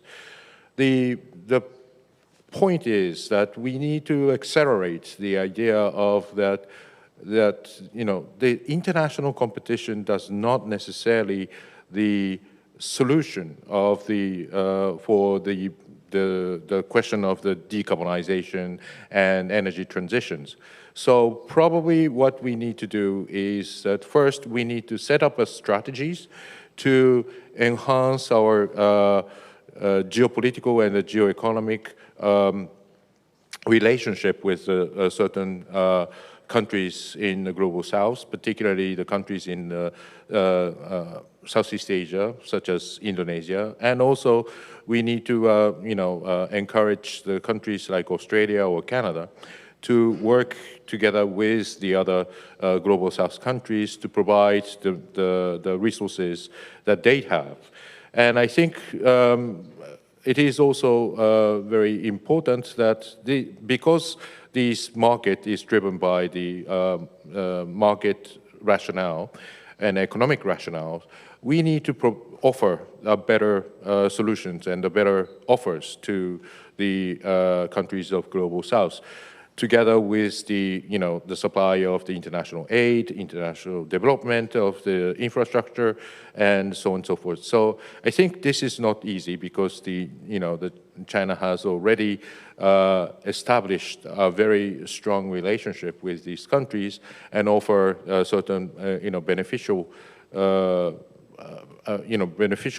agreement with those countries. But I think there are still some rooms, and because of the increasing demand for the natural resources, especially the critical minerals, I think it's not too late to start working not only by individual countries like United States, Japan, and Europe, but I think we need to make a coalition of the countries of the demand side, such as in the case of the oil, the petroleum, when the OPEC has, when the oil shock took place in 1970s, the demand side created the International Energy Agency to collectively bargaining against the oil-producing countries. So I think this kind of a coalition of the demand side is also a better solution for reaching to more openness of this market. Thank you very much. Are you fine with the response from Suzuki-san? Okay. So Hosoya-san, do you have any comments or questions about this topic, or something different, or question to Sullivan-san? Or Thank you very much, Mikami-san. If I may, I'd like to ask Professor O'Sullivan on the future American global leadership role. Many in Japan here are wondering whether the United States can effectively play or continue to play global leadership role in many fields. So 2 months before, at the United Nations Security General Assembly, the United States was the only country which was against the continuation of the SDG. It was quite shocking that the United States was against some of the important goals that we have shared. So perhaps we are seeing something radically new in American politics. And here in Japan, many are wondering whether this is just a deviation, temporary deviation, or whether this is a new start of a kind of a radical politics in the United States. And many basically feel that we are seeing some structural change in American society, American politics, or global politics as a whole. So as an advisor who have been very close to previous presidents, I don't know whether you are advising the current president or not, but anyway, I am very curious about your feeling about the future American global leadership role. And I also like to add that passing away of both Ambassador Richard Armitage and Professor John Nye from Japan was quite indicative to the end of the previous age of the US-Japan alliance. Thank you. There are many questions in there, and I would say it's not only people in Japan who are wondering about whether these politics in the United States are going to endure or whether they're relatively short-term. So I would say it's something that many Americans are asking themselves as well, and there doesn't seem to be a clear answer right now. What I will do is give you my opinion on this, and I think that it would be wrong to conclude that this is just an aberration or just the work of one singular person in the White House, that this is just someone who has a particular orientation that is relevant for these 4 years, and then once that person leaves the White House, that we will be back to business as usual. I think we now realize that that is not the case. There's something deeper at work, and I think we get some more exposure to the answer when we think about what propelled Donald Trump to the White House twice. And the answer to that has to do with big social and economic trends in American society that have unfolded over the course of the last 10 or 15 years. And those social and economic forces have revealed a real strain in American politics, which has led to led to a desire to focus more domestically and to refashion America's international relationships more closely associated for what it means for domestic audiences. I think that will endure. However, I think the particular style of a President Trump is unlikely to endure going forward. And so here the challenge is separating out the style from the actual content. And I would say the style goes beyond just a kind of rough and tumble politics, but it is an erraticism and an unpredictability, which I do not think is part of the strain that we're seeing in American politics. So I guess the best that we can surmise at this point is that it is important for countries to look at America and to think that America's engagement in the world is going to be different in the sense that there is going to be a stronger strain of America looking out for American interest and potentially less of a willingness to make sacrifices solely in the interest of supporting an international order that many Americans question. That said, I do feel that it's not a time to assume that America is no longer going to be able to play a global role, particularly in the medium and long term, where I think we'll see some different politics going forward. So I know that's not an entirely satisfying answer because there are so many variables at play, but let me just end on talking about the US-Japan relationship. And it's true that Richard Armitage, who I worked with in the State Department, and Joe Nye, who I was very close to for the last 2 decades, were extraordinary people when it came to understanding Japan and building the US-Japanese relationship. I would say that there are many in our foreign policy establishment who appreciate the real importance of this bilateral relationship and the extraordinary strength that America gains from being allied with Japan. And so I'm hopeful that this relationship will endure in its very special nature, but it will go through bumps as it has in the past. You know, there are many places where I think the Japanese called into question the endurance of the U.S. relationship. And fortunately, we got over those bounces, and I'm hopeful this will be another case in point. Are you satisfied? Okay. So, yeah. Can I ask you, O'Sullivan-san, your commentary about you know, the coalition of middle power and the Japan's role to play as a bridge. So could you elaborate more about how Japan can play as a bridge between the global south and you know, countries like United States and China? What are the you said Japan can be a policy innovator. So what sort of a policy innovation that you expect to bridge the relationship between the global north and south, or the U.S., China, and the rest of the world?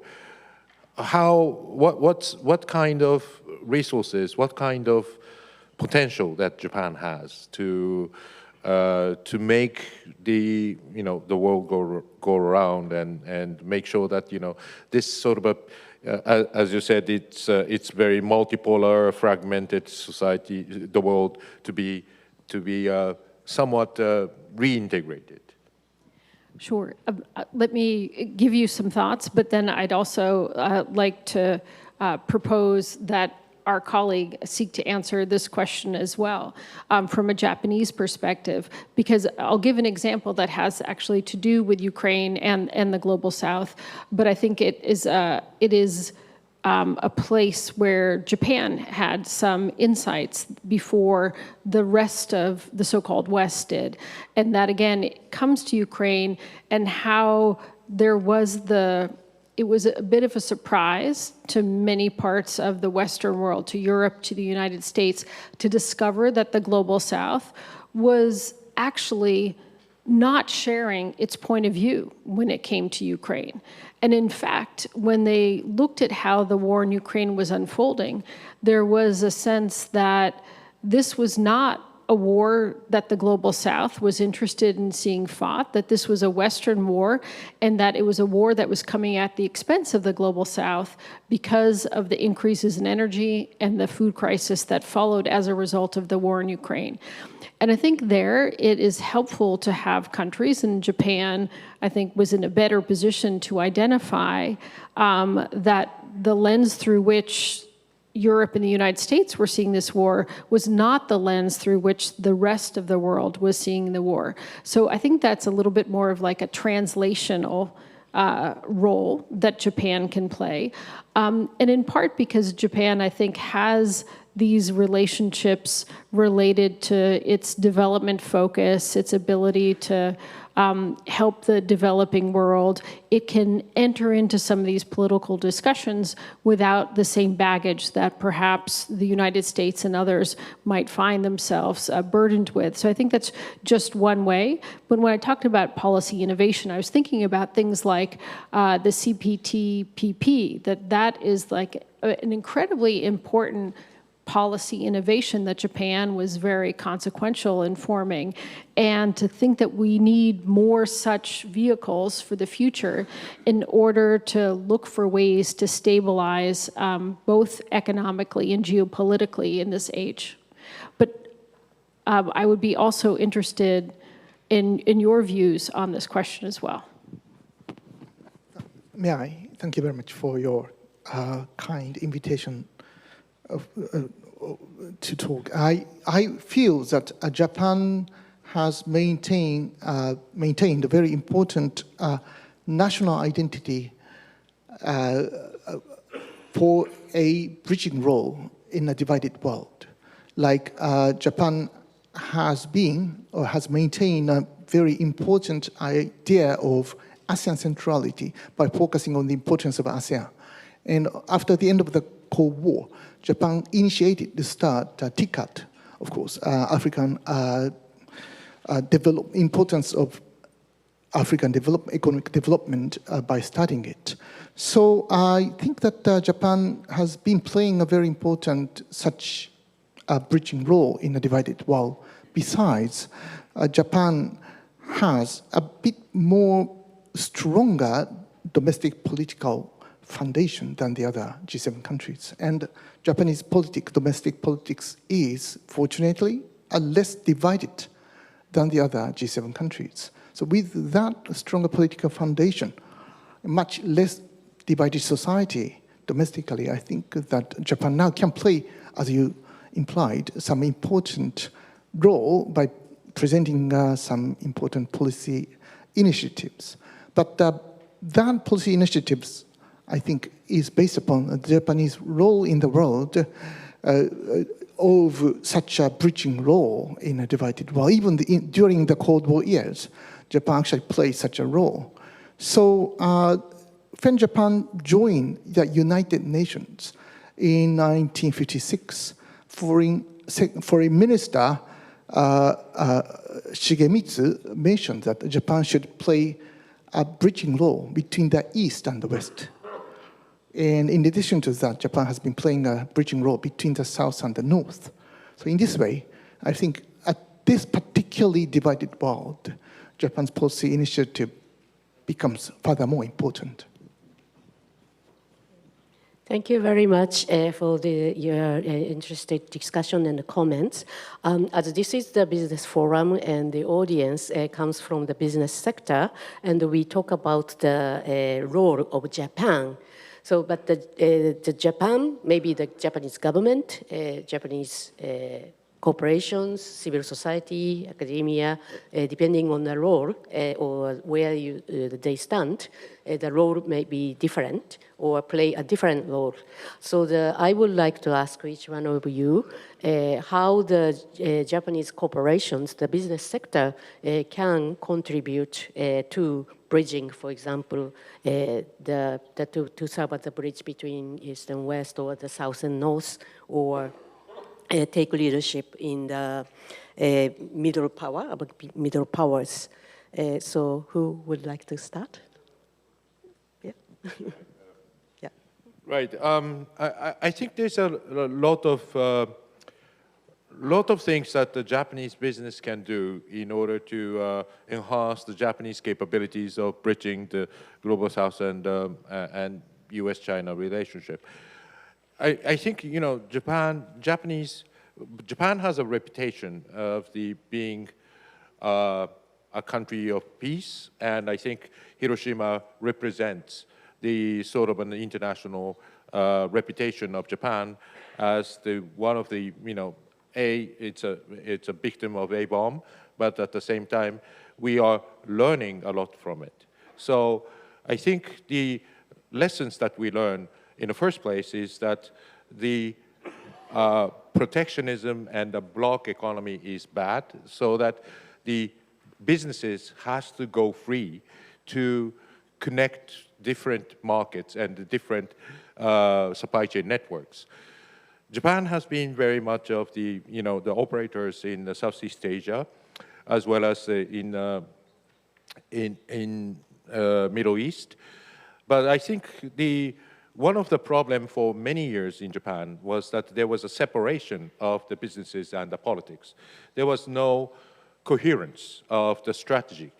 But I think in recent days, you know, people are talking about economic security and geoeconomics, which involves more dialogue between the business and the government to set this, to target the, or to set the similar objective of both businesses and the governments for stabilizing the long-term interest and the long-term supply chain, to make sure that, you know, both government and the businesses will benefit from to have the sort of a common or synchronized strategy.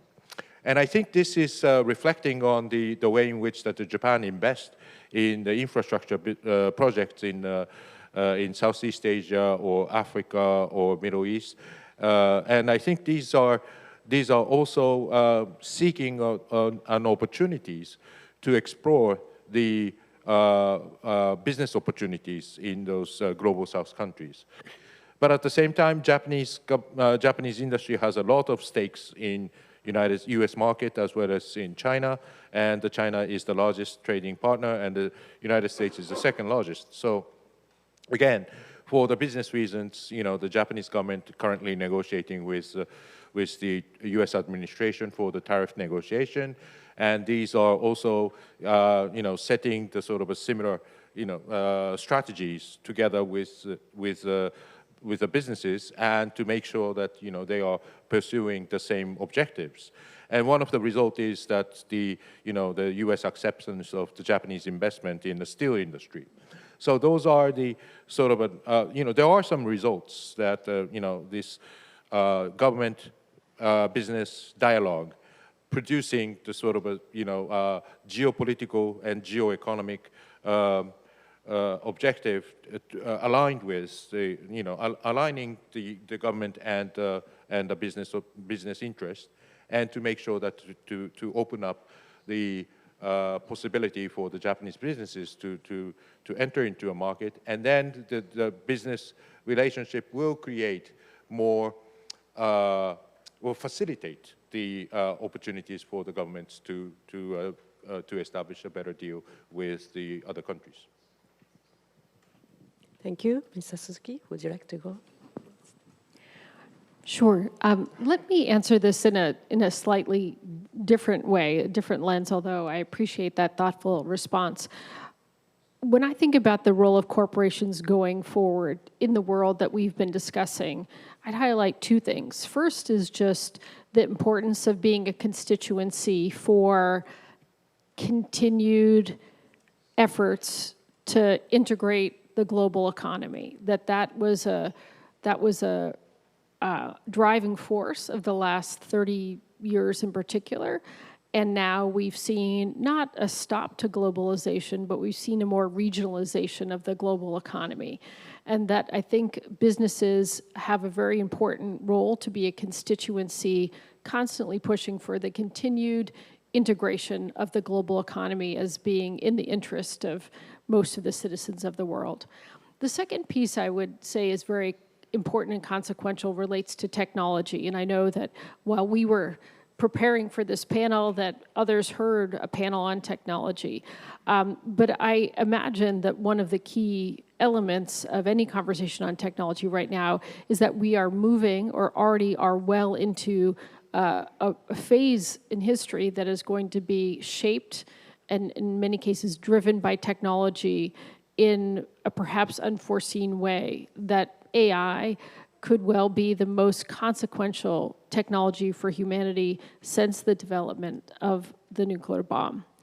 And if that in fact is the case, which I believe is true, then corporations are actually going to be the source of the most transformative human technology, rather than governments or other entities. And this is unusual for our history, that in the past it's been a consortium of the private sector, the public sector, and universities that have produced large technological advances. And in this world in which businesses and corporations are the driver of technological change, there comes an added responsibility, because governments, either because they're incapable of it or they're unwilling to play the role, may be too late in trying to make some determinative judgments about how technology should and could be used. So I think there's an added burden on corporations as they think about technological change.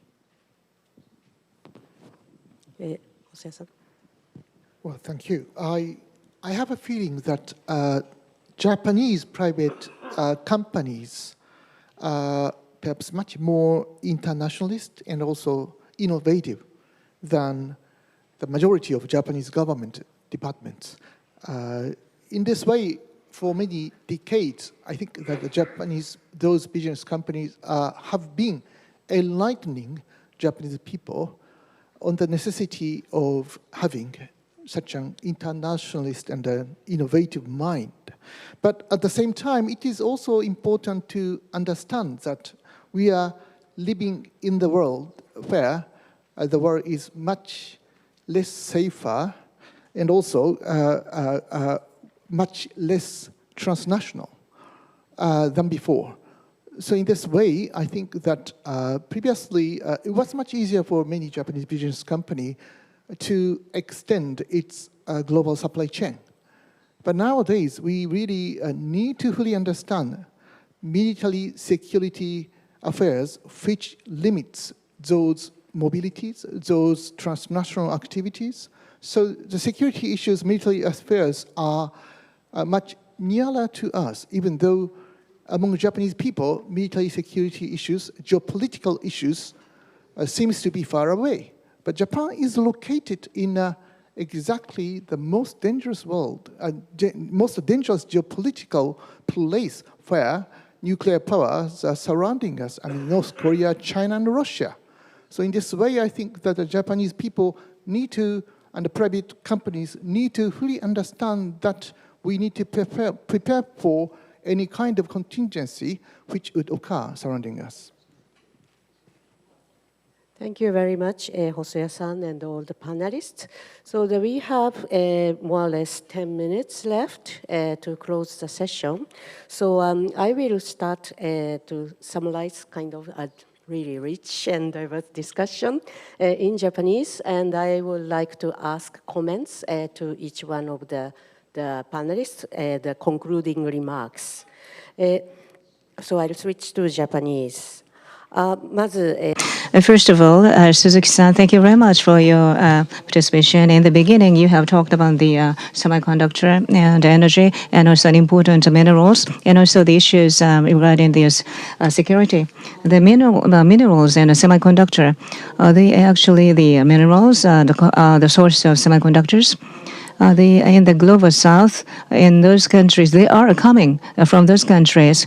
Considering that, and also that you consider the flow of supply chain. So those supply countries. I think stability in those countries, those supply countries, will be very important. And when it comes to ESG, P, so P is important in that regard. I think you have said that. And Hosoya-san, the theme of yours is that you have. Well, you have talked about the Europe situation changes due to the Russian invasion in Ukraine war. And so you have migrated into global south. So, but it might have been difficult for you to explain very clearly about these two. But you have just combined these two and concluded that these two have interlinked closely. And that we were able to understand. The third one, Professor Sullivan. So far,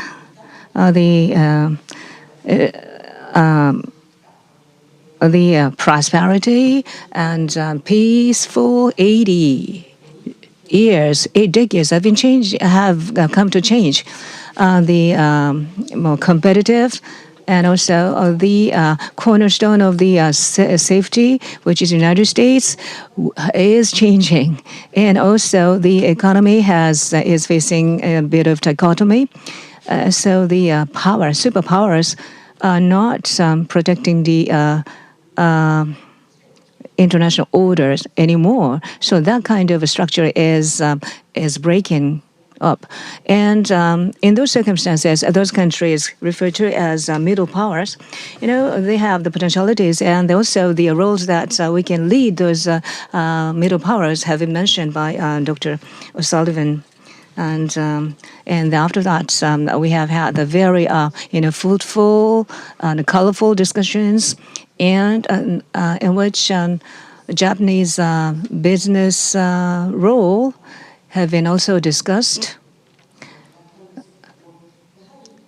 And well, probably after listening to you, and also probably among the audience here, they might think that a peaceful society could contribute to the prosperity of an economy, the society, in order to make it possible to achieve, what could be really the desirable order, international order.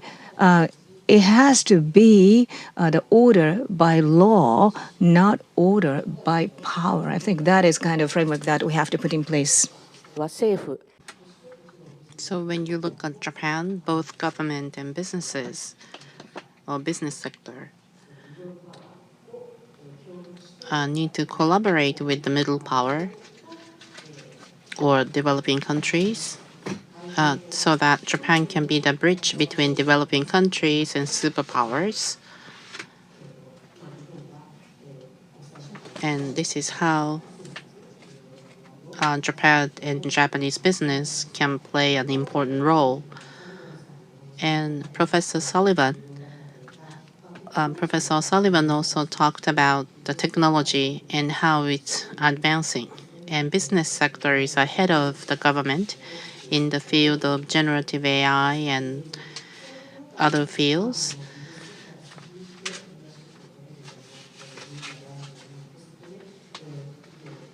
And the businesses need to be responsible to make contributions in the development of technologies as well. So I would like to have closing remarks by each one of you. So let's start from Professor O'Sullivan. Thank you. I will, in terms of closing remarks, I will be brief to say, right now, when I look at the world, particularly in light of how the United States is interacting with other countries, I think perhaps we are looking at an age of bilateralism, where everything is being done country to country. Based on this conversation and some of the trends I tried to highlight and you so nicely summarized, I think there's the potential for this period to be more than just a period of bilateralism, but could be a period of mini multilateralism. So smaller coalitions of countries coming together to advance particular objectives at a particular moment in time. And that may be a way that we can still address transnational problems at a time of real fracturing of a global order. I don't want to end on a pessimistic note, but I would say while I'm supportive and hopeful that we will still have an effort to be multilateral in the sense of a global efforts to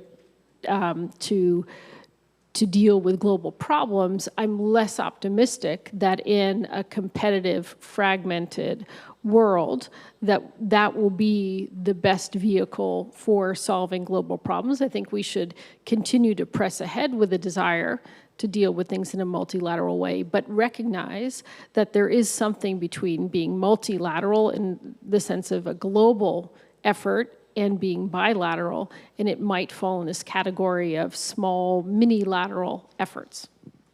Thank you very much.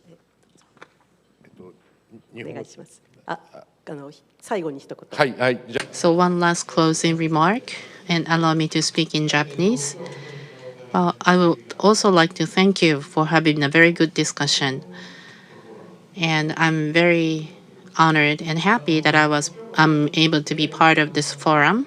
So one thing that came to my mind is that this session is titled as Rise of Global South and Transformation of the World Order. I mean, the fact that Global South is really rising, meaning that traditional superpowers influence countries like China or the US, is maybe declining. So as you called it minilateral earlier, but the middle power like Japan should be able to capture the trend of Global South, but at the same time, especially when you look at the new administration in the US, there is a significant change in the world order. But I think Japan need to be able to capture the trend at the right timing. And what's important here is when we work in minilateral way, Japan needs to play a pivotal role to maintain the rule-based global order. And today, it seems like there are some countries like China, Russia, or the US trying to seek for a power-based world order, but in some ways their powers are declining as well. And then I don't think it's possible to maintain the power-based world order perpetually. So somewhere in the future, they have to come back to the rule-based world order. But we need to prepare. We need to prepare the place that they can come back to in the future. Mr. Hosoya, please. Well, thank you. And Professor Suzuki, I echo with what Professor Suzuki said. But if you think about the rise of the Global South, I think the rise of Global South itself is changing the power balance in the world today. 100 years ago, there was a significant change, and that was the time Japan and the United States rose up, and we experienced 2 world wars. Now, the rise of Global South is the one that we are seeing, and we see instability in global order. And then we see increased potential of using nuclear weapons. And this year marks the 80th anniversary of the end of World War II. And 80 years ago, for the first time in history, atomic bomb was used in Hiroshima and Nagasaki. But after 8 years, we never encountered the incident that nuclear weapon was used in the war or conflict. So the fact that we had 80 years without having the nuclear weapons, and we need to extend the time of these 80 years even further. And that's the mission we have. Professor Hosoya, thank you so much. So with this, we would like to close this session on the rise of the Global South and transformation of the world order.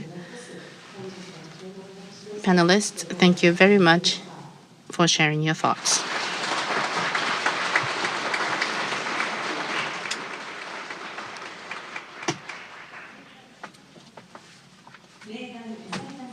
Thank you very much, Professor O'Sullivan, Professor Suzuki, and Professor Hosoya, and Ms. Mikami.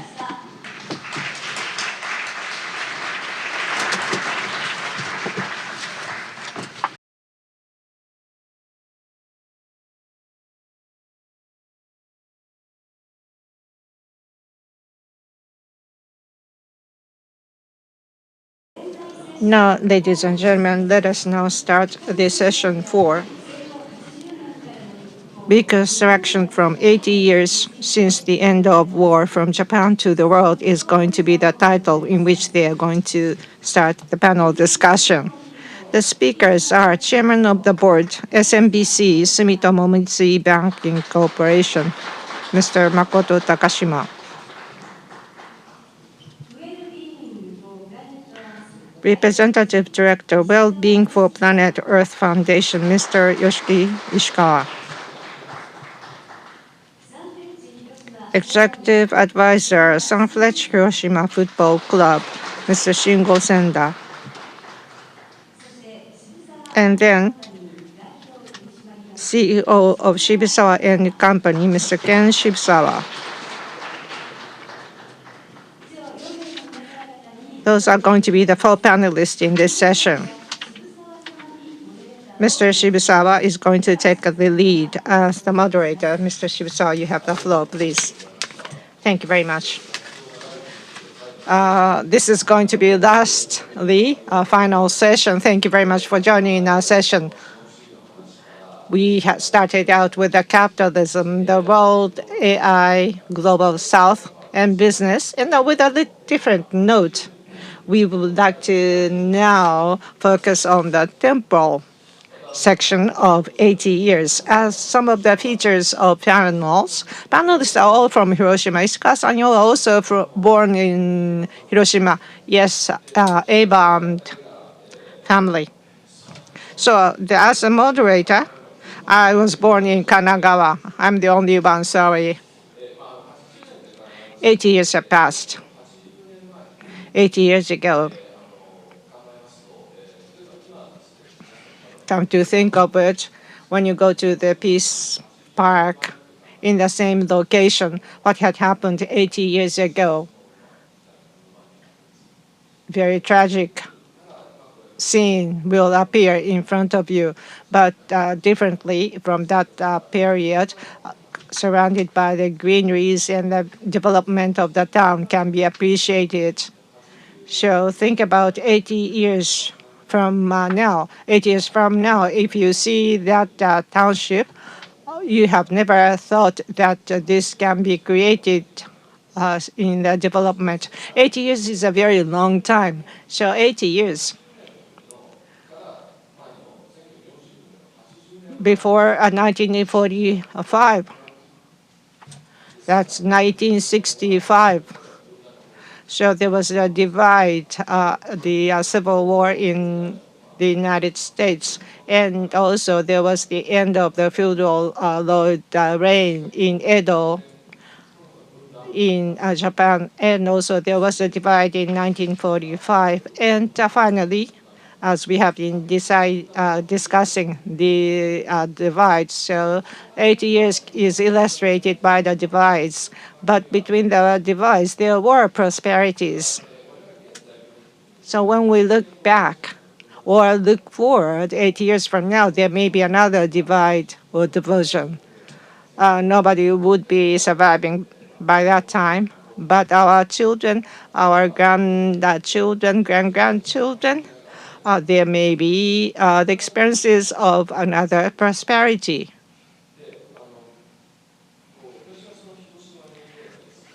I'm not raised here in Hiroshima. I've been here so many times, but you might think you might misunderstand me. But whenever we discuss peace in Hiroshima, we always say we should never repeat the same thing here in Hiroshima.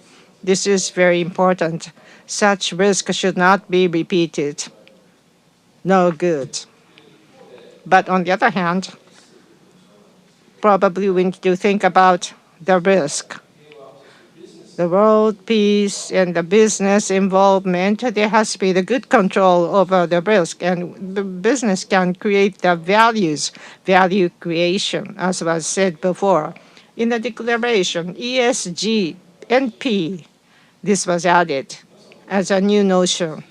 ESG is divided. Some people said we don't need it, it's illegal, because ESG, how this has developed is as followed. Financial assets of the companies can be recognized, but non-financial risk. What about this non-financial risk? We would like to know this, and it is necessary to control the risk, and because of that, there is the disclosure of data. And under the ESG, this was started. What had happened is there was a political risk and there was litigation risk. So now that we took care of one type of risk, there was the backlash of ESG, pushback of ESG. Now peace was added after ESG in Hiroshima. There is a commitment made by Hiroshima to the world, meaning in this coming 80 years, what's needed here is to control the risk is also important, but we have to make a change in the narratives. We need to create the values, and ESGP is necessary for that purpose. In comparison with the past 80 years, and when we think about 80 years forward, what is the value creation we had experiencing, and what is going to be the value creation in the future? That has to be discussed, although we didn't discuss this in the briefing session earlier. So, Mr. Takashima, you have the floor, please. Thank you very much. I am Takashima. I'm with Sumitomo Mitsui Banking Corporation. Mr. Shibusawa started out by giving me a difficult challenge, but if I may introduce myself, in 1958, I was born in Hiroshima. I lived in Hiroshima up until my senior high school years, and I do have many memories, but looking back, the A-bomb experience and the reconstruction after the A-bomb bombing.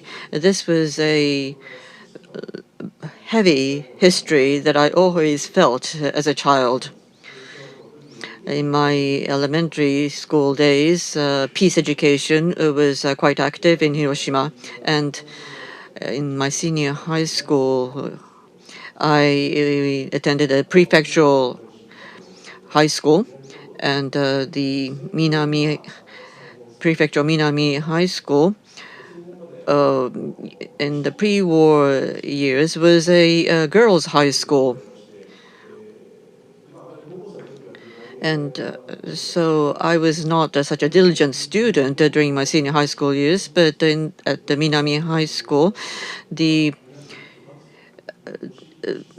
many female students, of course, were not studying. They were trying to support the Japanese military by doing their work, but 277 female students unfortunately died, and 20 teachers also died. Since I was not such a good student in those days, I was not serious enough to think about that properly, but there was a day, Memorial Day, to mourn the students and teachers who died as a result of A-bomb, and it made me recognize how important an incident that had been.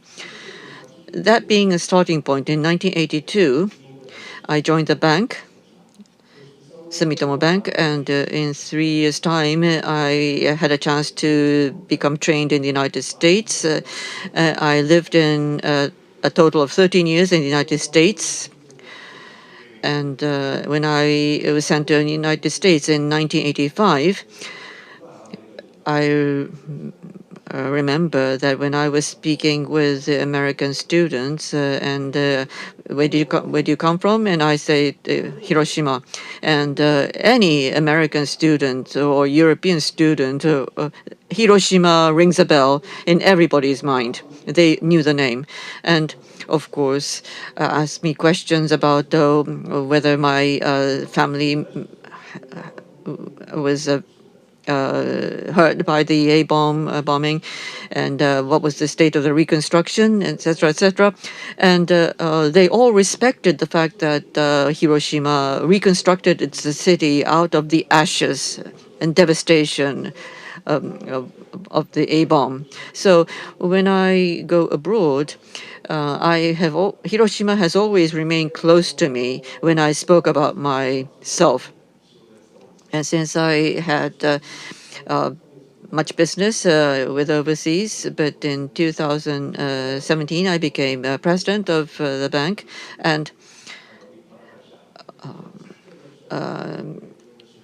I have become more related to Hiroshima personally, and I have come to know the governor in that relationship. And wherever I go, there are many fine companies, but my impression is that the corporate manager and the Hiroshima business, in its deepest sense, has a strong root in Hiroshima, whether it's an automotive company or a power utilities company. Hiroshima always has a very important legacy of its history because of the A-bomb experience or the reconstruction after the war. There is always the historical backbone that I have always identified in the corporate management of the companies. And when I became chairman of the board, I have always tried to give the message as to what we need to do. Thank you.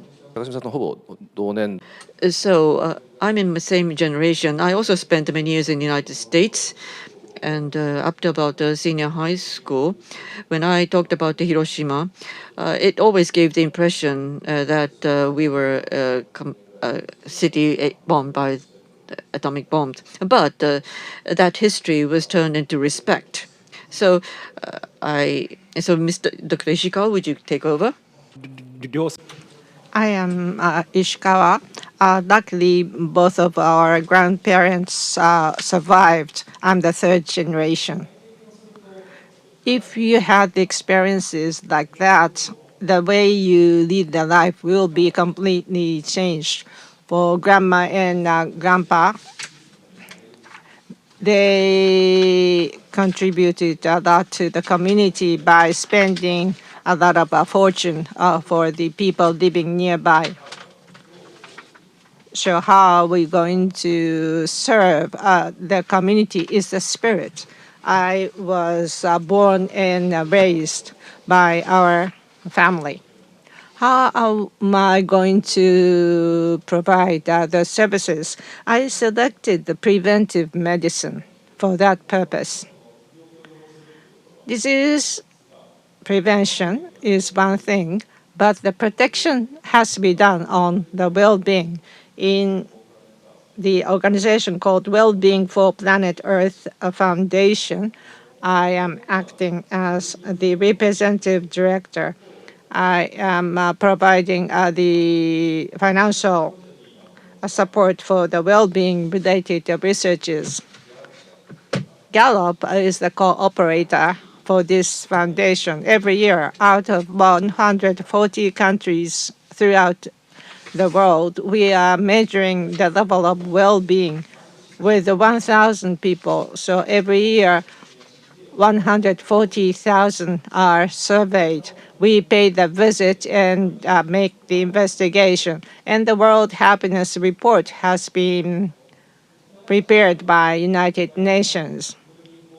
Our name of the organization is Well-Being for Planet Earth, not only the well-being of the humans, sustainability of the planet Earth is needed because that makes us to survive on the planet. And the Earth and the human beings' well-being is important. As Inoue Takashi-san, the co-founder, says, the globe and human beings and the other creatures, those are the things we need to protect the well-being. Thank you very much. Measurement of the well-being is very important. That it is equal to the measurement of the peace. Mr. Sender, thank you very much for waiting. I am executive advisor of Sanfrecce Hiroshima Football Club. For 5 years up till then, I was president of the football club, and we have had in-depth discussion from morning session today. I would like to use this as a self-introduction. As you might recognize, on the north of the A-bomb dome in the Peace Memorial Park, the soccer stadium was built in the middle of the city, and this was the opening game match last year, and it was full. Governor Yuzaki and members of the prefecture have called on me today because perhaps I should be talking about soccer. Soccer, of course, restarted 2 years after the A-bomb, and the school had won the championship, which I would like to talk about later on in greater detail. But the reason why I was called upon to attend today is when we marked 70 years, 10 years ago, we had a Japanese manga titled Reconstruction of Hiroshima.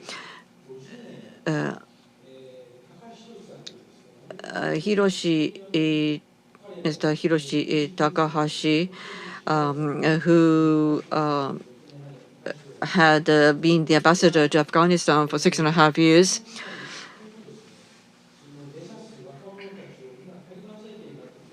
Of course, in Afghanistan, in the Taliban regime, it is not so possible to reconstruct the country so easily. But he wanted to bring the youngsters and young generation from Afghanistan to Hiroshima to have them actually experience the reconstruction after the devastation. And I was asked to come up with some sort of a textbook. And so we asked the Tezuka Production, which produced The Mighty Atom, the Japanese manga, to produce this reconstruction of Hiroshima Japanese manga. And this is a bestseller in the Hiroshima Peace Memorial Museum. And the Arabic version was completed yesterday. So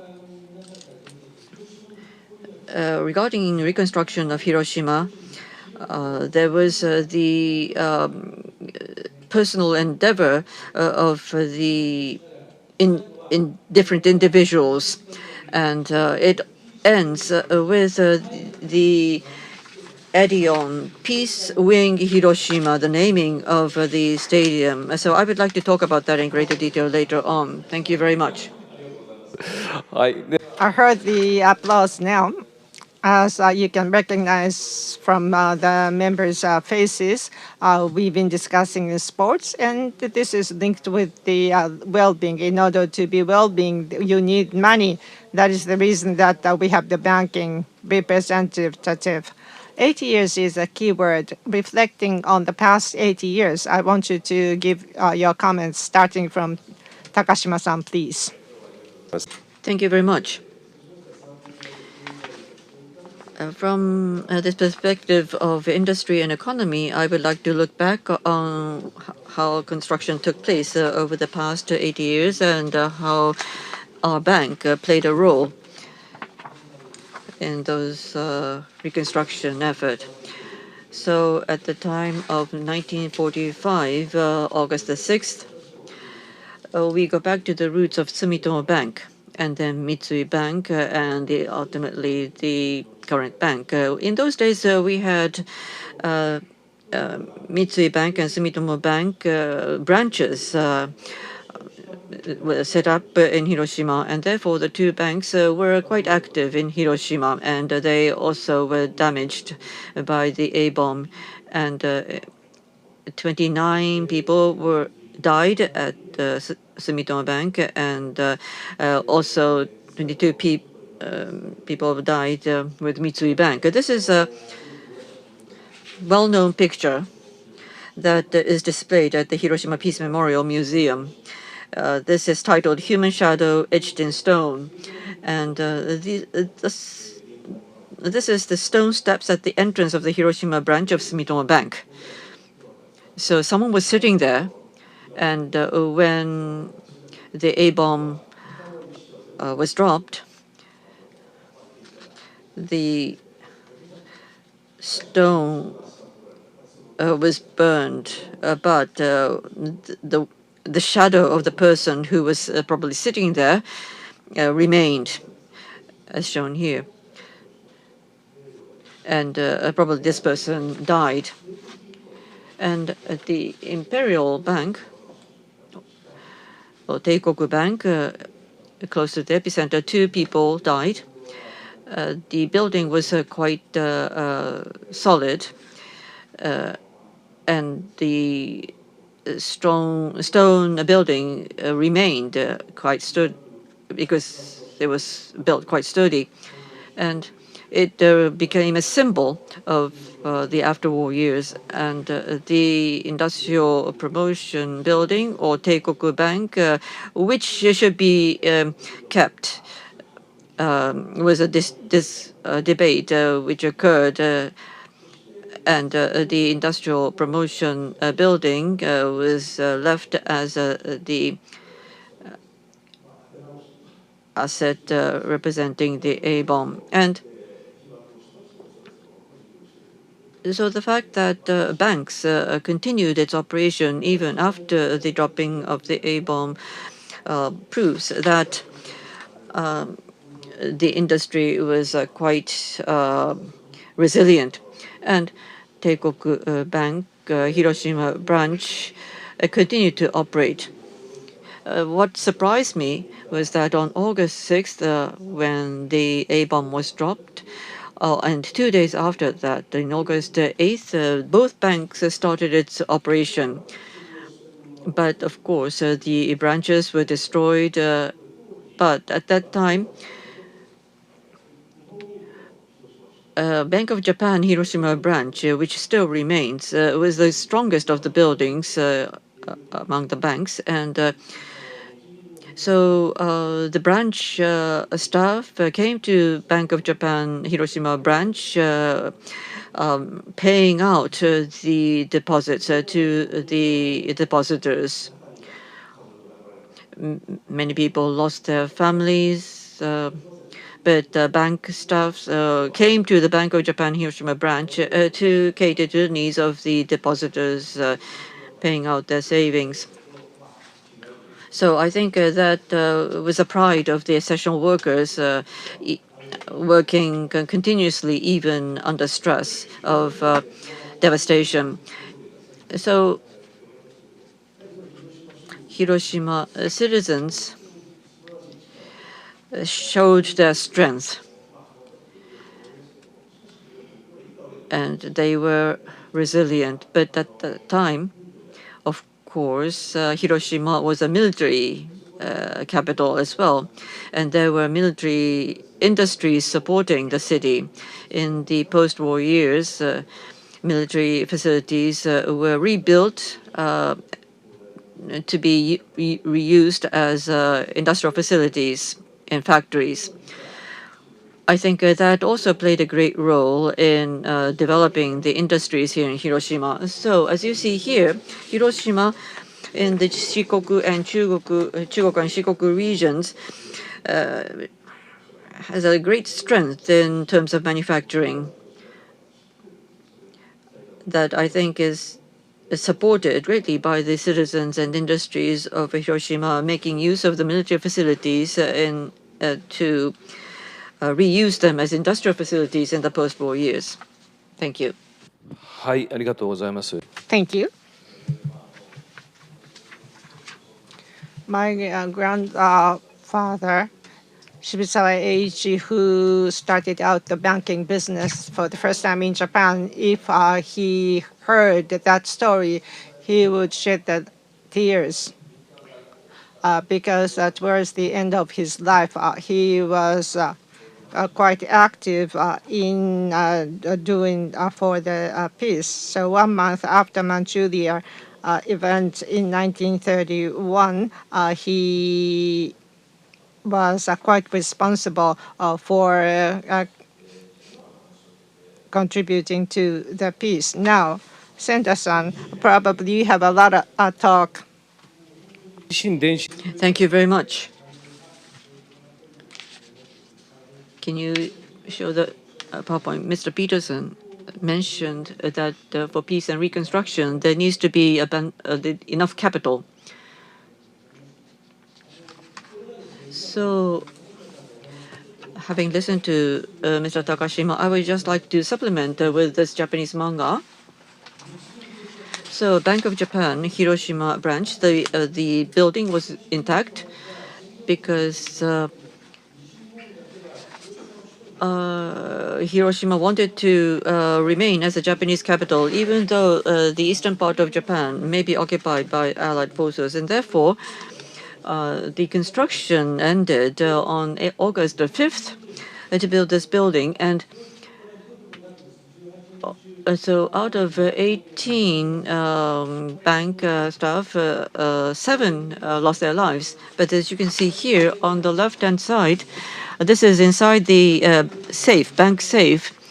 And these are water containers because they having experienced the city bombings in Osaka, they kept these water containers inside the safe so that even if there are bombings, the water would save the banknotes from being burnt. So I Sumitomo, Yasuda, Teikoku, Mitsubishi. These are the names of the banks. And many people were burned. And many victims were heavily burned. They didn't have their bank seals to take out their deposits, but they all did a good job in repaying or paying out the savings to the depositors after confirming the identity one by one. And Daiichi Life also started payment of the insurance quickly after the A-bomb as well. And the bank general manager, the Daiichi Life branch manager actually was on a business trip and was out of Hiroshima, and therefore he didn't lose his life, but he lost his family. But still, he did his job in paying out the insurance. This is Mr. Agawa, the novelist. If I may just talk a little bit about our business. As for our football club, this is the sales of the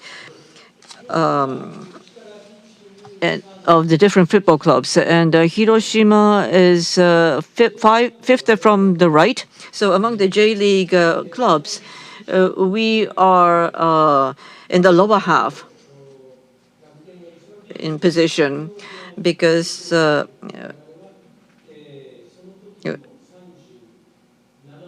but still, we have posted a large amount of sales, even though in scale we might be located in the lower half. I said that Hiroshima has reconstructed itself so successfully, and it was miraculous. But still, during the COVID pandemic, J-League football clubs had a very difficult time surviving. But even then, we said to ourselves, the whole J-League football club in 2020, the 100 billion yen market, or 130 billion, 100 billion yen market was reduced during the COVID pandemic to 100 billion yen. Now we rely very much on the advertisement budget, but when we calculated all the new sponsors and for the 58 clubs, a total of 200 million yen was the advertisement budget that we could get. But Hiroshima had a very big chunk of that. So I think it was a miraculous reconstruction indeed. This is in the post-war years at the Edajima Naval Academy. They continue to play soccer, and 2 years after the A-bomb bombing, the football club of the senior high school won the championship.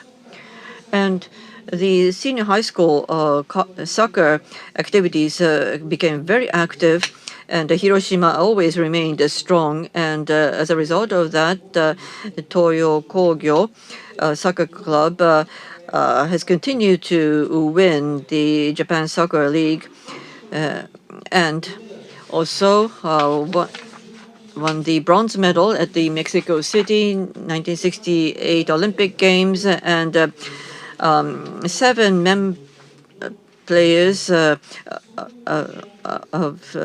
of the national team were from Hiroshima. And of course, we can talk about the resilience and the quantum leap that led to the miraculous strength of the soccer players in Hiroshima. Thank you. When it comes to soccer, you know the waves by the spectators.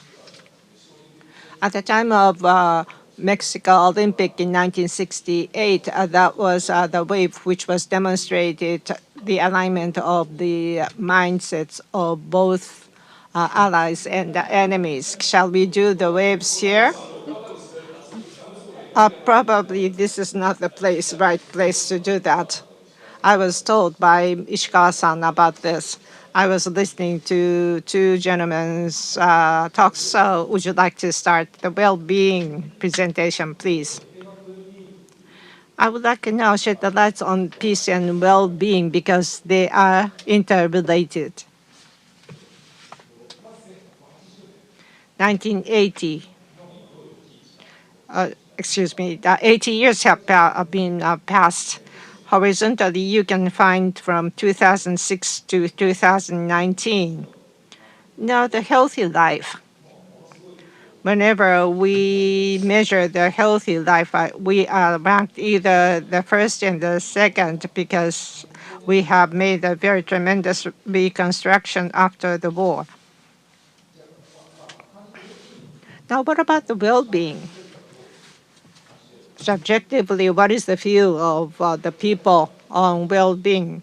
Together with Galaxia, we are plotting this. What is the level of satisfaction day to day? It was 27th in 2006, and it has downgraded to 61st ranking in 2019. What's not good about this is what is the future well-being in 5 years now? What is your life?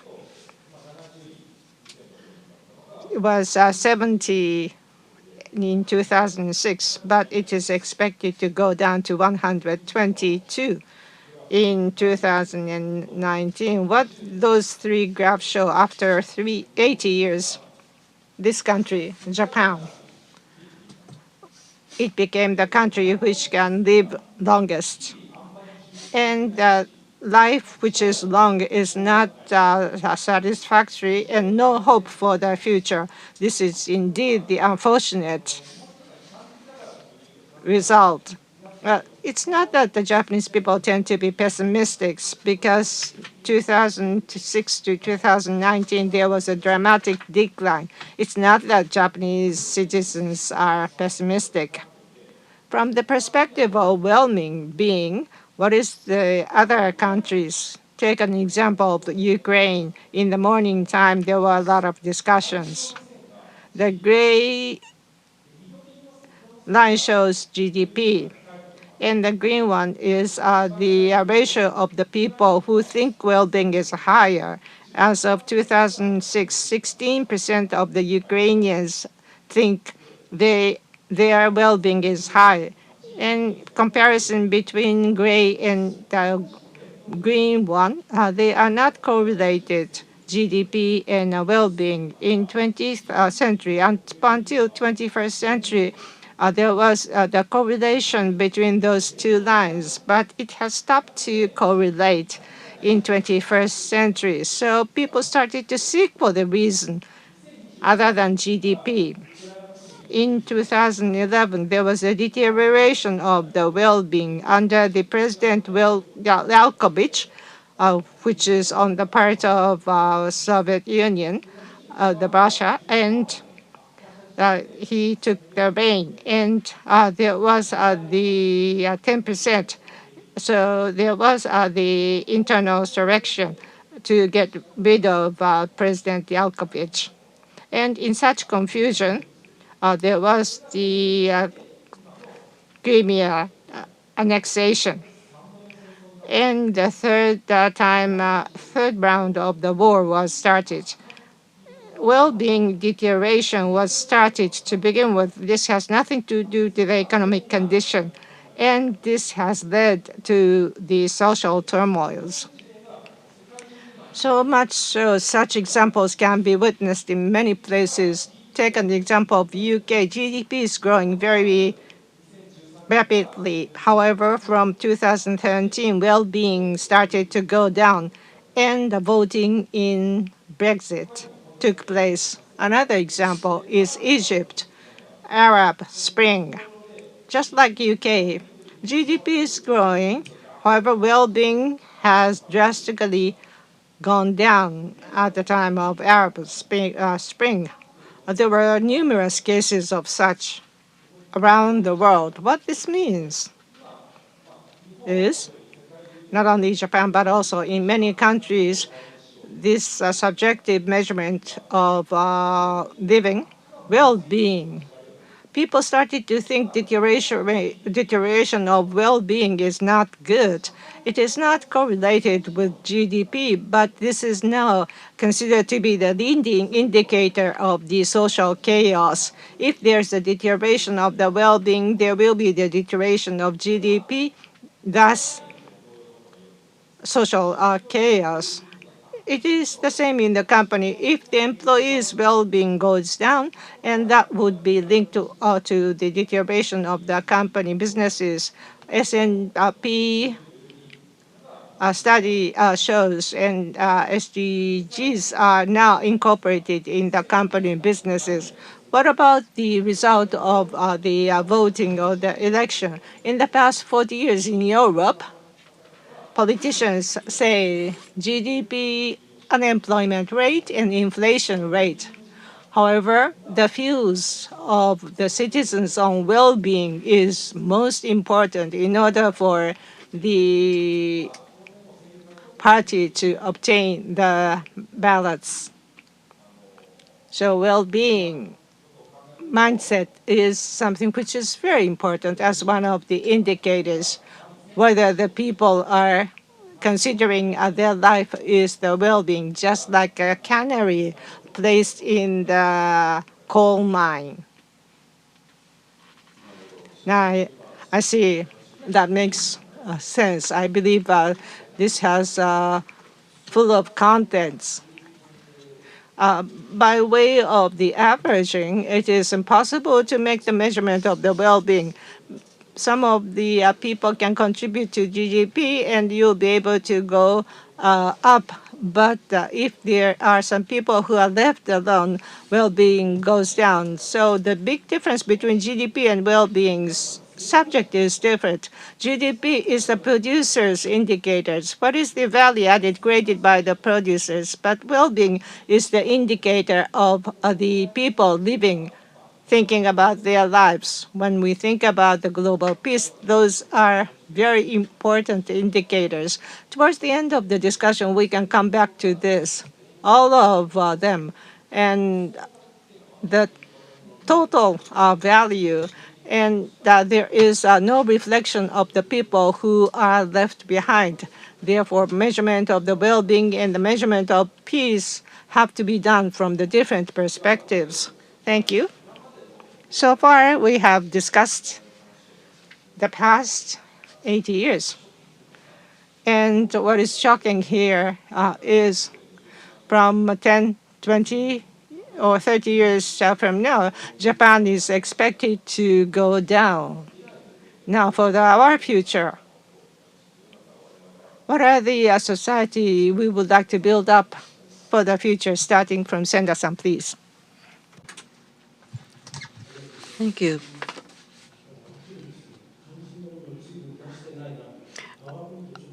Can we go back to the PowerPoint once again? I have skipped things. I'm sorry, I provided too many slides.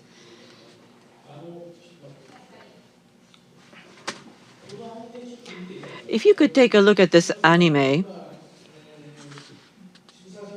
Mr. Shibus, I don't know whether this answers Mr. Shibusa's question or not, but we want the children to understand the power of Hiroshima as it engaged in Reconstruction. So this is 7.5 minutes, so has been reduced to 2 minutes or so. In Shudo Junior High School, while they were working on some school activities, many students died, and the boy called Shimomura, after the war, worked diligently in his soccer activities and became a leader in soccer. So it shows an anime. I'm sorry, there is no translation of this into English. ピカから4年、日本中の誰もが広島は終わったと思うとる。優勝して全国の奴らに広島は死んじゃおらんいうのを見せるんじゃ。その夢をあいつらは背負ってくれとるんじゃ。わしら広島県民の夢を背負って全国に挑もうとしとる奴らを応援せんでどうするんだ。そうですの。広島の復活を全国に示すために。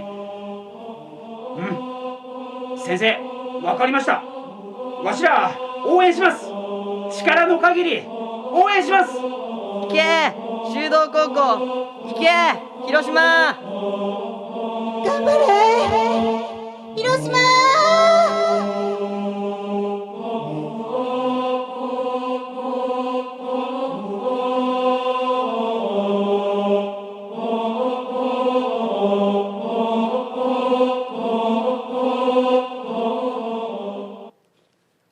私たちはですね、今 This is the view of Hiroshima City. At the center, there is a beautiful white roof. This is the Edion Hiroshima Peace Wing Stadium. And Hiroshima Prefecture and the Hiroshima City, many parties donated to build the stadium. This is 2.5 hours prior to the opening of the game. And it is located close to these apartment buildings and the condominium. And it shows that there was a constraint in locating this stadium. And yet, the original place looked like this. Many people, homes and the shanties were burned by the fire. And this was a place where the current stadium was built. And so there were high-rise apartment buildings built to house these people who lost their homes, and we received many donations. But this is a Peace Memorial Park, and the A-bomb dome is located in the vicinity. And Kenzo Tange, the architect who won the competition to design this Peace Memorial Park, realized that there was a need to create the stadium, and he decided to resemble the stadium to his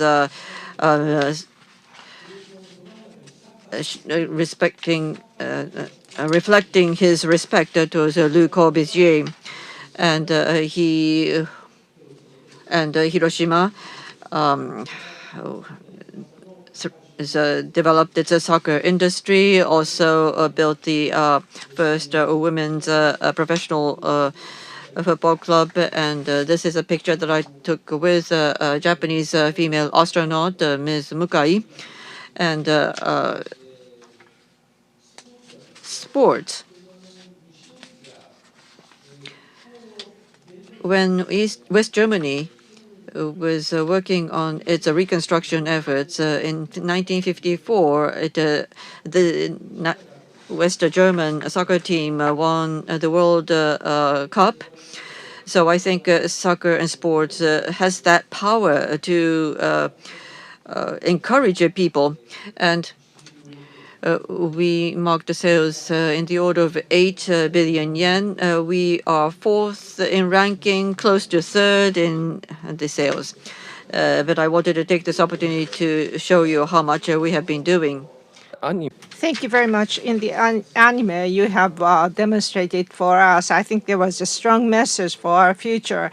In other words, on your shoulder, the dreams are born, because we ourselves have to take the lead to keep this dream on our shoulders. It's not that we can depend on the other people. As I was listening to Professor Gabriel, ethical capitalism. Why ethics? Because there have to be we, and we are the ones who have to act upon. When we think about the future, finances and capitalism, we are able to using this to link with the future. Takashima-san, please. Thank you very much. This is quite a difficult topic to address, as a matter of fact. I was trying to talk about some details, but perhaps I could talk on a similar note. This is a slide that I have prepared to discuss what sort of business Hiroshima should be focusing on in the future. And I think these are the key words.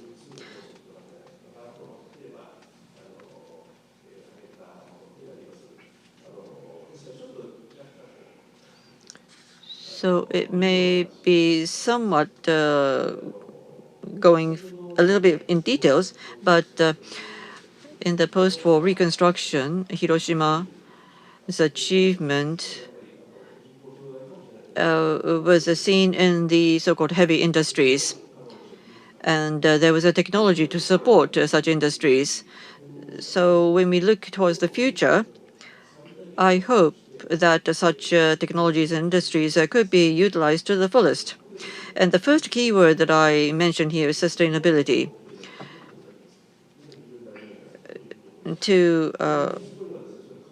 There needs to be technology supporting those industries, and green transformation, of course, the GX is the abbreviation for that we talk about more frequently. And I think we can do a lot in Hiroshima on that point. Mazda is working together with Hiroshima University to develop the biofuels, as an example. You might know about that. And Tube Electric is working on Coolgen in Osaki. So it is the IGCC project, adding biomass to that. So there is a vision and the technology to support the vision. And we would try to finance that as needed. And that direction, I think, is required in the future as well. And Hiroshima could lead such initiatives. Second is the wide area collaboration or regional collaboration. There is accumulation of industries in the Chugoku and Shikoku regions. And therefore, Hiroshima could serve as a leader to work together with the global world to spur the collaboration further. As we head towards 2040, we are working under certain goals, and towards 2040, we make the point that wide area collaboration or regional collaboration should be promoted in order to make sure that under the low birth rate society, we can develop certain industries and also develop further, even with less population. And in this Setouchi area, I believe prefectures have different characteristics. But creating something new under wide area collaboration will become more important. Perhaps they will be looking towards Asia, towards the United States. But in any case, to tackle the challenges together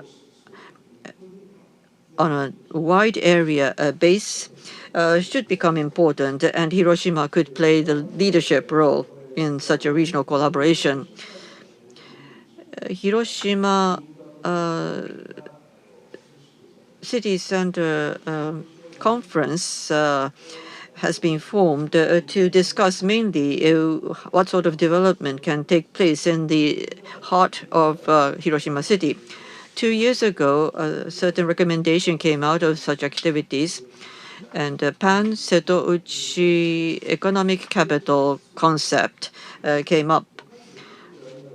And what is important is that the Hiroshima Prefecture, Hiroshima City, should play the role there in order to support such concepts, but the private sector should lead such initiatives.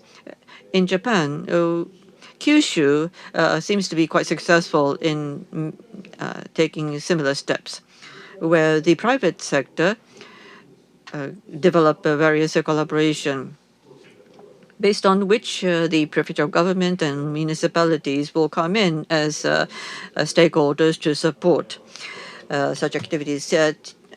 TSMC is an example of what they're doing in Kyushu. So this is a link with the rest of the world. And I think it is also possible to see that sort of a development here in Hiroshima and in the Pan-Setouchi area as well. And we need a human capital in order to pursue such efforts. As you might know, Hiroshima Prefecture has set up H. Gakuen School, where all the courses are taught in English. There is a university affiliated to that. There is a global mind that is being promoted among the students. So if that could be spread on a wider area basis, I think it would be conducive in developing the regional collaboration, which could be linked globally. And I think that is something that could be taken as we mark the 80 years. So you talk about wide area and Setouchi.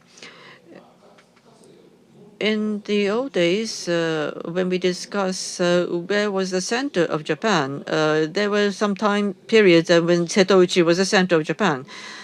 So this event, as well as the Setouchi Arts Festival,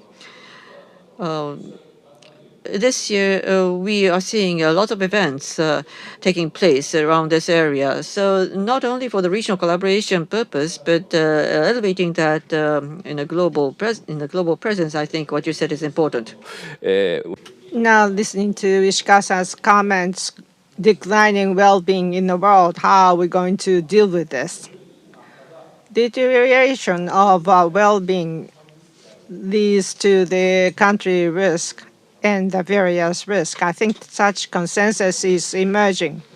With this, as our awareness, if we are going to look at the international society and industries pessimistically, what are the indicators and what are the values we have set in each ages with the world crisis and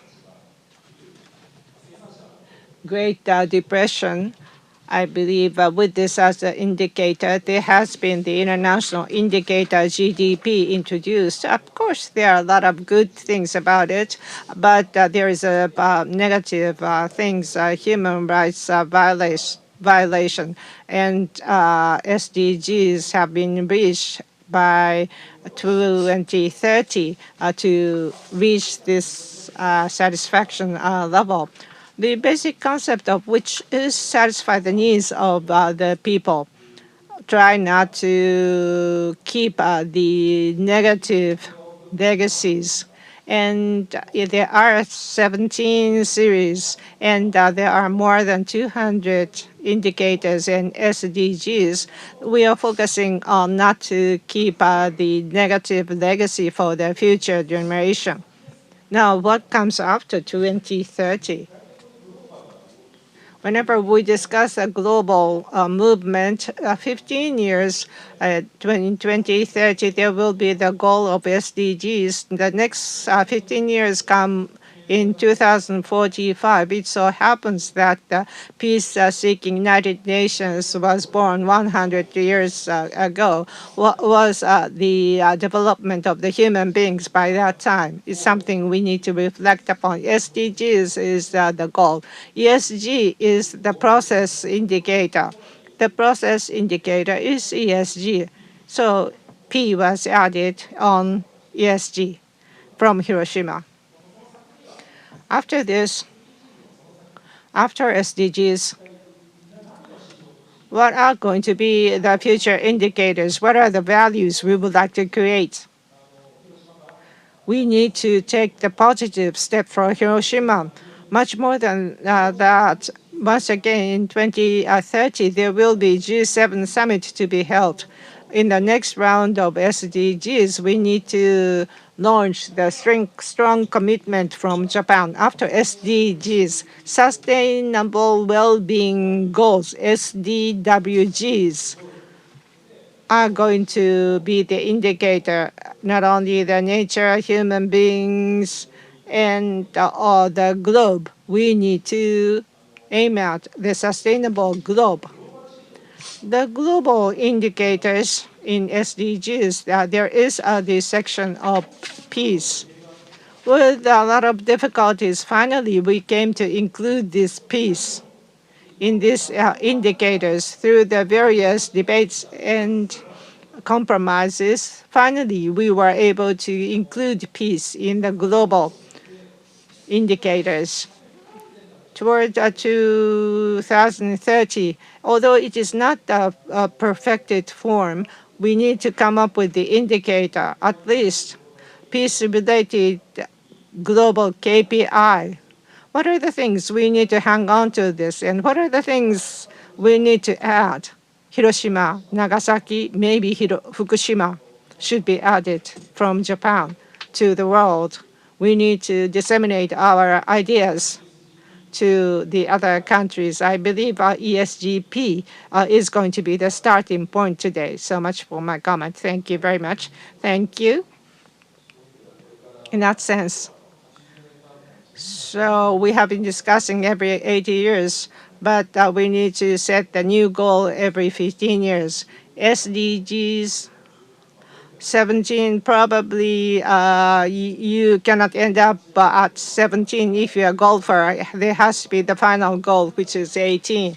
So 17 shows peace. So that can be also replaced by partnership.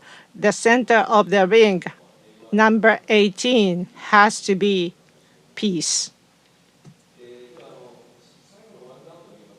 So in the last one word, with this buzzword, let's come back to the important narrative on peace.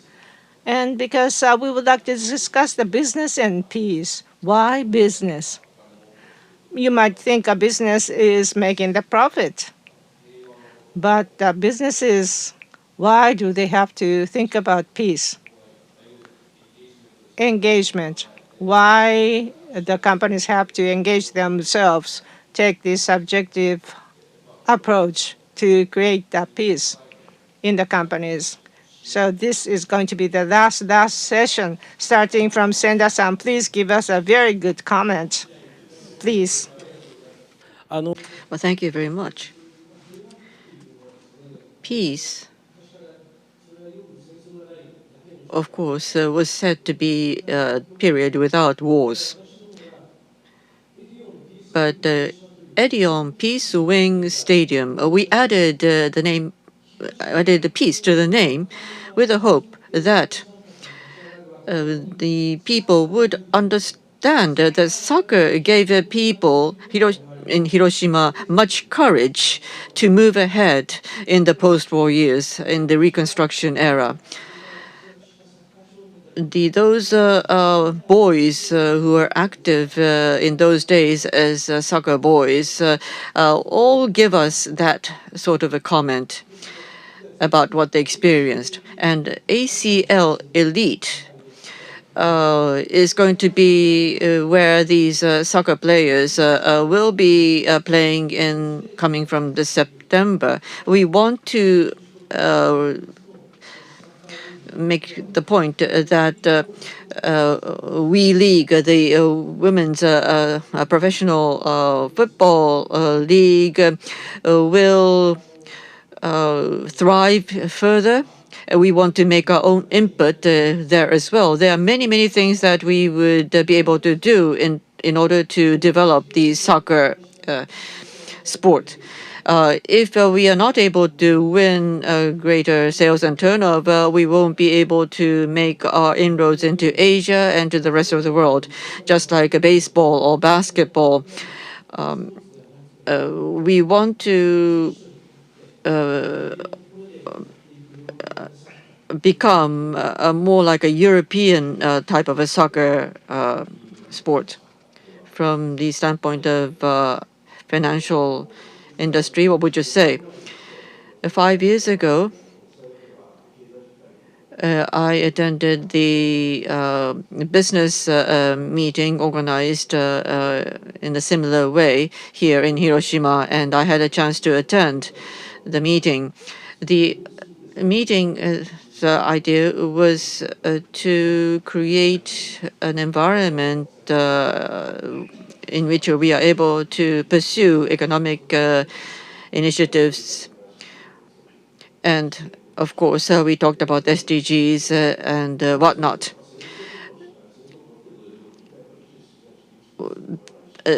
Business risks are not taken when wars and conflicts are seen in the world, and therefore the uncertainties we thought. Of course, in terms of a business, there is always a risk taking, but when things are uncertain, not many businesses take risk. So there are a great deal of uncertainties in the world today, which is reducing actions and investment in the business world. So we want to see a world without those risks, which can become which is able to contribute to the well-being of a greater number of people.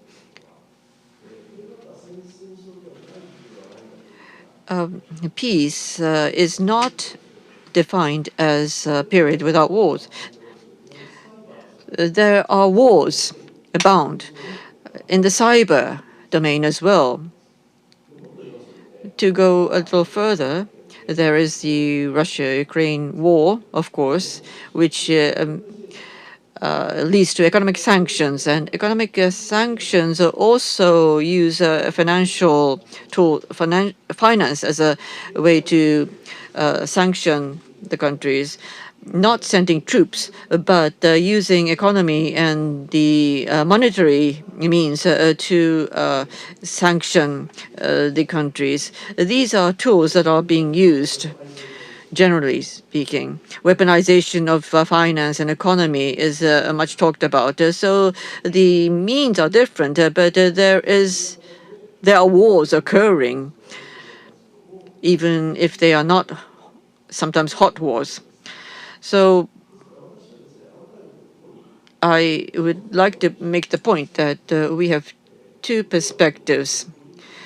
We are already in the state of combat. So how do we bring back peace? Tariff is now being weaponized, unfortunately, for political reasons, which is unfortunate. I think we are backing from peace, but the question is how to go back to a peaceful environment. We need to seriously think about how we do that. Thank you. Thank you. Ishikawa-san, you are not a businessman, but from the perspective of well-being, can you comment on business and peace? When it comes to business and peace, this is my personal experience. Preventive medicine researcher. When I was in my 20s, I was moving from one place to the other to have the health class in Ueda town in Nagano Prefecture, and there was the classes of preventive medicine, especially for the elderly people. I said not much salt content in your food, not you need to have the chat. And all the man sitting in the first row, he was angry and mad and looking at me after the class. I said, "Do you have any questions?" And he raised his hand. You are so complacent. You said for the fitness and for the healthy salt intake and the connection, you are so complacent because you are living in the peaceful environment. Don't think about the importance of peace. Don't forget about it. I was very much ashamed. I was the third generation of A bombing. I have never forgotten, I thought, the importance of peace. But sometimes people tend to forget the very, very important thing. And something different is attracting your mind in the area of businesses. Because there's a peace, we are able to do the business. We should never forget about the importance of peace. Because of that, ESGP is very critical. With this, not only in Japan, but also in the different places in the world. So probably whenever we talk about the board meeting, you started out with the result of the performance. Don't ask that question first. You have to ask, what is our P today? It's not that starting from the financial accounting numbers. Please start the confirmation with P. And because we are in peace, we are able to do things and businesses. That is how I felt strongly today. Thank you very much in the board meeting. Have you come across with the peace talk? I have never come across with such experiences myself. Thank you very much for your wonderful, powerful closing. And honestly, I had some concern. In economic center, there was the long-term economic and business forecast sent. Out of the total population, 20% will be the inbound inhabitants. And whether it is the survey by Kate Allen, this has already reached 10% level. We say it is peace. It's not the peace only for Japanese, but also for the world. And what about the immigration policy, immigrants policy? We are not using this as a phrase necessary, but this is a reality. Unless we execute the immigration policy, we will continue to have a lot of people to live in Japan. What's important here is what are the things you always cherish in your mind? This is not the original buzzword of mine. My wife taught me so. So in the other countries, freedom, liberty, that's the buzzword for them. In Japan, in one word, how do you express yourself? What are the phrases you cherish? And how are you going to welcome the foreign overseas people? If you say some phrase, I was scolded by my wife. Probably the word phrase is wa. There is the harmony, and we try to cherish and respect harmony amongst the Japanese people. And if we can expand such scope of harmony in the circular manner, not only for us, but also for your grandchildren, we would be able to expand the scope of harmony. ESGP from Hiroshima people would ask what in the world the ESGP is. That's the harmony, wa. And from Hiroshima to the world, we hope we will be able to have the connection of wa or harmony. not only the panelists, but also the audience here in this meeting. We hope we will take the initiative to create the peace by creating the harmony amongst us. I think it is exactly time for us to end our panel session. Thank you very much for your input. Thank you very much for having joined with us for a long time for a whole day today.